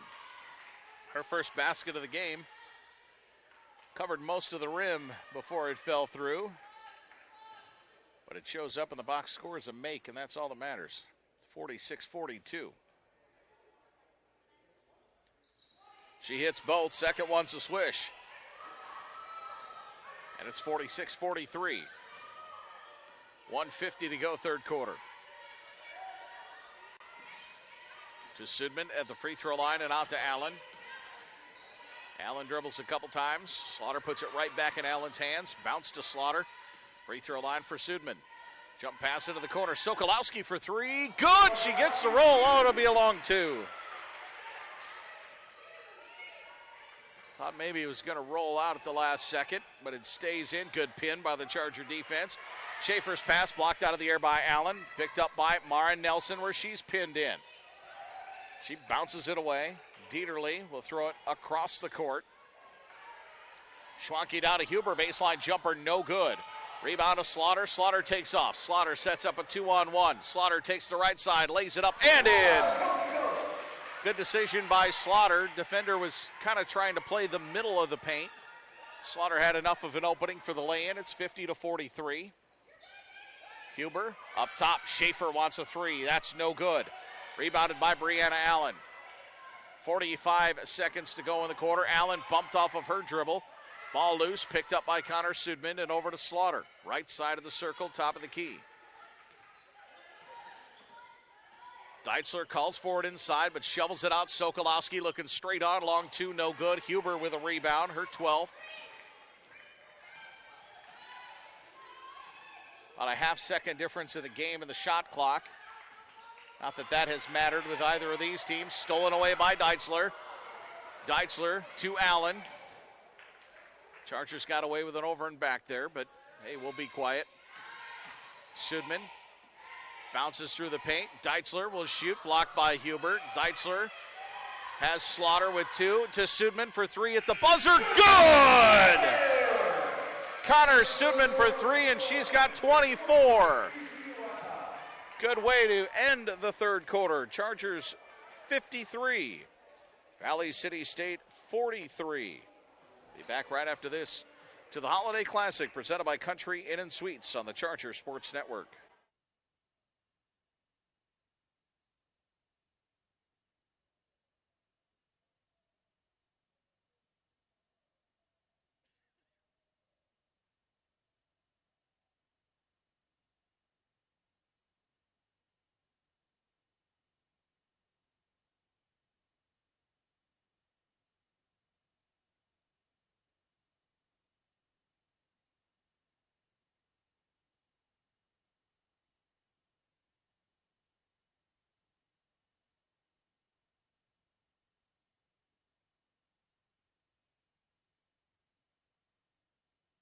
So a 29-point third quarter has propelled the Chargers to a 10-point lead, 53-43.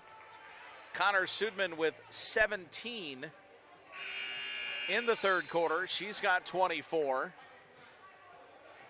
She leads the way for the Chargers. Alyssa Carley with 11, Peyton Slaughter with 10. Mackenzie Huber, the leader for Valley City State with 18 points and 12 rebounds. Taryn Dieterle with 13 for Valley City. Almost stolen by Slaughter. Briarcliff shooting 39% through three quarters, 19-49, 10 of 23 beyond the arc. Valley City now 15 of 40, 37.5%, 1 of 10 beyond the arc. Biggest lead of the day, 11 by the Chargers. They'd like to eclipse that here. Quelvang throws it away, stolen by Slaughter. Slaughter tried to push a pass ahead to Sokolowski, but overthrew her and out of bounds. So it'll turn back over to Valley. 21 turnovers for Valley City State to 13, now 14 for the Chargers. Deitzler tips the pass, stolen by Sudman, who's fouled by Adriana Torres. Torres second, team's first of the fourth quarter.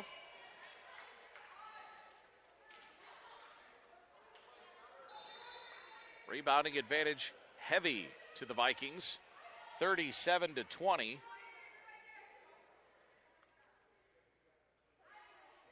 Eleven offensive rebounds for the Vikings tonight, but second chance points tied at 8. Connor Sudman, right side of the circle. Connor looks to break down Alexis Benson, just stole it from her, but Sudman steals it back. It trickles out of bounds. Briarcliff will keep it. Good little one-on-one battle there.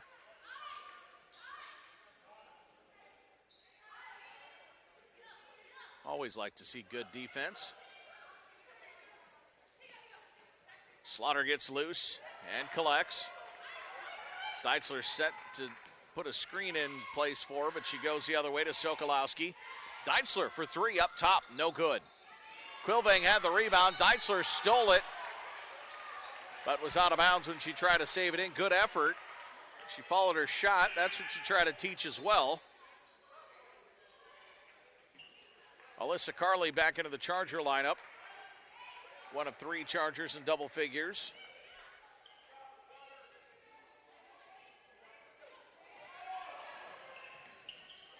Full court pressure continues. Now the Chargers back out of it. 9 minutes to go. Chargers up 53-43. Quilvang for 3 in the corner, no good. Carley had the rebound, but it was punched out of her hands and out of bounds by Torres. Businger back into the Charger lineup.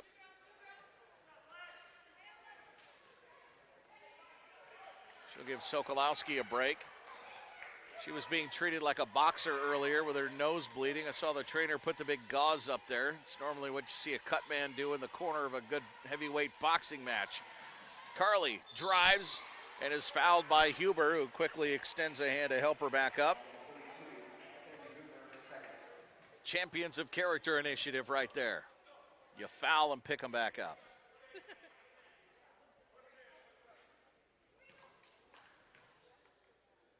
Carley's free throw is good. She's got 12.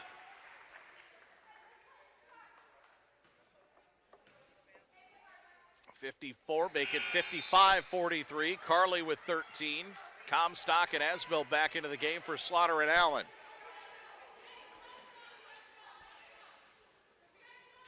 Critchley back deep for Valley City, trying to break the pressure. She's got Torres. Torres has got a couple to get across the stripe. They're not going to do it. That's a 10-second violation. Good defense by the Chargers.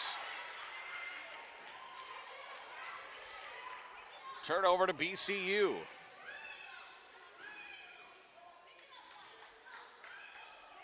Deitzler will inbound to Kalina Asbell. The freshman goes to work as she tries to shake Critchley. A couple of speedy point guards right there with Critchley and Asbell. To the elbow for Carley, who hands it off to Comstock. Comstock drives, and a bump foul will be called.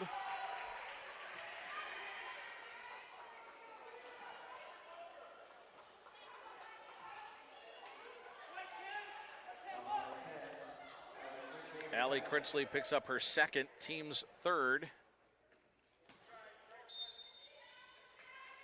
Carley set to put it back in play. Overthrows Asbell a little bit, but she'll go back and get it near the center court stripe. Head to Businger, bounces down low to Deitzler, I think Huber and her just bumped into one another. Huber picks up her third, team's fourth.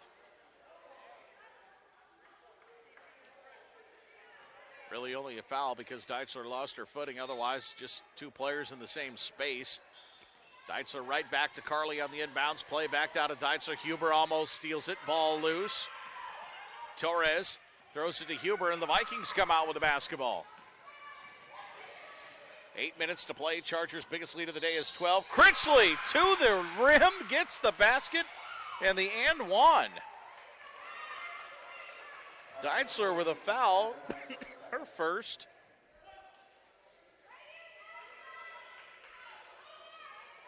Critchley will go to the free throw line.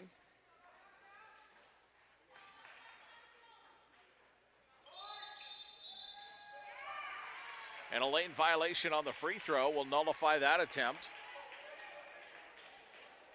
Critchley averages 2.8 points a game, but she's a terrific ball handler. 55-45, lead cut to 10. And a pretty solid defender at that, too. One of those motors that just never stops. Asbell open for 3, no good. Torres with a rebound on the backside. Critchley hustles across the half-court stripe into the front court, setting up Schwanke for 3, no good. Rebounded inside by Huber. She just stuck her long arms out, collected it, went right back in. Good play. Carley open for 3, no good. Deitzler with the offensive rebound. Deitzler underneath, reverse lay-in, no good. Ball poked around. Schwanke will pull it in for the Valley City State Vikings. Critchley across the half-court stripe. Critchley will go all the way to the basket, lay it up and in again. Just taking what the defense gave her, and it's back to a 6-point Charger lead. Carley collects on the right wing to Kalina Asbell up top. Carley Looks inside at Deitzler. Over to Comstock. Bryceland Comstock with one dribble. Into the corner for Businger. Businger lobs inside for Deitzler. Deitzler stuck and goes out to Comstock. Down to 6 on the shot clock. Carly open for 3 in the corner. Yes, Alyssa Carly! Carly for 3. 16 points for Alyssa Carly. 32nd timeout on the floor with 6:38 to play. It's 58-49 at the Holiday Classic presented by Country Inn and Suites. The final day of NFL action, playoffs coming up. Who's your favorite, Grace? You have an NFL team? I'm going to take that as a no. Okay, that's all right. Ravens beat the Steelers today, which didn't matter anyway because the Titans won, so they're in the playoffs. Jets over the Bills. Bills didn't really have anywhere to go playoff seeding-wise anyway, so they rested some of their starters. Saints big over the Panthers, 42-10. Saints can still get a bye. The Bengals over the Browns, 33-23. Bengals improved to 2-14. Mid-range jumper falls off the rim from Dieterle, and a foul coming on the rebound. Connor Sudman picks up her third. Cowboys big over the Redskins, 47-16, but it doesn't matter because the Eagles win the division with their win over the Giants today. Three-pointer in the corner off the mark, no good. Rebound poked around inside. Slaughter comes out with it. Then Slaughter fouled. Packers come back, beat the Lions, and clinch a first-round bye, 23-20. It was the Texans clinching that playoff berth, 35-14, or the Titans over the Texans. Dieterle's second foul is the team's fifth. Slaughter to the free throw line. Jaguars over the Colts. Chiefs clinch a first-round bye, 31-21, because the Dolphins gave them a gift, beating the Patriots 27-24. Slaughter's free throw is good. Bears over the Vikings second string, 21-19 at the bank in Minneapolis. The Eagles over the Giants, clinching the East. 34-17. Falcons beat the Bucks. Broncos over the Raiders, and the Rams beat the Cardinals. So we got one game left in the NFL regular season. That's the Niners and the Seahawks. Winner wins the division. Loser, I think, gets the 5th seed in the playoffs. Slaughter with a steal. Slaughter being poked at, but keeps the dribble. Crossing the 6-minute mark, bounced into Lamprecht, who was looking for Allen in the corner and threw it away. 11-point Charger lead, 60-49.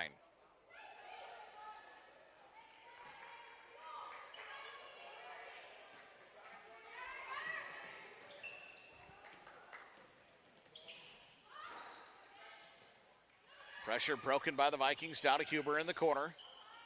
Back up top for Torres. Torres fires for 3. Off the front of the rim, no good. Rebound to Slaughter. Slaughter takes the right side of the paint. Bounces through to Allen, lay in, good. Nice play.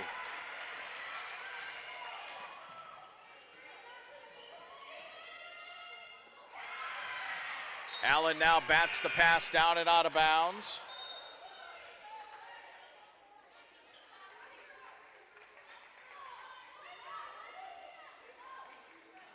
(62-49) with 5:24 to go. Viking basketball.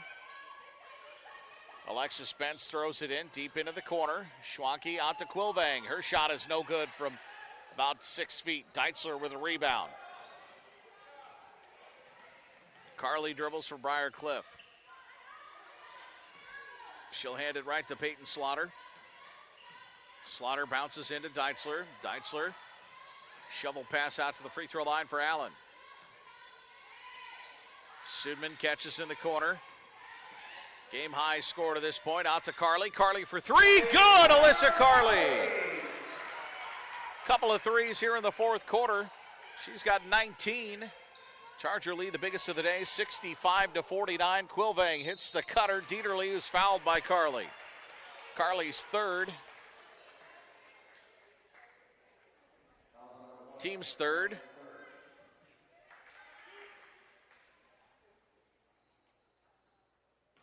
So Dieterle will go back to the free throw line. First free throw is good. She has 14.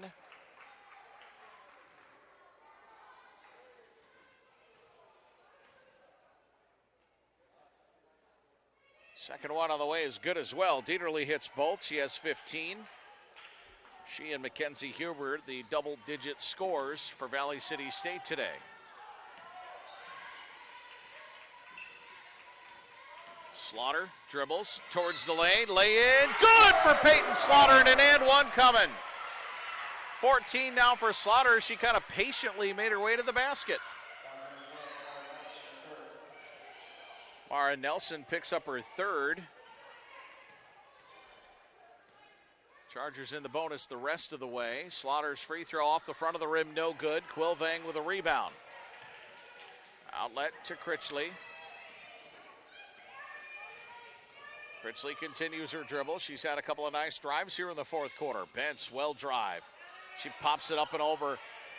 Deitzler off the mark. Allen with a rebound. She picks up her dribble, but has the outlet on the near side for Alyssa Carley. As we cross the 4-minute mark here. Deitzler, low post. Shovel pass to Sudman. Sudman drives, blocked down by Bentz and into the hands of Dieterle. Stolen by Slaughter, basket good. Slaughter stole it right underneath the basket and had a lay-in. 69-51 Chargers. Critchley, double teamed, squeezes through it, has Bentz. Now to Dieterle. Dieterle underneath the Quilvang, shot off the mark. Quilvang rebound, put back good, and a foul. Quilvang with 5. Foul to Alyssa Carley. Her fourth, team's fourth. Huber and Schaefer back in for the Vikings.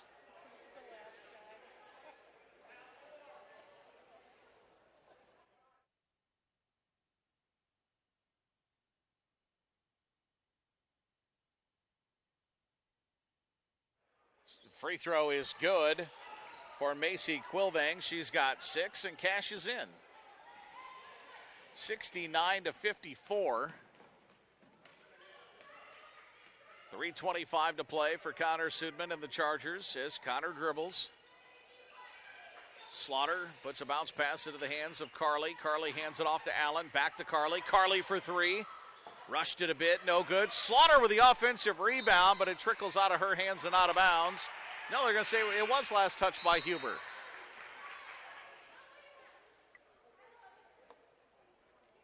Peyton Slaughter approaching a double-double. Coach Power wants a timeout. With 3:10 to go, he's got 2 remaining. 69-54. Men's basketball to follow, Presentation College. They come in 3-10. The Chargers are 9-6. Hastings a winner today over Waldorf. Mayville State knocked off 7th-ranked Morningside today. Then after tonight's game, it's all GPAC basketball from here on out for the Chargers, including Thursday night. Chargers will host Hastings. The Hastings ladies are, to say, on a roll. Yeah, they're 15-0. And if they continue on that string, could be potentially the #1 team in the country come the new poll on the 14th. But a lot of basketball to be played between now and then. Hastings men a 2-0 weekend. They look good here at the Newman Flanagan Center. Allen bounces to Carley. Carley wants a 3. It's good. Alyssa Carley for 3. She's got 22. 72-54. Chargers with 2:49 to play. Pass blocked down by Sudman, out of bounds. Vikings keep it. Critchley will do the inbounding to the far side of the basket. Critchley throws it in. Schwanke back to Critchley in the corner, guarded by Sudman. She lost her footing. Now she's pinned in. Down to 5 of the shot clock. Critchley throws up a pass, or we'll call it a pass because it went to Quilvang and she gets the basket. 72-56. Slaughter ahead to Carly. Carly wants another three. This one's off the mark. Deitzler, though, with the offensive rebound. She'll put it back beyond the arc to Slaughter.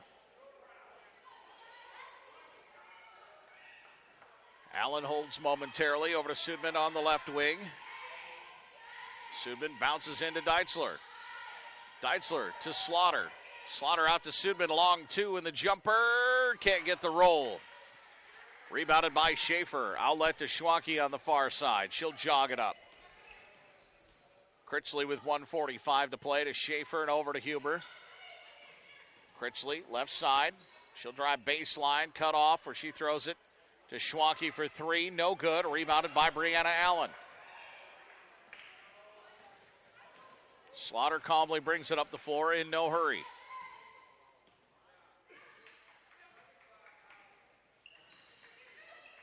Slaughter to Sudman. Sudman looks for a drive right side. Good defensive play by Schwanke to take it off her hands and out of bounds. But last touch by Sudman for the Chargers.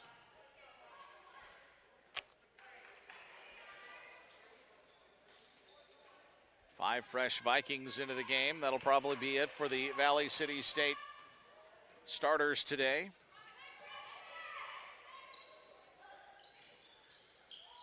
Coach Power will do the same. Start bringing in some more players for his team as Peyton Slaughter collects a rebound, and she's got a double-double. 16 points and 10 rebounds for the freshman. 1 minute to play here at the Newman Flanagan Center. 72-56 Briar Cliff on a huge second half. Deitzler fouled from behind by Brianna Price. Her first. That'll put Madeline Deitzler at the free throw line. Asbill, Sokolowski, Comstock, and Businger into the ball game. Chargers starters will get a much-deserved round of applause.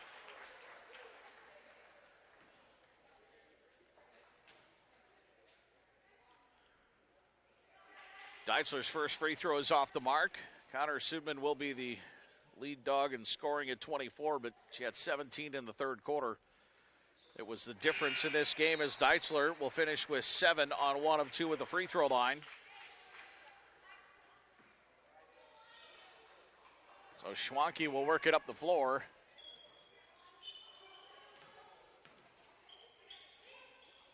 Lobbed inside, Price, basket, good. Brianna Price will get her name in the paper. 73-58. Asbill to Comstock and over to Sokolowski. 33 seconds left. Sokolowski gets rid of it to Businger. To Lamprecht. Lamprecht will drive and kick it off into the corner. Comstock wants a three. It's good. Riceland Comstock with 5. Little exclamation point on the game today for Bryceland. 5 off the Charger bench. Lobbed inside for Dieterle, who turns and is fouled on the shot by Shannon Sokolowski, her second. Sarah Dreckman into the Charger lineup. So Shannon Sokolowski will retreat to the bench. With 11 seconds left. Free throw is good for Taryn Dieterle. 16 now for her.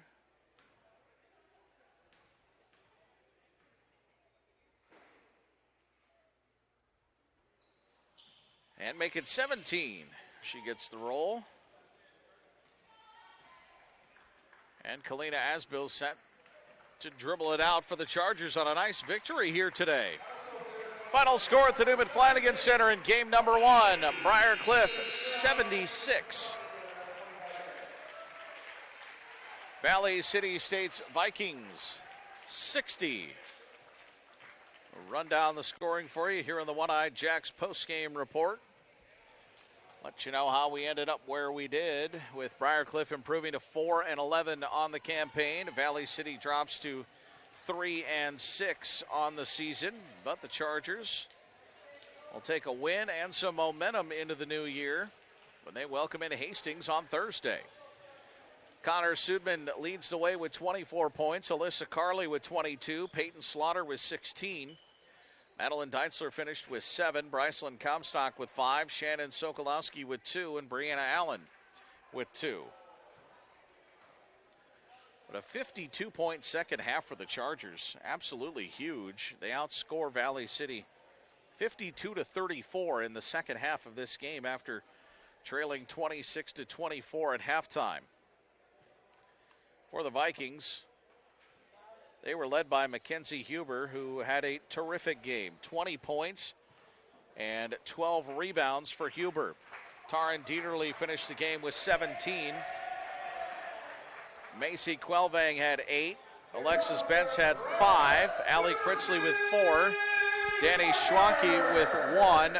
Adriana Torres with 1. Emily Schaefer with 2. And Brianna Price with 2. Briarcliff shot 26 of 64 for 41%. They were 14 of 34 from beyond the arc, which is 45%, 10 of 13 at the free throw line. Valley City State shot 21 of 57 for 37%. They were 1 of 14 beyond the arc. The lone 3 came from Alexis Bentz in the second quarter. Vikings were 17 of 23 from the free throw line.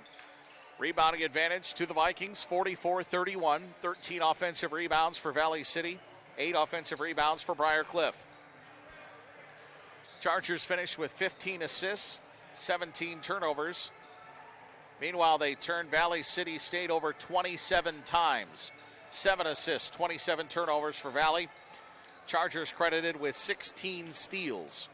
Bench scoring 23-7 for Valley City. Points in the paint 28-16 for Valley City. Second chance points 11-8 for Valley City. And points off of turnover, huge.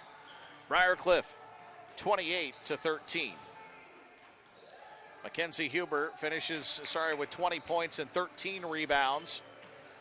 Connor Sudman, 24 points, lead the Chargers, but Peyton Slaughter a double-double, 16 points and 10 rebounds. Briarcliff improves to 4-11 with their win here today. Next time out for the Cliff will be Thursday, 5:30. Instead of the 6 o'clock normal time, it'll be a 5:30 tip-off time against the Hastings College Broncos. It'll be a men's-women's doubleheader at 5:30 and 7:30 here at the Newman Flanagan Center against the 4th-ranked Broncos of Hastings back in GPAC play, and we're in GPAC play now the rest of the way for the Chargers after this next game coming up at the Newman Flanagan Center. Remember, head over to One-Eyed Jack's for half-price appetizers before and after any Charger home game. You'll get set up there, and they'll take care of the rest. Final score here in game number 1 of our Briarcliff doubleheader. Charger women 76, Valley City State 60. We'll be back here on the Charger Sports Network in about 10 minutes to get you ready for the Charger men at 9-6 against the 3-10 Saints from Presentation College. Thank you for joining us here in game number 1, presented by Country Inn & Suites. Game number 2 on the way.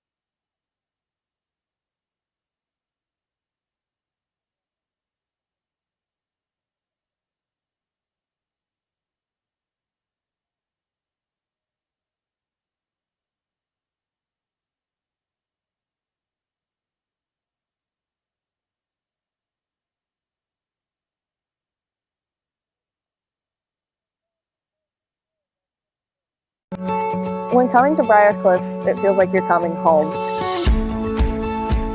There's small classrooms and it's not a big campus, so there's not too many people that you're going to say hi to that you won't see again. Briarcliff is just a really amazing community. It's a community of faculty that really care about each other and students that care about each other. And I think that once you visit this place, you really get a good understanding of how genuine that actually is.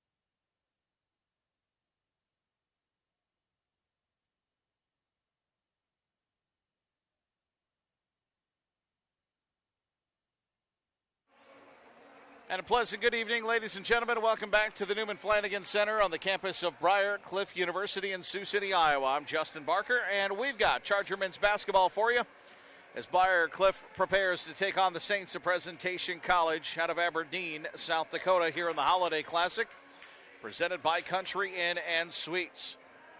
This is the 11th all-time meeting between Presentation College and the Chargers. Briar Cliff comes in 10-0.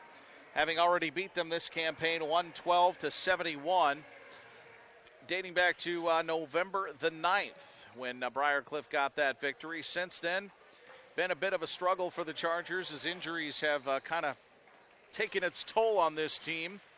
The Chargers hoping to get Ethan Friedel back here, hopefully for the Hastings game next week as he makes his way out onto the floor to root on his teammates. But Chargers are 9-6 after that 7-0 start, but did beat Waldorf yesterday, 77-71. Led by Jackson Lamb and company, a pretty balanced performance for the Chargers last night in a game that Waldorf just simply took the air out of the basketball and tried to maximize their possessions against the Chargers and slow down a team that likes to run and gun and shoot the three. So we'll see what gives tonight. But Jackson Lamb finished with 18. Nick Hoyt actually showed the way with 21, and Jaden Klein Hesselink with 15 last night. So the Chargers obviously right back at it here in the Holiday Classic, averaging 88.1 a game, giving up 82.5. Presentation scores 70.9 points a game, and they give up an even 91. Presentation on a 2-game losing streak. They've lost 6 of their last 8. They beat Trinity Bible and Oak Hills Christian. Those 2 victories. They've actually beat Oak Hills Christian twice and beat Trinity Bible. Otherwise, all the other games on their schedule, losses this season, many of them GPAC opponents, including Jamestown, Mount Marty, Dakota Wesleyan, obviously Briar Cliff, then Doane and Hastings yesterday. So they played their share of GPAC opponents, and they obviously get another one here today with the Briar Cliff Chargers. Take a look at the starting lineups for you. First for Coach Mark Svigera, and Briar Cliff wearing all black today. Jaden Klein Hesselink wears number 10, a 6'2 sophomore out of Sheldon, Iowa. Number 11 is Jake Carley, a 6-foot sophomore out of Trainer, Iowa. The sharpshooter is number 23, Jackson Lamb, 6'4 senior out of Greenfield, Iowa. Nick Hoyt wears number 24, 5'11 freshman from Harrisburg, South Dakota. And big Austin Roteman in the middle, 6'8" junior from Pocahontas, Iowa. Coach Figuera in his 3rd season. Brian Forbes is lead assistant in his 1st season. Ron Schultz, 38 legendary years here at Briar Cliff. For Alex Terrell in his 1st season as the head man at Presentation College, his starting lineup is as follows.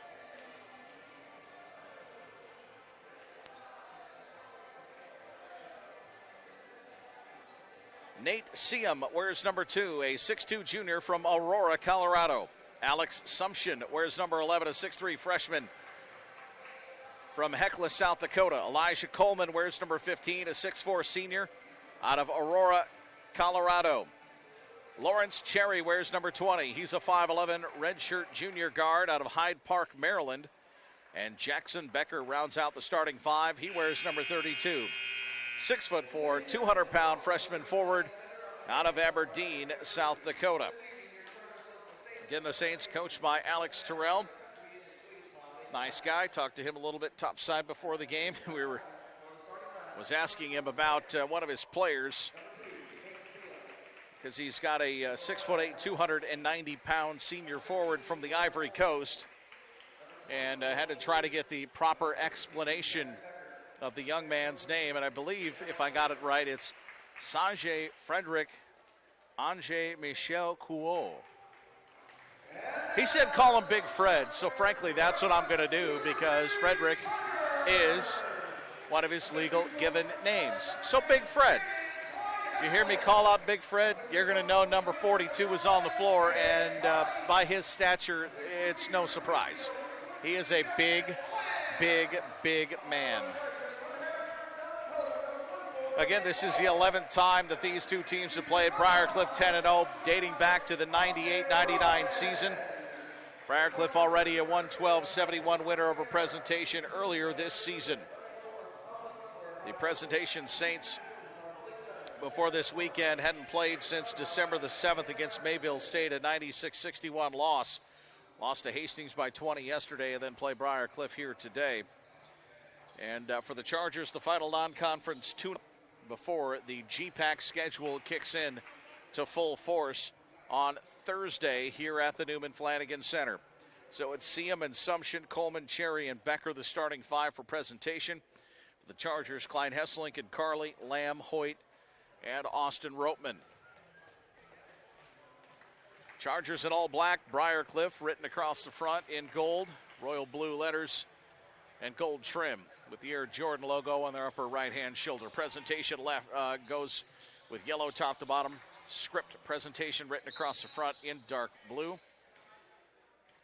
Time for basketball as Ropeman out jumps Elijah Coleman, and we're underway here at the Newman Flanagan Center. From right to left go the Chargers. High post to Ropeman to start things off. Austin over to Jackson Lamb. Back to Nick Hoyt, who had a wonderful day yesterday, especially from beyond the arc where he lit it up. Three-pointer to get things started. It's good. Pick it up right where he left off. Nick Hoyt for three. See him with the basketball. He leaves it off for Coleman.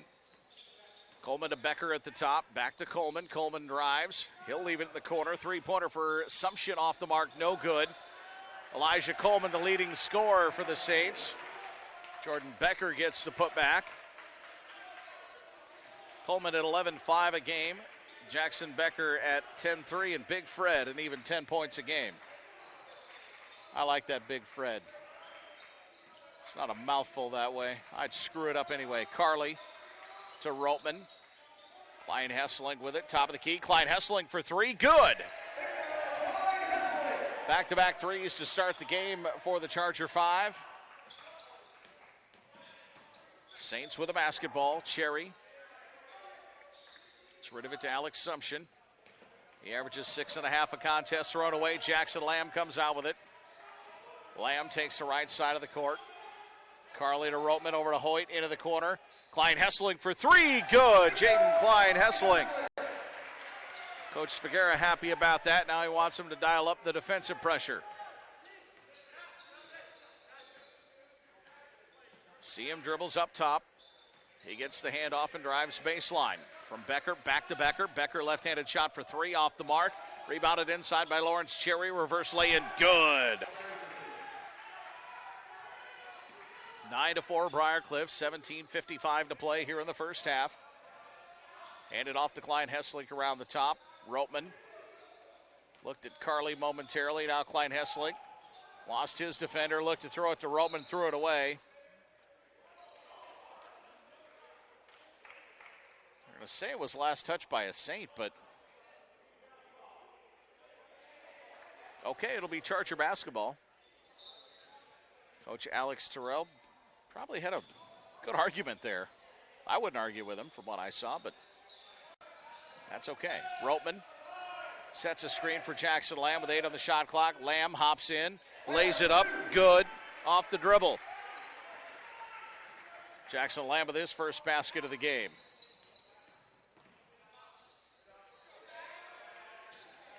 Seam goes high off the glass, no good. Rebounded by the Chargers. Klein Hesselink outlets to Hoyt. Lamb open for three on the far wing. They can't get it to him. Now they do. Lamb is ready to shoot. High, arcing three, good for Jackson Lamb. And the Chargers start on fire at a 14-4 lead, led by 4 3-pointers and a timeout on the floor, a 30-second timeout. And Big Fred checks in.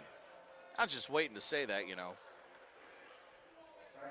Chargers 3 of 3 beyond the arc, 4 from the field to get things started.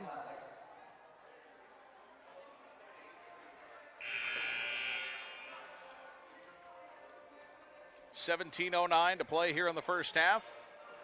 Holiday Classic basketball presented by Country Inn and Suites.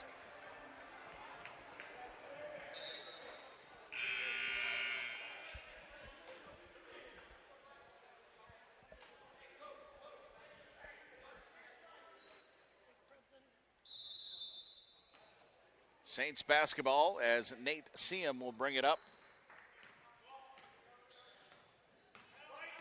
Seam will hand it off to Becker. Becker takes a few dribbles. Cherry back to Seam. Coleman has a dribble up top with 10 on the shot clock. Coleman, jump shot over Hoyt, good. Elijah Coleman. 14-6. Hoyt brings it up for Briar Cliff. Hoyt looks right side for Roman, now turns around to the left where he has Jackson Lamb. Carly cuts through, nothing doing. Roman thought about a three, won't take it. Lamb looks to drive, wanted to spin in, taken off of his hands, but right to Hoyt for three, good! Nick Hoyt for three.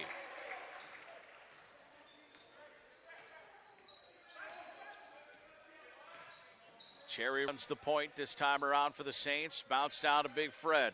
He'll turn. He'll back his way in now. Roman stops him. He traveled. Turnover to the Chargers. And Hoyt, well, he'll let Jackson Lamb do the point guard work this time. Lamb had it poked out of his hands and out of bounds. Saints doing a good job of contesting things so far.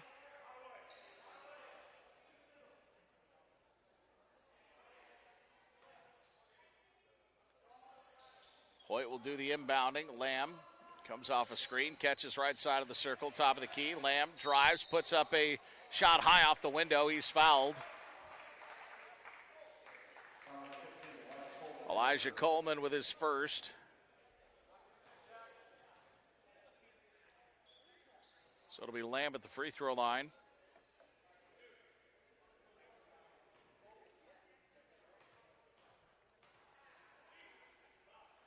First free throw is no good for Jackson Lamb, an uncharacteristic miss. Connor Groves checks in for Jake Carley.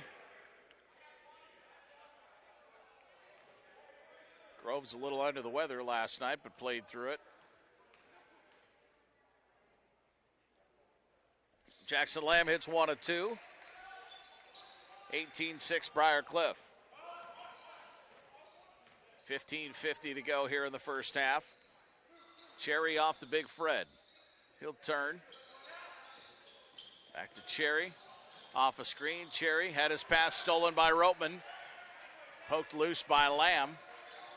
Hoyt brings it across the half-court stripe. Hands to Lamb. Into Klein Hesselink in the corner. Ropeman with it. Fires down to Lamb. Lamb pump fake. Shoots and scores. Jackson Lamb with 8. And it's 20-6. Three-pointer up top. Seam, good. Swish. Nate Seam cuts the lead to 11. Lamb into the corner. Klein Hesselink wants a three. That's good. Klein Hesselink with his third three-pointer in the first 5 minutes. It's a full timeout by the Presentation College Saints. 23-9 Briar Cliff. 6 3-pointers for the Cliff so far. 6 for 6 from long range.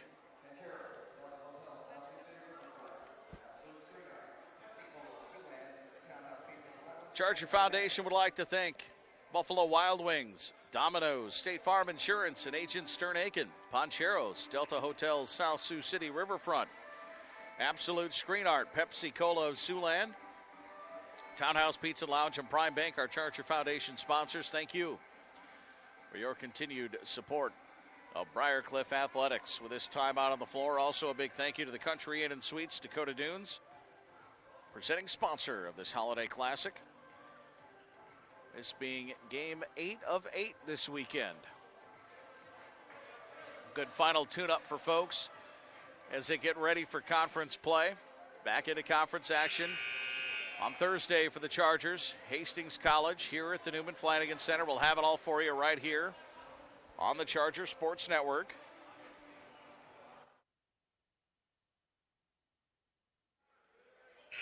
Out of the timeout, it's Saints basketball. A couple of subs in for the Saints. Andrew Woodward in.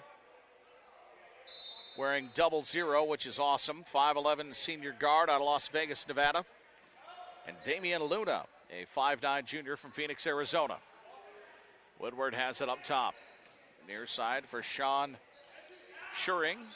Schuring to Big Fred at the top of the key. Alex Sumption will get called for a charge as he knocked into Jackson Lamb. Sumption's first, team's second.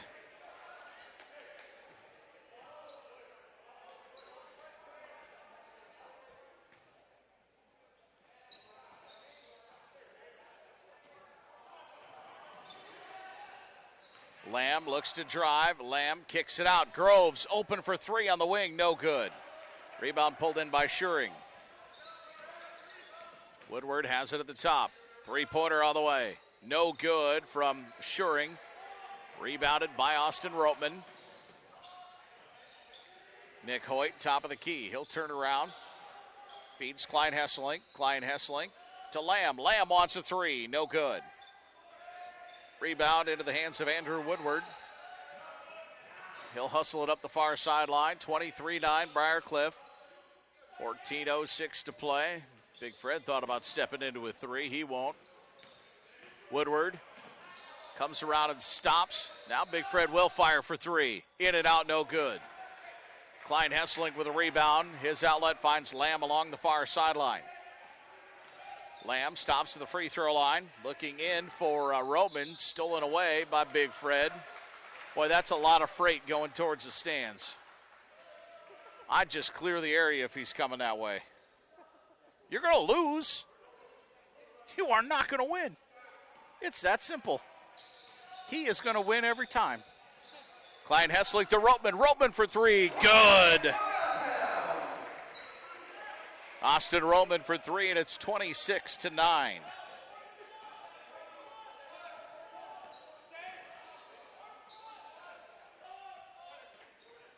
Woodward dribbles up top. Woodward looks to get it back, doesn't. Lobbed into Sumption. He'll turn and shoot over Lamb, no good. Austin Roteman with a rebound. Connor Groves works it up for Briarcliff. Chest pass ahead to Lamb. Lamb fouled by Alex Sumption. His second. Team's third. Cody Hicks into the Charger lineup. Hicks, a 6'5" freshman from Janesville, Iowa. Jake Carley back into the lineup as well, joining Clyde Hesselink and Groves and Jackson Lamb.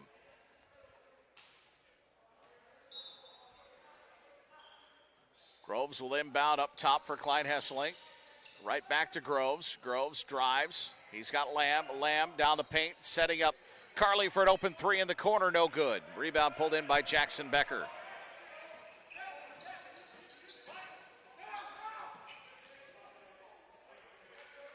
Luna gives it up. Woodward gets a screen from Becker, but goes the other way. Drives on Groves. Groves cuts him off. Luna now drives on Carley. He spins, turns, fades away, shoots and scores. Damian Luna with a nice basket.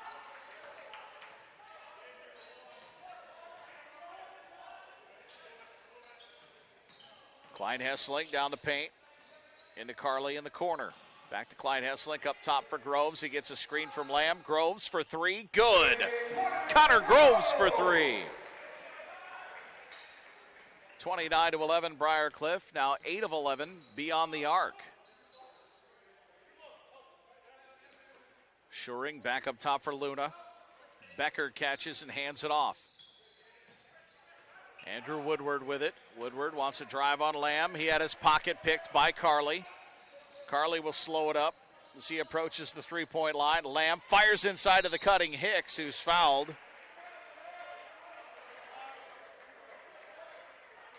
Big Fred with his first, team's fourth.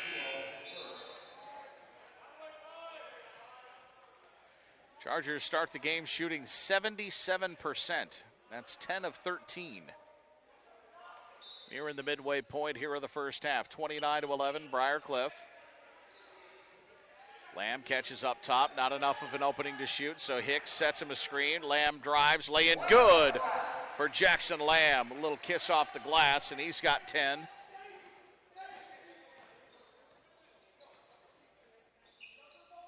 (31-11). Screen up top as Coleman dribbles around it. Woodward on the wing. Woodward gets a nice screen and then throws it off the shin of Jake Carley out of bounds.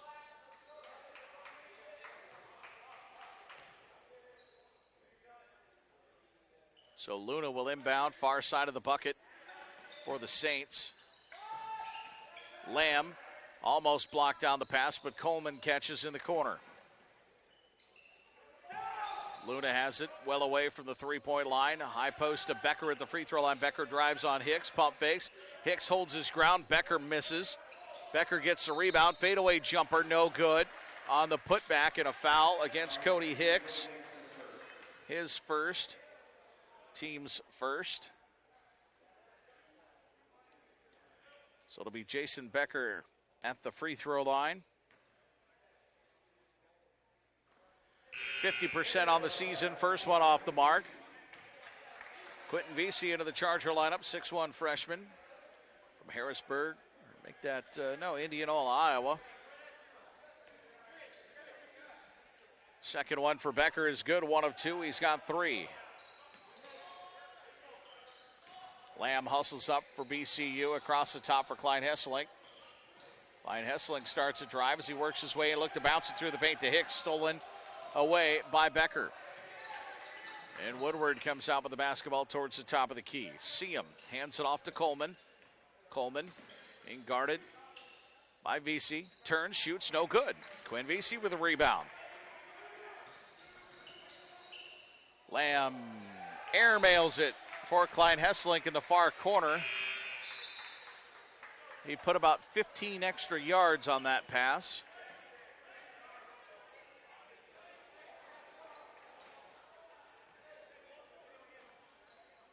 And it sailed over everybody for the turnover. 10:25 to play in the half. Woodward on the right wing. BC tries to force him back towards the top and does with a pass over to Coleman. Coleman will spin, trying to shake Lamb. Lamb keeps up with him. Three-pointer on the way from Schuring, no good. Rebound poked around into the hands of Nick Hoyt, who's got Jackson Lamb near side to bring it up the floor. Lamb on the dribble, gets a nice screen from Hicks. He drives, setting up Carley. Hoyt wants a long three. Good, Nick Hoyt. Third three-pointer for Nick Hoyt of the game. He's got 9. It's 34-12. Woodward wants a three to answer. Good rotation on the basketball, and he gets a three. 34-15. Chargers right back at it offensively. Hoyt to Lamb. Lamb starts a drive. He kicks it out. Vesey for three in the corner. No good. Rebounded by Elijah Coleman. Coleman goes to work with 9:20 to go to Seam. Seam shoots off of 1 foot. No good. Pulled away by the Chargers. Hoyt at the top of the key.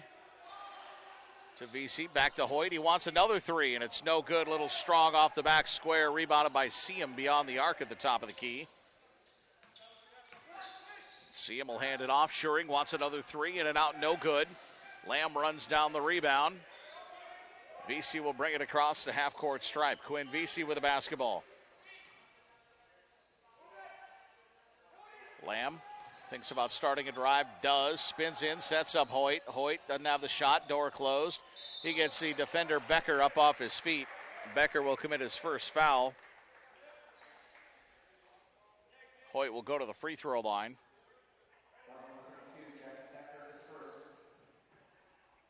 So that's the team's 5th foul.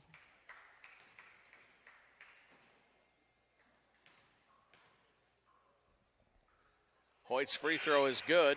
He's got 10. Connor Groves back in the lineup. He'll spell Jackson Lamb for a minute.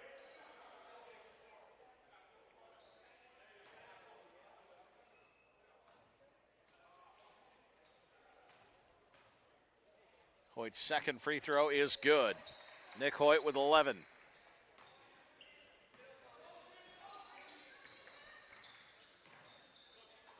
So Hoyt has been a dazzling freshman here over the last couple of weeks, really growing into the college game nicely. Nice to see 3 freshmen on the floor for the Chargers. Actually, it was 4 at that point with Cody Hicks, who just checked out, but great to see the youth of the Chargers kind of shining through here. Andy Gielen into the Charger lineup. Elijah Coleman has it in the corner. Coleman driving on Carly. Carly stops him at the free throw line. Coleman needs an outlet and pops it out to Woodward. Down to 9 on the shot clock. Coleman comes back out to get it. Coleman will go off the dribble. With 2, with 1. Shot clock violation. Fantastic defensive stand by Briar Cliff. Coach Figueroa loves that. Might be one of those things that makes a coach happier than anything else. A shot clock violation against the other team. Groves to Hoyt. Near side for VC. Back to Gielen. Over to Groves. Groves wants a 3. He'll fire it. It's good. Connor Groves for 3. Andy Gielen, the old man on the court right now, the senior. Carly, a sophomore, and a couple of freshmen out there. Bounced down to Becker on the end line. He's bodied by Andy Gielen and fouled. Team's second.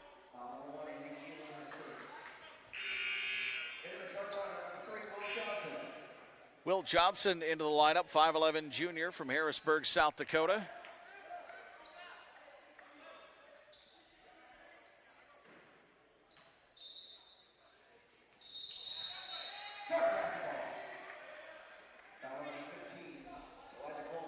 On an offensive foul to Elijah Coleman, his second, team's 6th.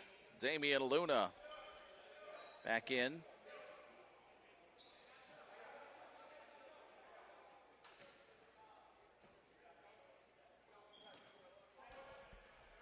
As Groves works it across the half-court stripe.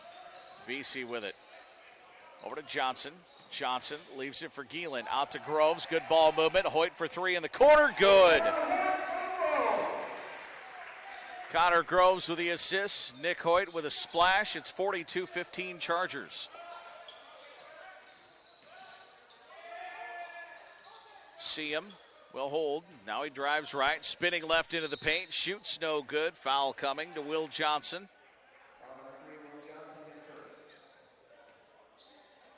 Team's 3rd.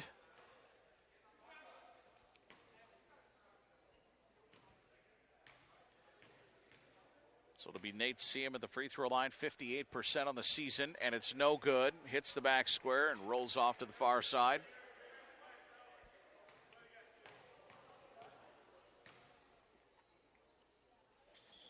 Second one is good, though, for Nate Seam. He's got 4. And Groves brings it up for BCU. Gets a high screen from Gielen. Doesn't do a lot with it. Johnson back to Groves. Groves off the dribble to Gielen. Back to Johnson. Johnson bounces to Groves in the corner with 15 on the shot clock. 6:45 to go here in the first half, and a travel by VC. Just a skosh indecisive with it. Big Tony Bonner into the lineup for the Chargers. 6'8 senior out of Council Bluffs, Iowa.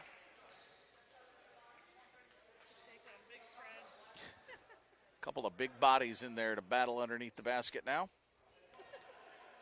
Big Tony out of Abe Lincoln High School in Council Bluffs. He's been pretty darn good, actually, spelling Austin Roteman lately. Comes in, plays very hard defense, contests a couple of shots. He's got a soft touch and a little baby hook down low as well. See him out to Big Fred. He'll drive. He's cut off. Luna does catch it. Big Fred drives on Bonner and tried to lay it up. They're going to call an offensive foul. That'll be his second.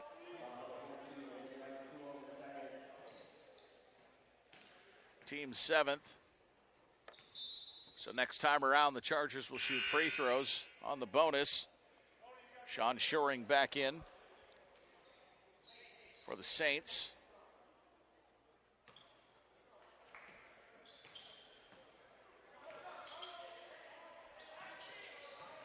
VC works for the Chargers.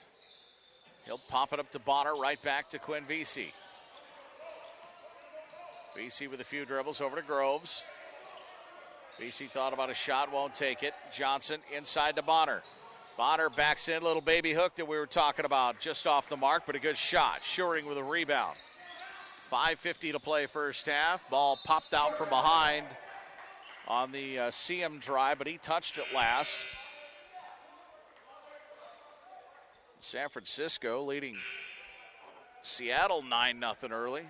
Niners just scored a touchdown. Winner of that game, I believe, gets top seed in the NFC.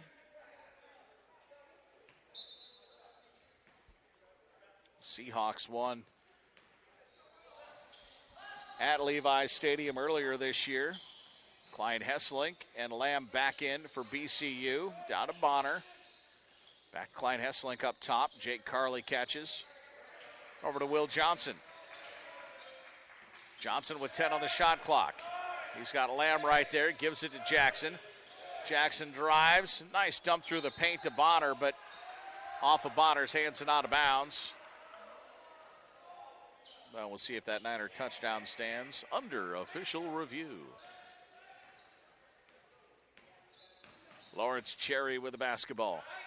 Dribbling right in front of Coach Marks Figuera as he cuts towards the center of the lane. Luna works into the paint, puts up a high floater, barely grazed the front of the rim. Jackson Lamb with a rebound. Couple of boards tonight for Lamb. He's always good for between 5 and 10 of them a game. Carley back up top for Johnson, over to Lamb. Lamb pops it inside to Bonner. Bonner backs in, lays it up and over the rim, no good. See him with a rebound. 42-16 Chargers, 4:35 to play first half. Lawrence Cherry into the paint where he's got nowhere to go, but he's poked at and fouled. Had a double team of Chargers right in front of him. Bonner picks up his first, team's fourth.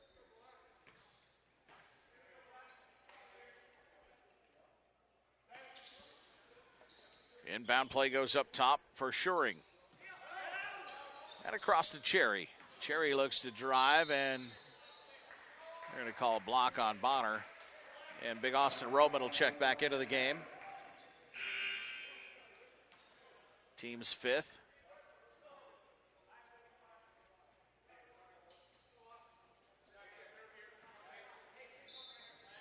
Damian Luna set to inbound. Luna gets it in. To see him in the corner. He drives baseline where he's cut off.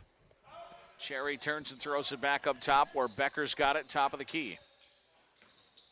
Cherry with a couple of dribbles right side, now switches back left, being hawked by Carley. Becker with 5 on the shot clock, twirls around and travels to be the 10th turnover whistled against the Saints. Back to the Chargers with 4:10 to go. Will Johnson set to take off down the court, forgot that he needed to catch the inbounds play from Lamb. Yeah, Lamb will bring it up, but got to put it in play first. Johnson bounces to Jackson Lamb. Lamb works his way into the paint. He's got Clyde Hesselink open for 3. Good. Jaden Clyde Hesselink with 12 on 4 3-pointers. And it's 45-16 Briar Cliff. Becker, little left-hander into paint, fouled by Ropeman. He'll go to the free throw line. No, they got Carley, actually. Team 6th.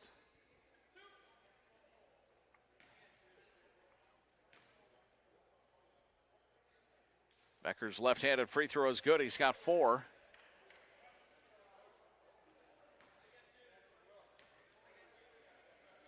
Second one for Becker is good. He's got 5. So it's 45-18. Chargers shooting 68% for the night as Lamb goes down the paint, but that's going to be an offensive foul. He knew it. Everybody knew it. Jackson Lamb's first, team 7th.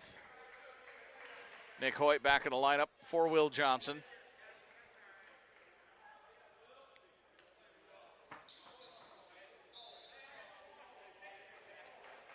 So it's Saints basketball.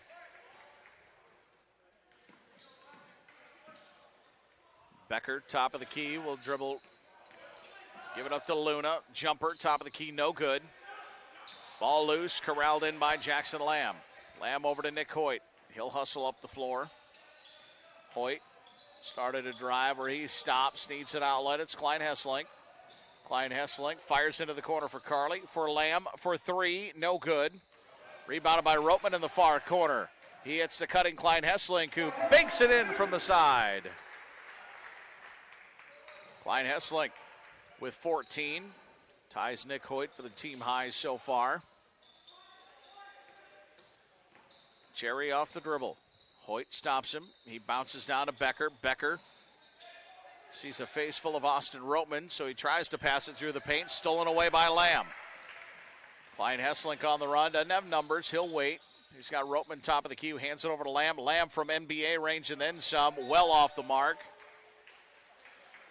And he's going to get the look.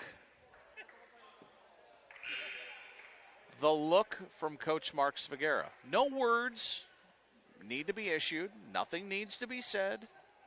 No statements will be made. You get the look. And that's all. Jackson knows that, and he received the look. See him in the paint. Throws it up and over Ropeman and banks it in from straight on. So Lamb will work it back across 47-20 as he hands to Connor Groves. Hoyt to Klein Hesselink, over to Groves. Groves to Lamb, into Austin Ropeman. Ropeman backs in, turns, shoots off the window, no good. Out of bounds, Ropeman tried to save it in, ran out of room.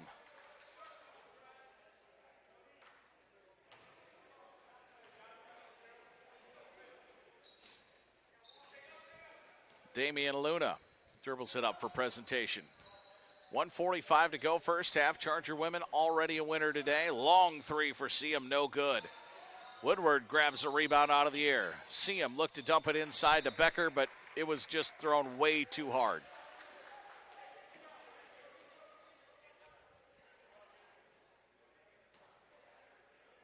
So Lamb will bounce it in to Nick Hoyt.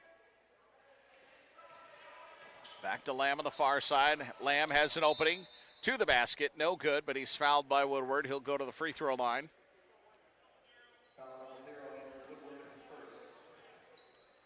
Very odd writing 00 in the scorebook. Just don't see it very often. Kind of like it. Fashion statement, really. You see it in baseball sometimes with a catcher. So they don't want to wear 0. They want the back of the chest protector to go down the middle of the numbers. It's a comfort thing. Lamb's first free throw, no good. Second one for Jackson is good. 1 of 2 for Jackson Lamb. He's got 11. Quinn Vesey back in the lineup for Briarcliff for Jackson Lamb, who tried to sneak past Coach Figuera. He got a high five anyway. 48-20 ball game. Cherry into the paint. Cherry over Hicks. Hicks blocks it down, then saved it in. Cherry gets it back. Reverse lay-in attempt. No good off the front of the rim. Hicks with the rebound. Good rebound by Cody Hicks. Outlet near side for VC. On the left wing. Over to Hoyt, now to Groves, and Groves traveled.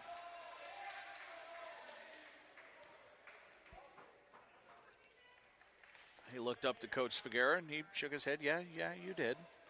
It's okay. Just don't do it again.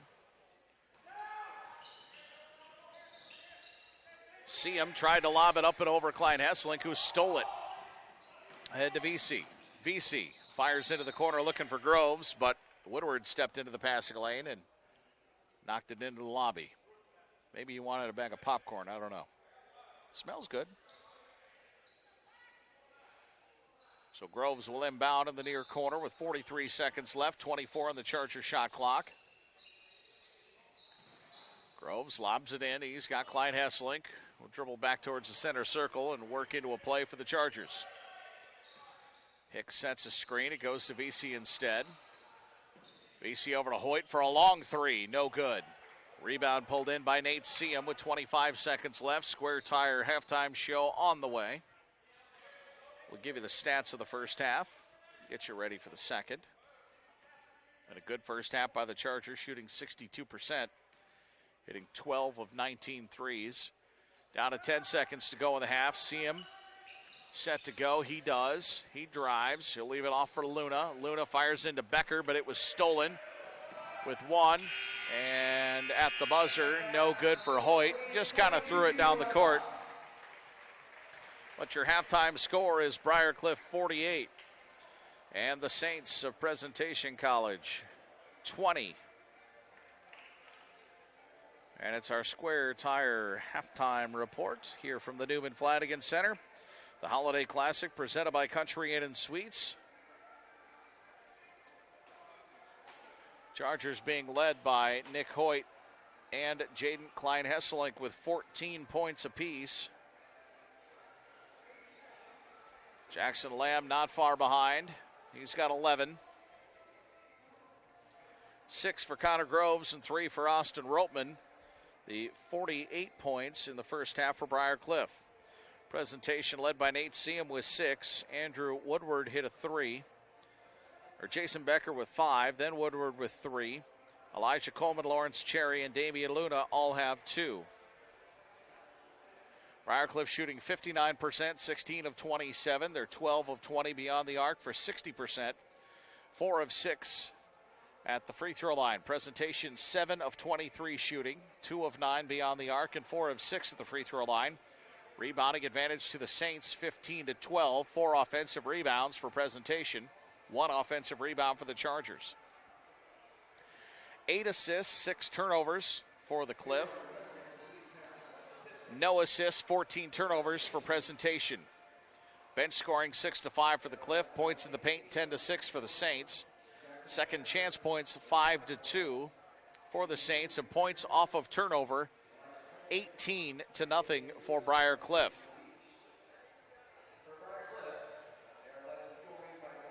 Austin Roteman, the leading rebounder with 3. Jackson Lamb with 2 assists. Thank you.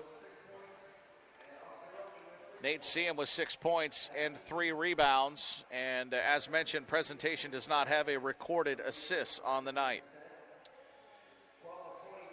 Lead has not changed hands at all. Briar Cliff is led by as many as 29. They enjoy a 28-point halftime lead right now at the Newman Flanagan Center. Earlier today was 21st ranked Mayville State over 7th ranked Morningside, 68-60.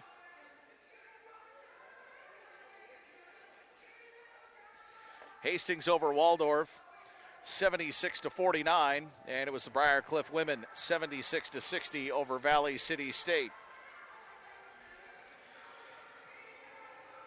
Got a nice Twitter message from Bobby, who was a part of this Briar Cliff basketball team while he was here. He said, enjoyed your reference of Svagera giving Jackson Lamb the look. I've seen him give current graduate assistant Eric Erdman that look a lot. Indeed. I love it. That's great. Thanks for watching, Bobby. Appreciate it. Hope all is well for you. And I miss seeing you around the Newman Flanagan Center here, but I know bigger and better things for you. So thanks for watching. We appreciate it.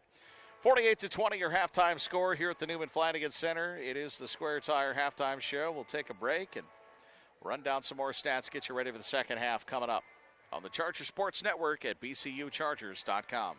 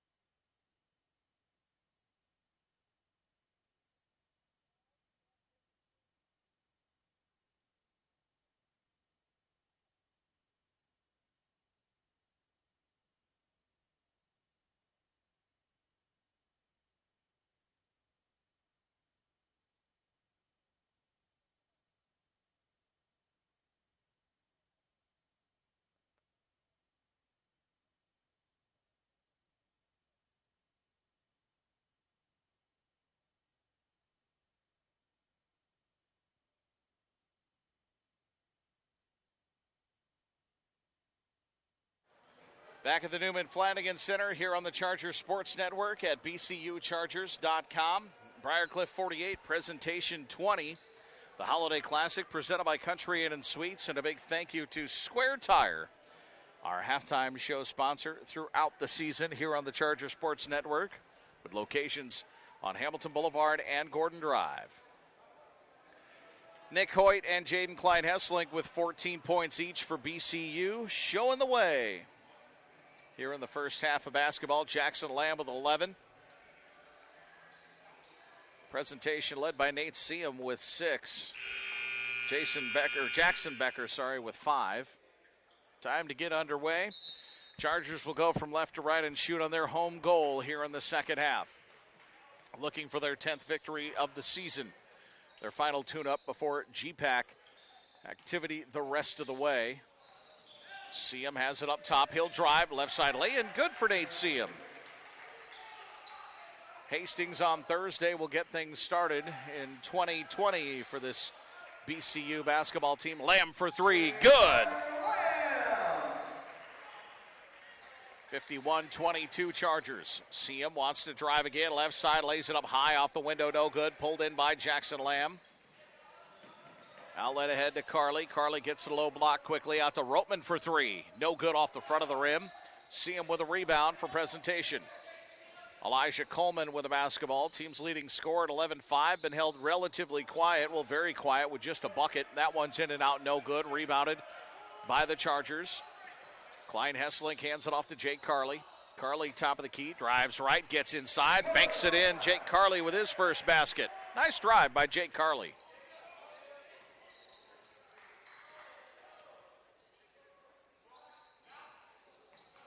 Saints back to work with Seam. His drive cut off by Klein-Hesselink. And up top for Alex Sumption. Backdoor bounce pass. Stolen by Jake Carly. Ahead to Lamb, into the corner. Klein-Hesselink for 3, no good. Seam clears the rebound all by himself underneath. 8 points and 5 boards now for Seam. He leads his team in both categories. The underhand bounces to Becker, back to Seam. Up top for Sumption, who wants a 3. That's no good. Roteman with a rebound, his 5th. Roteman takes one dribble and picks it up. He's got Klein-Hesselink, left side of the circle, top of the key, bumped into by Seam, That'll be his first. Sean Schuring into the lineup for the Saints. 18:06 to play in the ball game, 53-22. Chargers have the lead and the basketball with Jackson Lamb. Klein-Hesselink feeds it down to Roteman. Roteman sets up Carly. Carly drives instead. Back to Roteman. Reverse lay-in. Good for Austin Roteman. He's got 5. Nice unselfish play by Jake Carly. 55-22. Cherry drives underneath the basket. Reverse lay-in. Good. Nice play by Lawrence Cherry. 55-24 game. Chargers shooting 58% for the contest. Hoyt will drive. Hoyt puts on the brakes to Carly in the corner. Carly drives back to Hoyt. Hoyt wants a 3. No good. Rebounded. Well, by nobody. Goes out of bounds. Last touched by Nate Seam.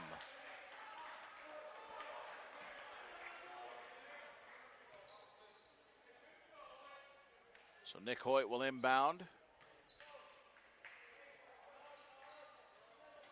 Right to Lamb, who catches it and shot in one fell swoop but missed.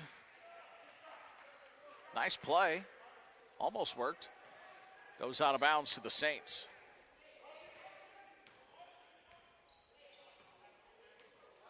Coach Alex Terrell calls the play. Becker has it high post, top of the key. He hands to Schuring. Into the corner, now back to Becker at the elbow, hands to Seam. Jumper from Sumption in the corner, no good. Roteman with a rebound. Hoyt runs it down and tiptoes to the near sideline to work it back towards the center of the court for the Chargers. Carly on the drive, out to Klein-Hesselink. Klein-Hesselink turns and fires back up top for Hoyt. Set, shot, 3. Jackson Lamb, good. 17 for Jackson Lamb.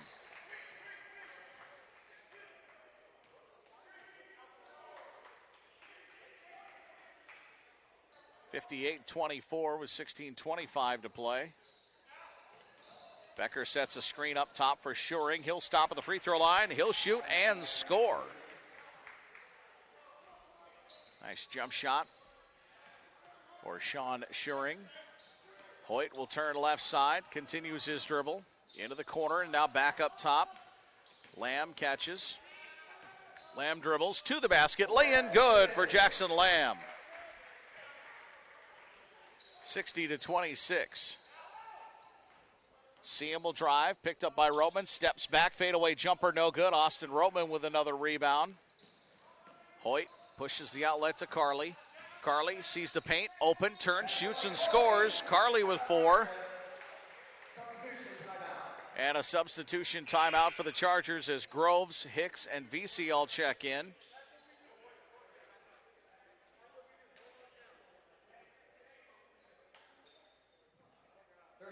Now they'll go ahead and take a 30. It was initially whistled as a substitution timeout, but we'll take the 30-second timeout. 62-26 Chargers on 22 of 37 shooting and 14 of 25 beyond the arc today. Rebounds even at 17. Austin Roteman, the leading rebounder, with 7 of them right now. 5 points, 7 rebounds for Austin.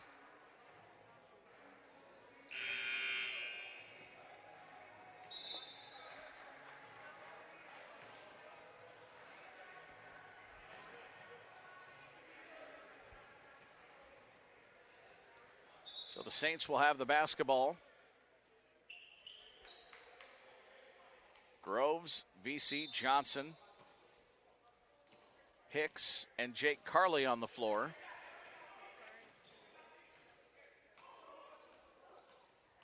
Cherry dribbles and bounces off to Becker. Becker looks near side where he stood up. Aaron Havis into the lineup. Junior forward out of East Grand Forks, North Dakota. Basket good for Seam. He's got 10. I've actually been to East Grand Forks, Minnesota. If you've been to Grand Forks, North Dakota, chances are you've traveled through East Grand Forks as well. As Groves through the paint to Hicks in heavy traffic where he's fouled.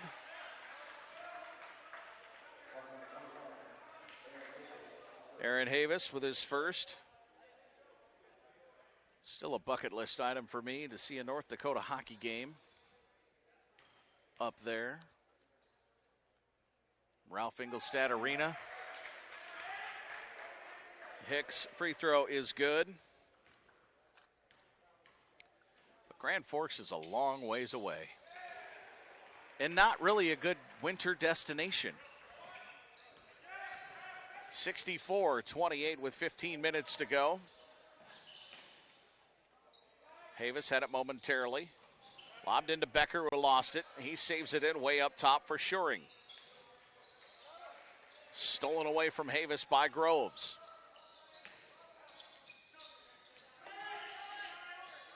Hicks sets a screen for Groves. He sets up VC for a shot. Back to Groves. Groves wants a long three. That's short. Schuring with the rebound. And Seam brings it up to Schuring into the corner for Havis. Seam for 3. That's off the mark. No good. And VC corrals the miss. Groves pushes ahead. Johnson open for 3. Off the mark. No good. Rebounded by Aaron Havis. And a travel. 17th turnover whistled against the Saints. Big man back in the lineup for presentation. Tony Bonner in for the Chargers. James Moffitt in for presentation. Moffitt, a 6'3" sophomore guard out of Denver, Colorado. Johnson inbounds to Groves. Over to the far corner. Bonner back to Groves for 3. No good. And Seam comes out with it. Schuring across the top. Cherry catches. Cherry drives to the bucket. Lay in good. Lawrence Cherry. Nice job off the dribble. 64-30. Carly will leave it off for Johnson. Back to Carly. They play catch. Again to Johnson. Bonner sets a screen. Johnson goes. Lay in good for Will Johnson. He was paired up with Big Fred on the switch, and Big Fred's feet don't work as fast as Will Johnson's do. 66-30. Moffitt throws near side for Shoring. Shoring dribbles. He's stopped. Big Fred with the catch. He bodies up Bonner. Goes left. Lays it up. No good. Gets his own rebound. Fouled by Bonner. Bonner's third. Team's first.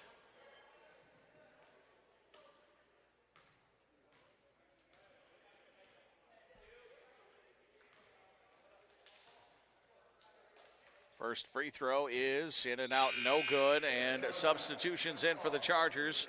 Quentin Vasa, 6'8 sophomore from Nebraska City. Thomas Hensley in, 5'11 sophomore guard from Messena, Iowa. R.J. Harris in, 6'2 sophomore from Oakland, Iowa. And Carson Kruger, 6'4 sophomore from Alta, Iowa.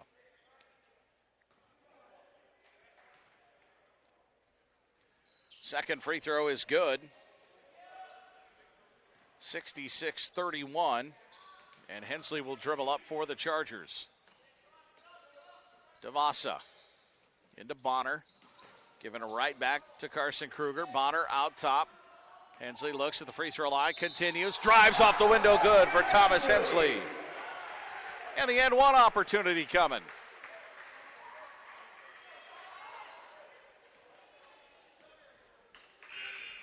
Much to the delight of the starters on the bench that have turned into cheerleaders.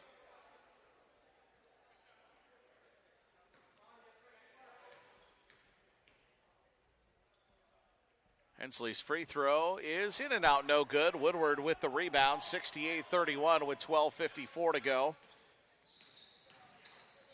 Woodward leaves it off. Three for Moffitt, good.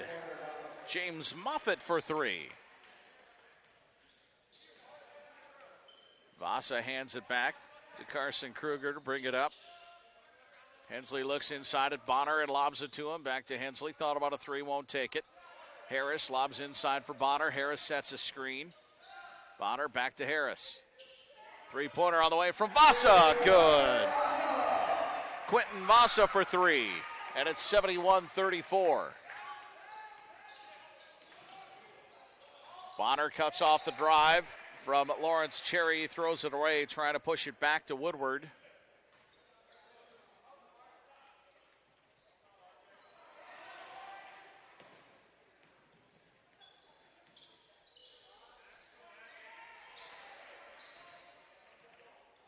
Chargers come out with the basketball, leading 71-34, 12 minutes to go. Lay in, good for Carson Kruger, nice drive.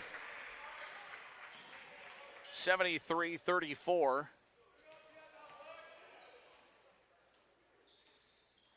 Moffitt on the wing, throws up top for Woodward. He takes a dribble left, and a Damian Luna. Big Fred calls for it, gets it, bodies up Bonner. He goes right, little hook shot for Big Fred up and over the rim, good. He's got three. Pretty soft on his feet for a big guy. And nice little soft touch on the hook shot. Hensley gets a high screen, he drives to the bucket, no good, but he's fouled. Woodward on the foul, his second. Team's third.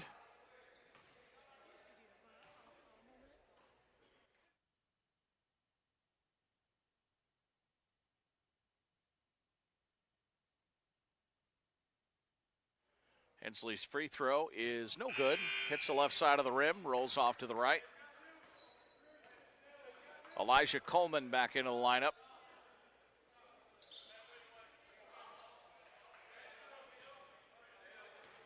So Thomas Hensley at the free throw line. Second one is good. He gets the roll. He's got three.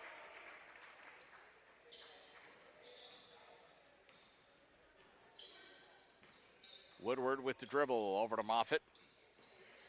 Bounce down to Big Fred. He makes his move strong into the paint. Turns left, now back right. Missed. Got his own rebound. Put back. No good. Bonner fights away the rebound for the Chargers. Vasa ahead. Looks at Carson Kruger. He'll go across the top over to Hensley in the corner. He's got a wide open lane to the basket, and he's fouled by the big man.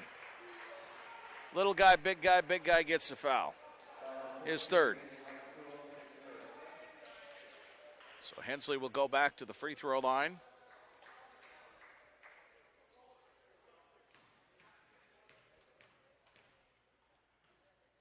First one is good. Thomas Hensley with 4 off the bench now.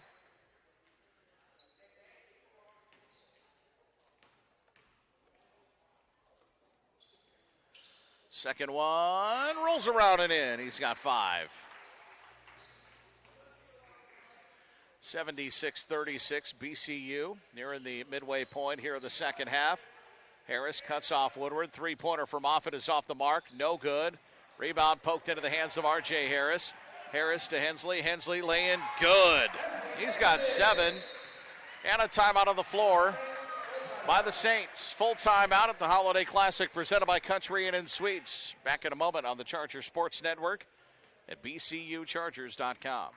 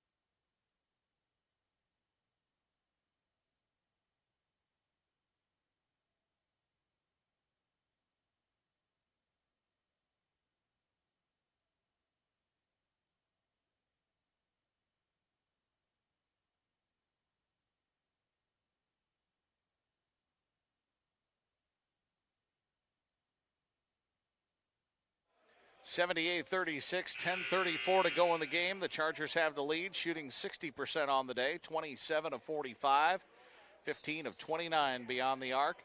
Presentation shooting 14 of 40 and 3 of 13 beyond the arc.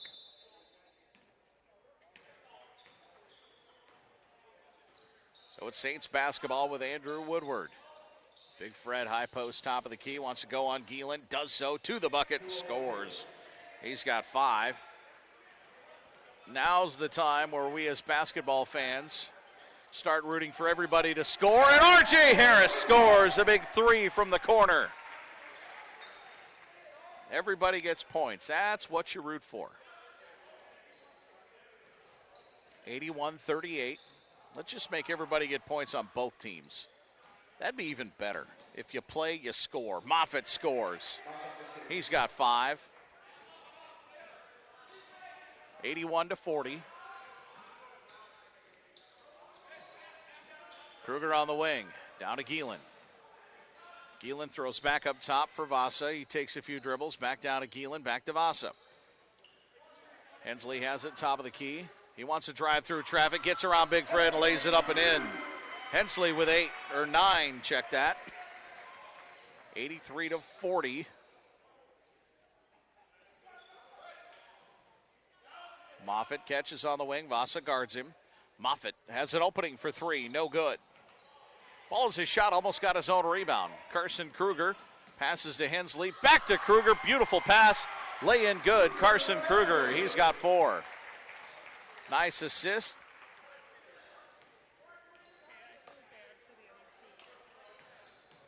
(85-40) and a foul. Goes to Carson Kruger, his first, team's second. Jason Becker back into the lineup.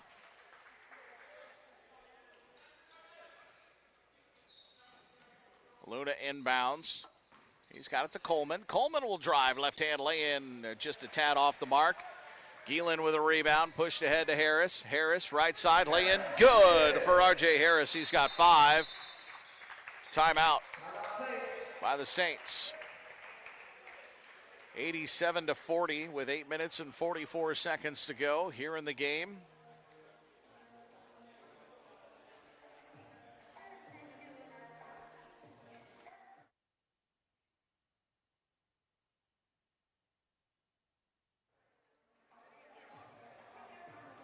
Big thank you to Country Inn and Suites, our sponsor for all 8 games of this Holiday Classic.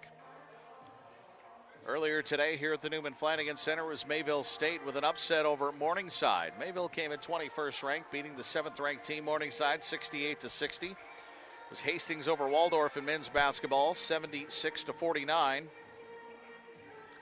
And the Briar women winners 76-60 is about half of the team enjoying the men's basketball outing here as well. They're all on the top level here watching, rooting on their classmates here at Briar. Our next broadcast here on the Charger Sports Network will be on Thursday night. Hastings College in town, the Broncos in GPAC play. That'll be an early 5:30 start instead of 6 o'clock. Travel time for the Broncos, get them back home before the wee hours of the morning. Every little bit helps. So it'll be 5:30 and 7:30 here at the Newman Flanagan Center as Cherry will take the bounce and put it back in play. It's 87-40, Briar. Becker at the free throw line will pick up his dribble and needs an outlet. Cherry there to help him. Cherry at the free throw line dribbles, drives, and throws it off the hands of Geelan. Pulled in by Hensley, coast to coast for Hensley. He'll be fouled. Maybe that foul will go to Aaron Havis. It will. His second, team's 5th.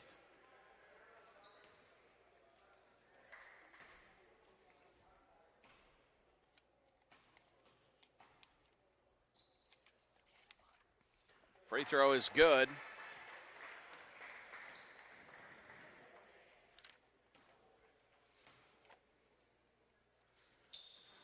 Second one bounces away for Thomas Hensley. Season high of 14 came against Presentation back in November.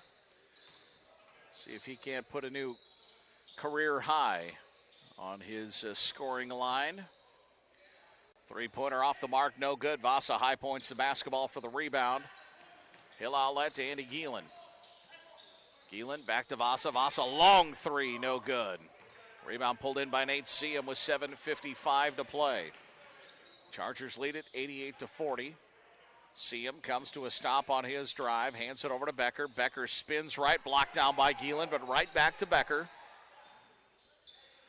Becker up top for Havis, over to Nate Seam. Seam picked up on the switch by Geelan, gets around it. Lay in, no good. Geelan with a rebound, had it taken off of his hands, and we've got out of bounds. Last touch by a Saint. And Quinn Vesey back into the lineup for Briar in place of Andy Geelan.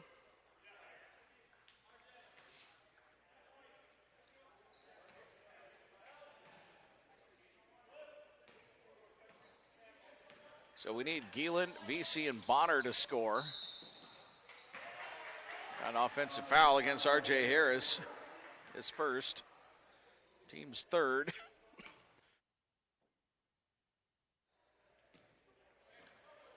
And Havis will inbound. Nate Seam leaves it off for Cherry in the corner. Back to Seam. Seam, the leading scorer and rebounder tonight for Presentation. Off the miss, batted out of bounds. Saints will keep it with 7:12 to go.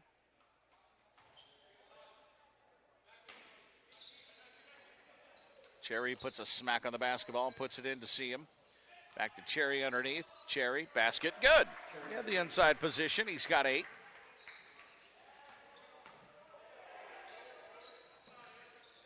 Hensley to Carson Kruger for the outlet. The head to R.J. Harris.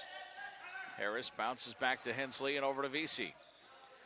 Vesey looks to start a drive, lost the handle, has to pick it back up, keeps his dribble.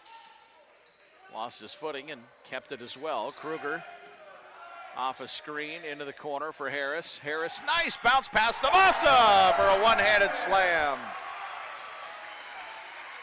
90-42, Briar. Ball batted up in the air, stolen by Vesey. Vesey will turn and start to dribble. As he crosses the half-court stripe. Vesey on the wing, will throw it back up top for Hensley. Hensley has it opening down the paint, lay in good. He's got 12, 92-42. Siam will call out the play as he continues the dribble, looking to bounce it to Becker. Now Becker cuts, VC steals, and throws it to R.J. Harris. So VC has it top of the key. VC will drive. VC's lay-in, good. Quinn VC.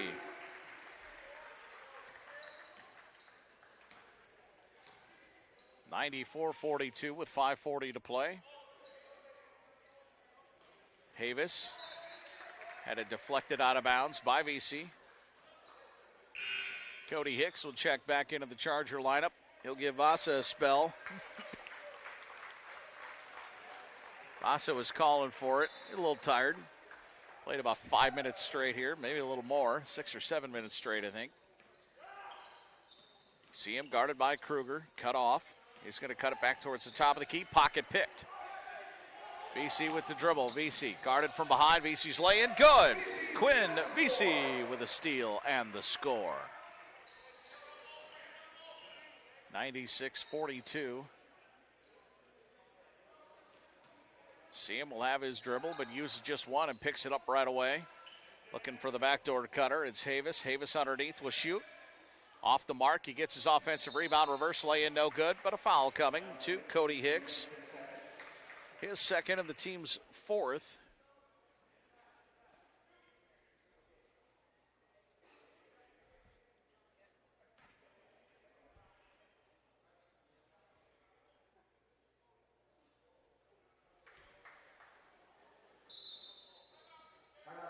Timeout by presentation. 30-second timeout.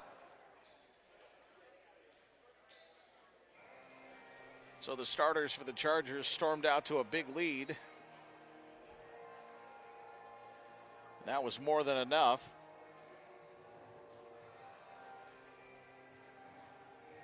For Coach Figueroa to let everybody play today. If you're dressed, you've played today, and almost everybody has scored as well.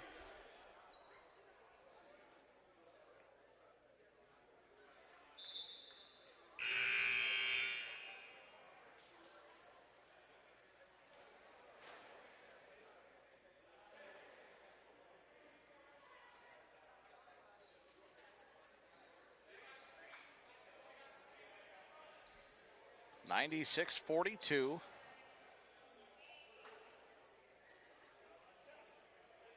And Aaron Havis free throw is off the mark, rebounded by Carson Kruger.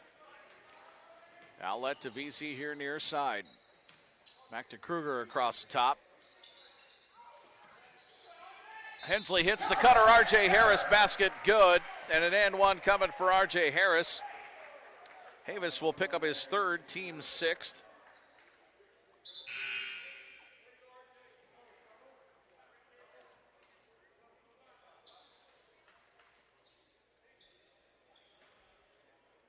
So with 4:47 to go, Harris put the Chargers within a point here of the century mark with a made free throw.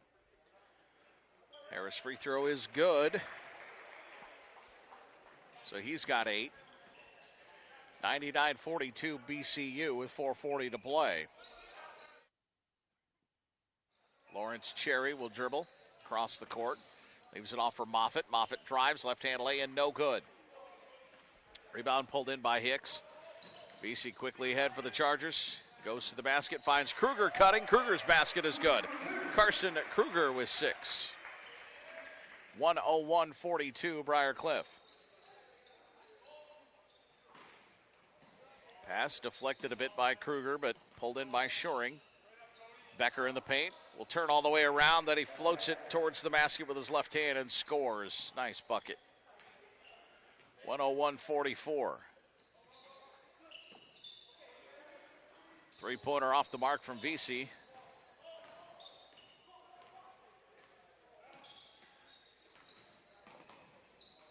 Luna in the corner will drive in the paint. Fadeaway jumper in front of the free throw line. Swish for Damian Luna. It's 101-46 with 3:35 to play. Kruger to VC. Up top for Hensley. Chest pass far side for Harris. Bounce down to Hicks. Hicks will turn. Little hook. Score. Cody Hicks. He's got 4.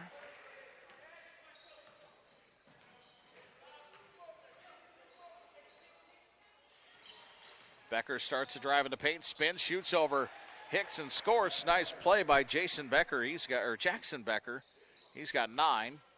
Second time we've done that. Sorry, Jackson. Hensley looks inside at Hicks. Nothing doing. He plays catch with VC instead. VC continues his dribble, almost losing the handle, but Kruger there. Hensley wants to step into a drive, does so down the paint, dumps it off for Hicks with a one-handed slam. Cody Hicks with 6. 105-48. Left off from Moffitt, dribbling towards top of the key. He stops. Down to Becker. Becker near side for Luna. Luna looks away the 3. Moffitt will take it from the corner. No good. Rebound poked around, pulled in, and the putback good by Lawrence Cherry. He's got 10. So he ties Seam for a game high. For the Presentation Saints, who trail at 105-50. Hensley will dribble across the top. 2 minutes now to go.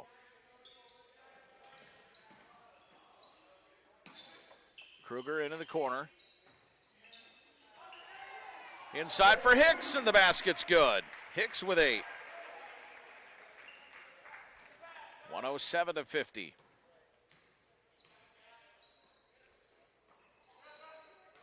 Shoring. Cut off on his drive, stolen away by Hensley. It'll be a jump ball to Briar Cliff. Aaron Havis back in the lineup. Vasa will check back in for the Chargers in place of Hicks. Good effort by Cody Hicks.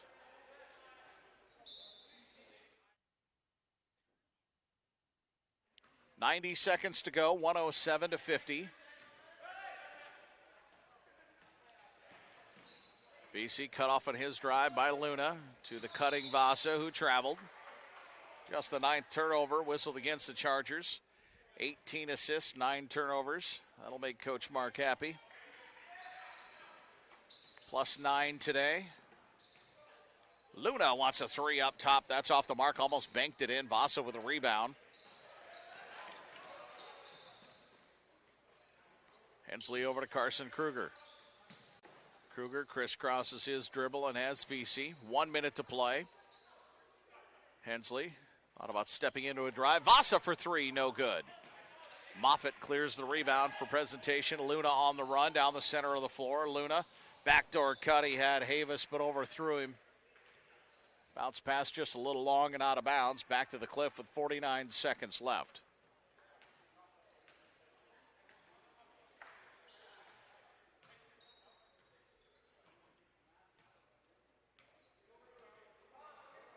BC over to Vasa. Down to 15 on the shot clock. Chargers not pressing at all, obviously. No need to. Hensley starts a drive. Hensley, basket good. Hensley ties his career high of 14 with 23 seconds left, and it's 109-50.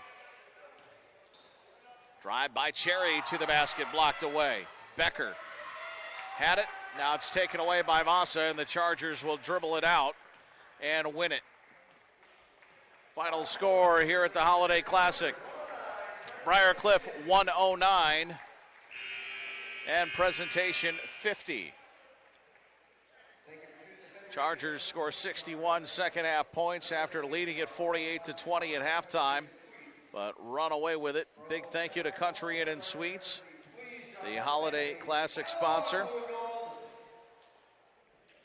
We'll run down all the scoring for you here. For the Chargers, led by Jackson Lamb with 19, Nick Hoyt with 14, Jaden Klein-Hesselink with 14. Thomas Hensley with 14. They got 8 from R.J. Harris, 8 from Cody Hicks, 6 from Carson Kruger, 5 from Quentin Vasa, 5 from Austin Rotman, 4 from Jake Carley, 4 from Quinn Vesey, and 2 from Will Johnson. For for the Presentation College Saints as they fall to 3-11 on the season.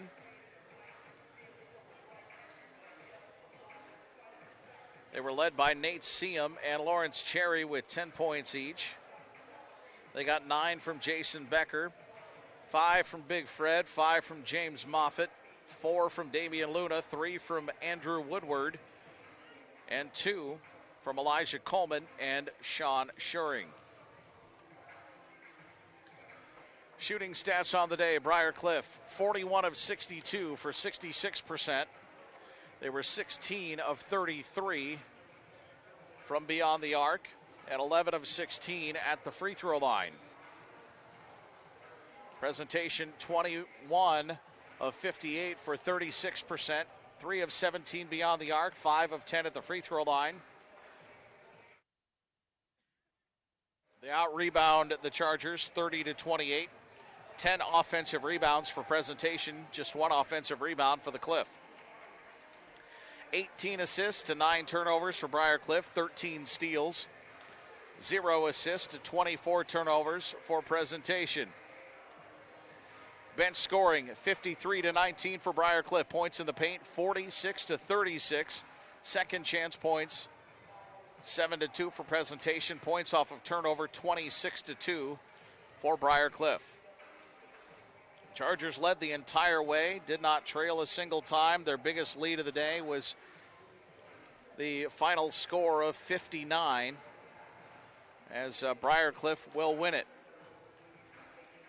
They improved to 10-6 on the season and have Hastings College coming in next as GPAC play will finish out the season. So every game from here on out, GPAC basketball. Earlier today here at the Newman Flanagan Center, number 21 Mayville State 68-60 over Morningside. Hastings over Waldorf 76-49. But our Briar Cliff doubleheader was a successful one, as both Charger teams will head into 2020 coming off of a victory. Game number 1 here tonight was Briar Cliff 76, Valley City State 60. The Charger ladies led by Connor Sudman with 24 and Alyssa Carley with 22. So a nice performance by Carley and Sudman to lead the Chargers. Peyton Slaughter 16 points and 10 rebounds. And the men win 109-50. In our One-Eyed Jacks post-game report, get over to One-Eyed Jacks, half-price appetizers, of course, before and after every home game here at Briar Cliff. Jackson Lamb leads the way with 19, and the Chargers win it 109-50. Briar Cliff now 10-6 on the campaign. That'll wrap it up for our coverage here at the Holiday Classic. We appreciate you watching, listening, and being a part of the last couple of days with us. Been a lot of fun, and our next broadcast here on the Charger Sports Network will be on Thursday night when Hastings comes to town to take on the Cliff in a men's-women's doubleheader with Great Plains Athletic Conference basketball, like we said, the rest of the way. So for Kevin, Megan, Daniel Versteg, who called the first couple of games here on the Charger Sports Network, I'm Justin Barker saying good night. Chargers win 76-60 over Valley City State on the women's side, and 109-50. Coach Svigera's men cruise over Presentation College. Good night from the Newman Flanagan Center on the campus of Briar Cliff University.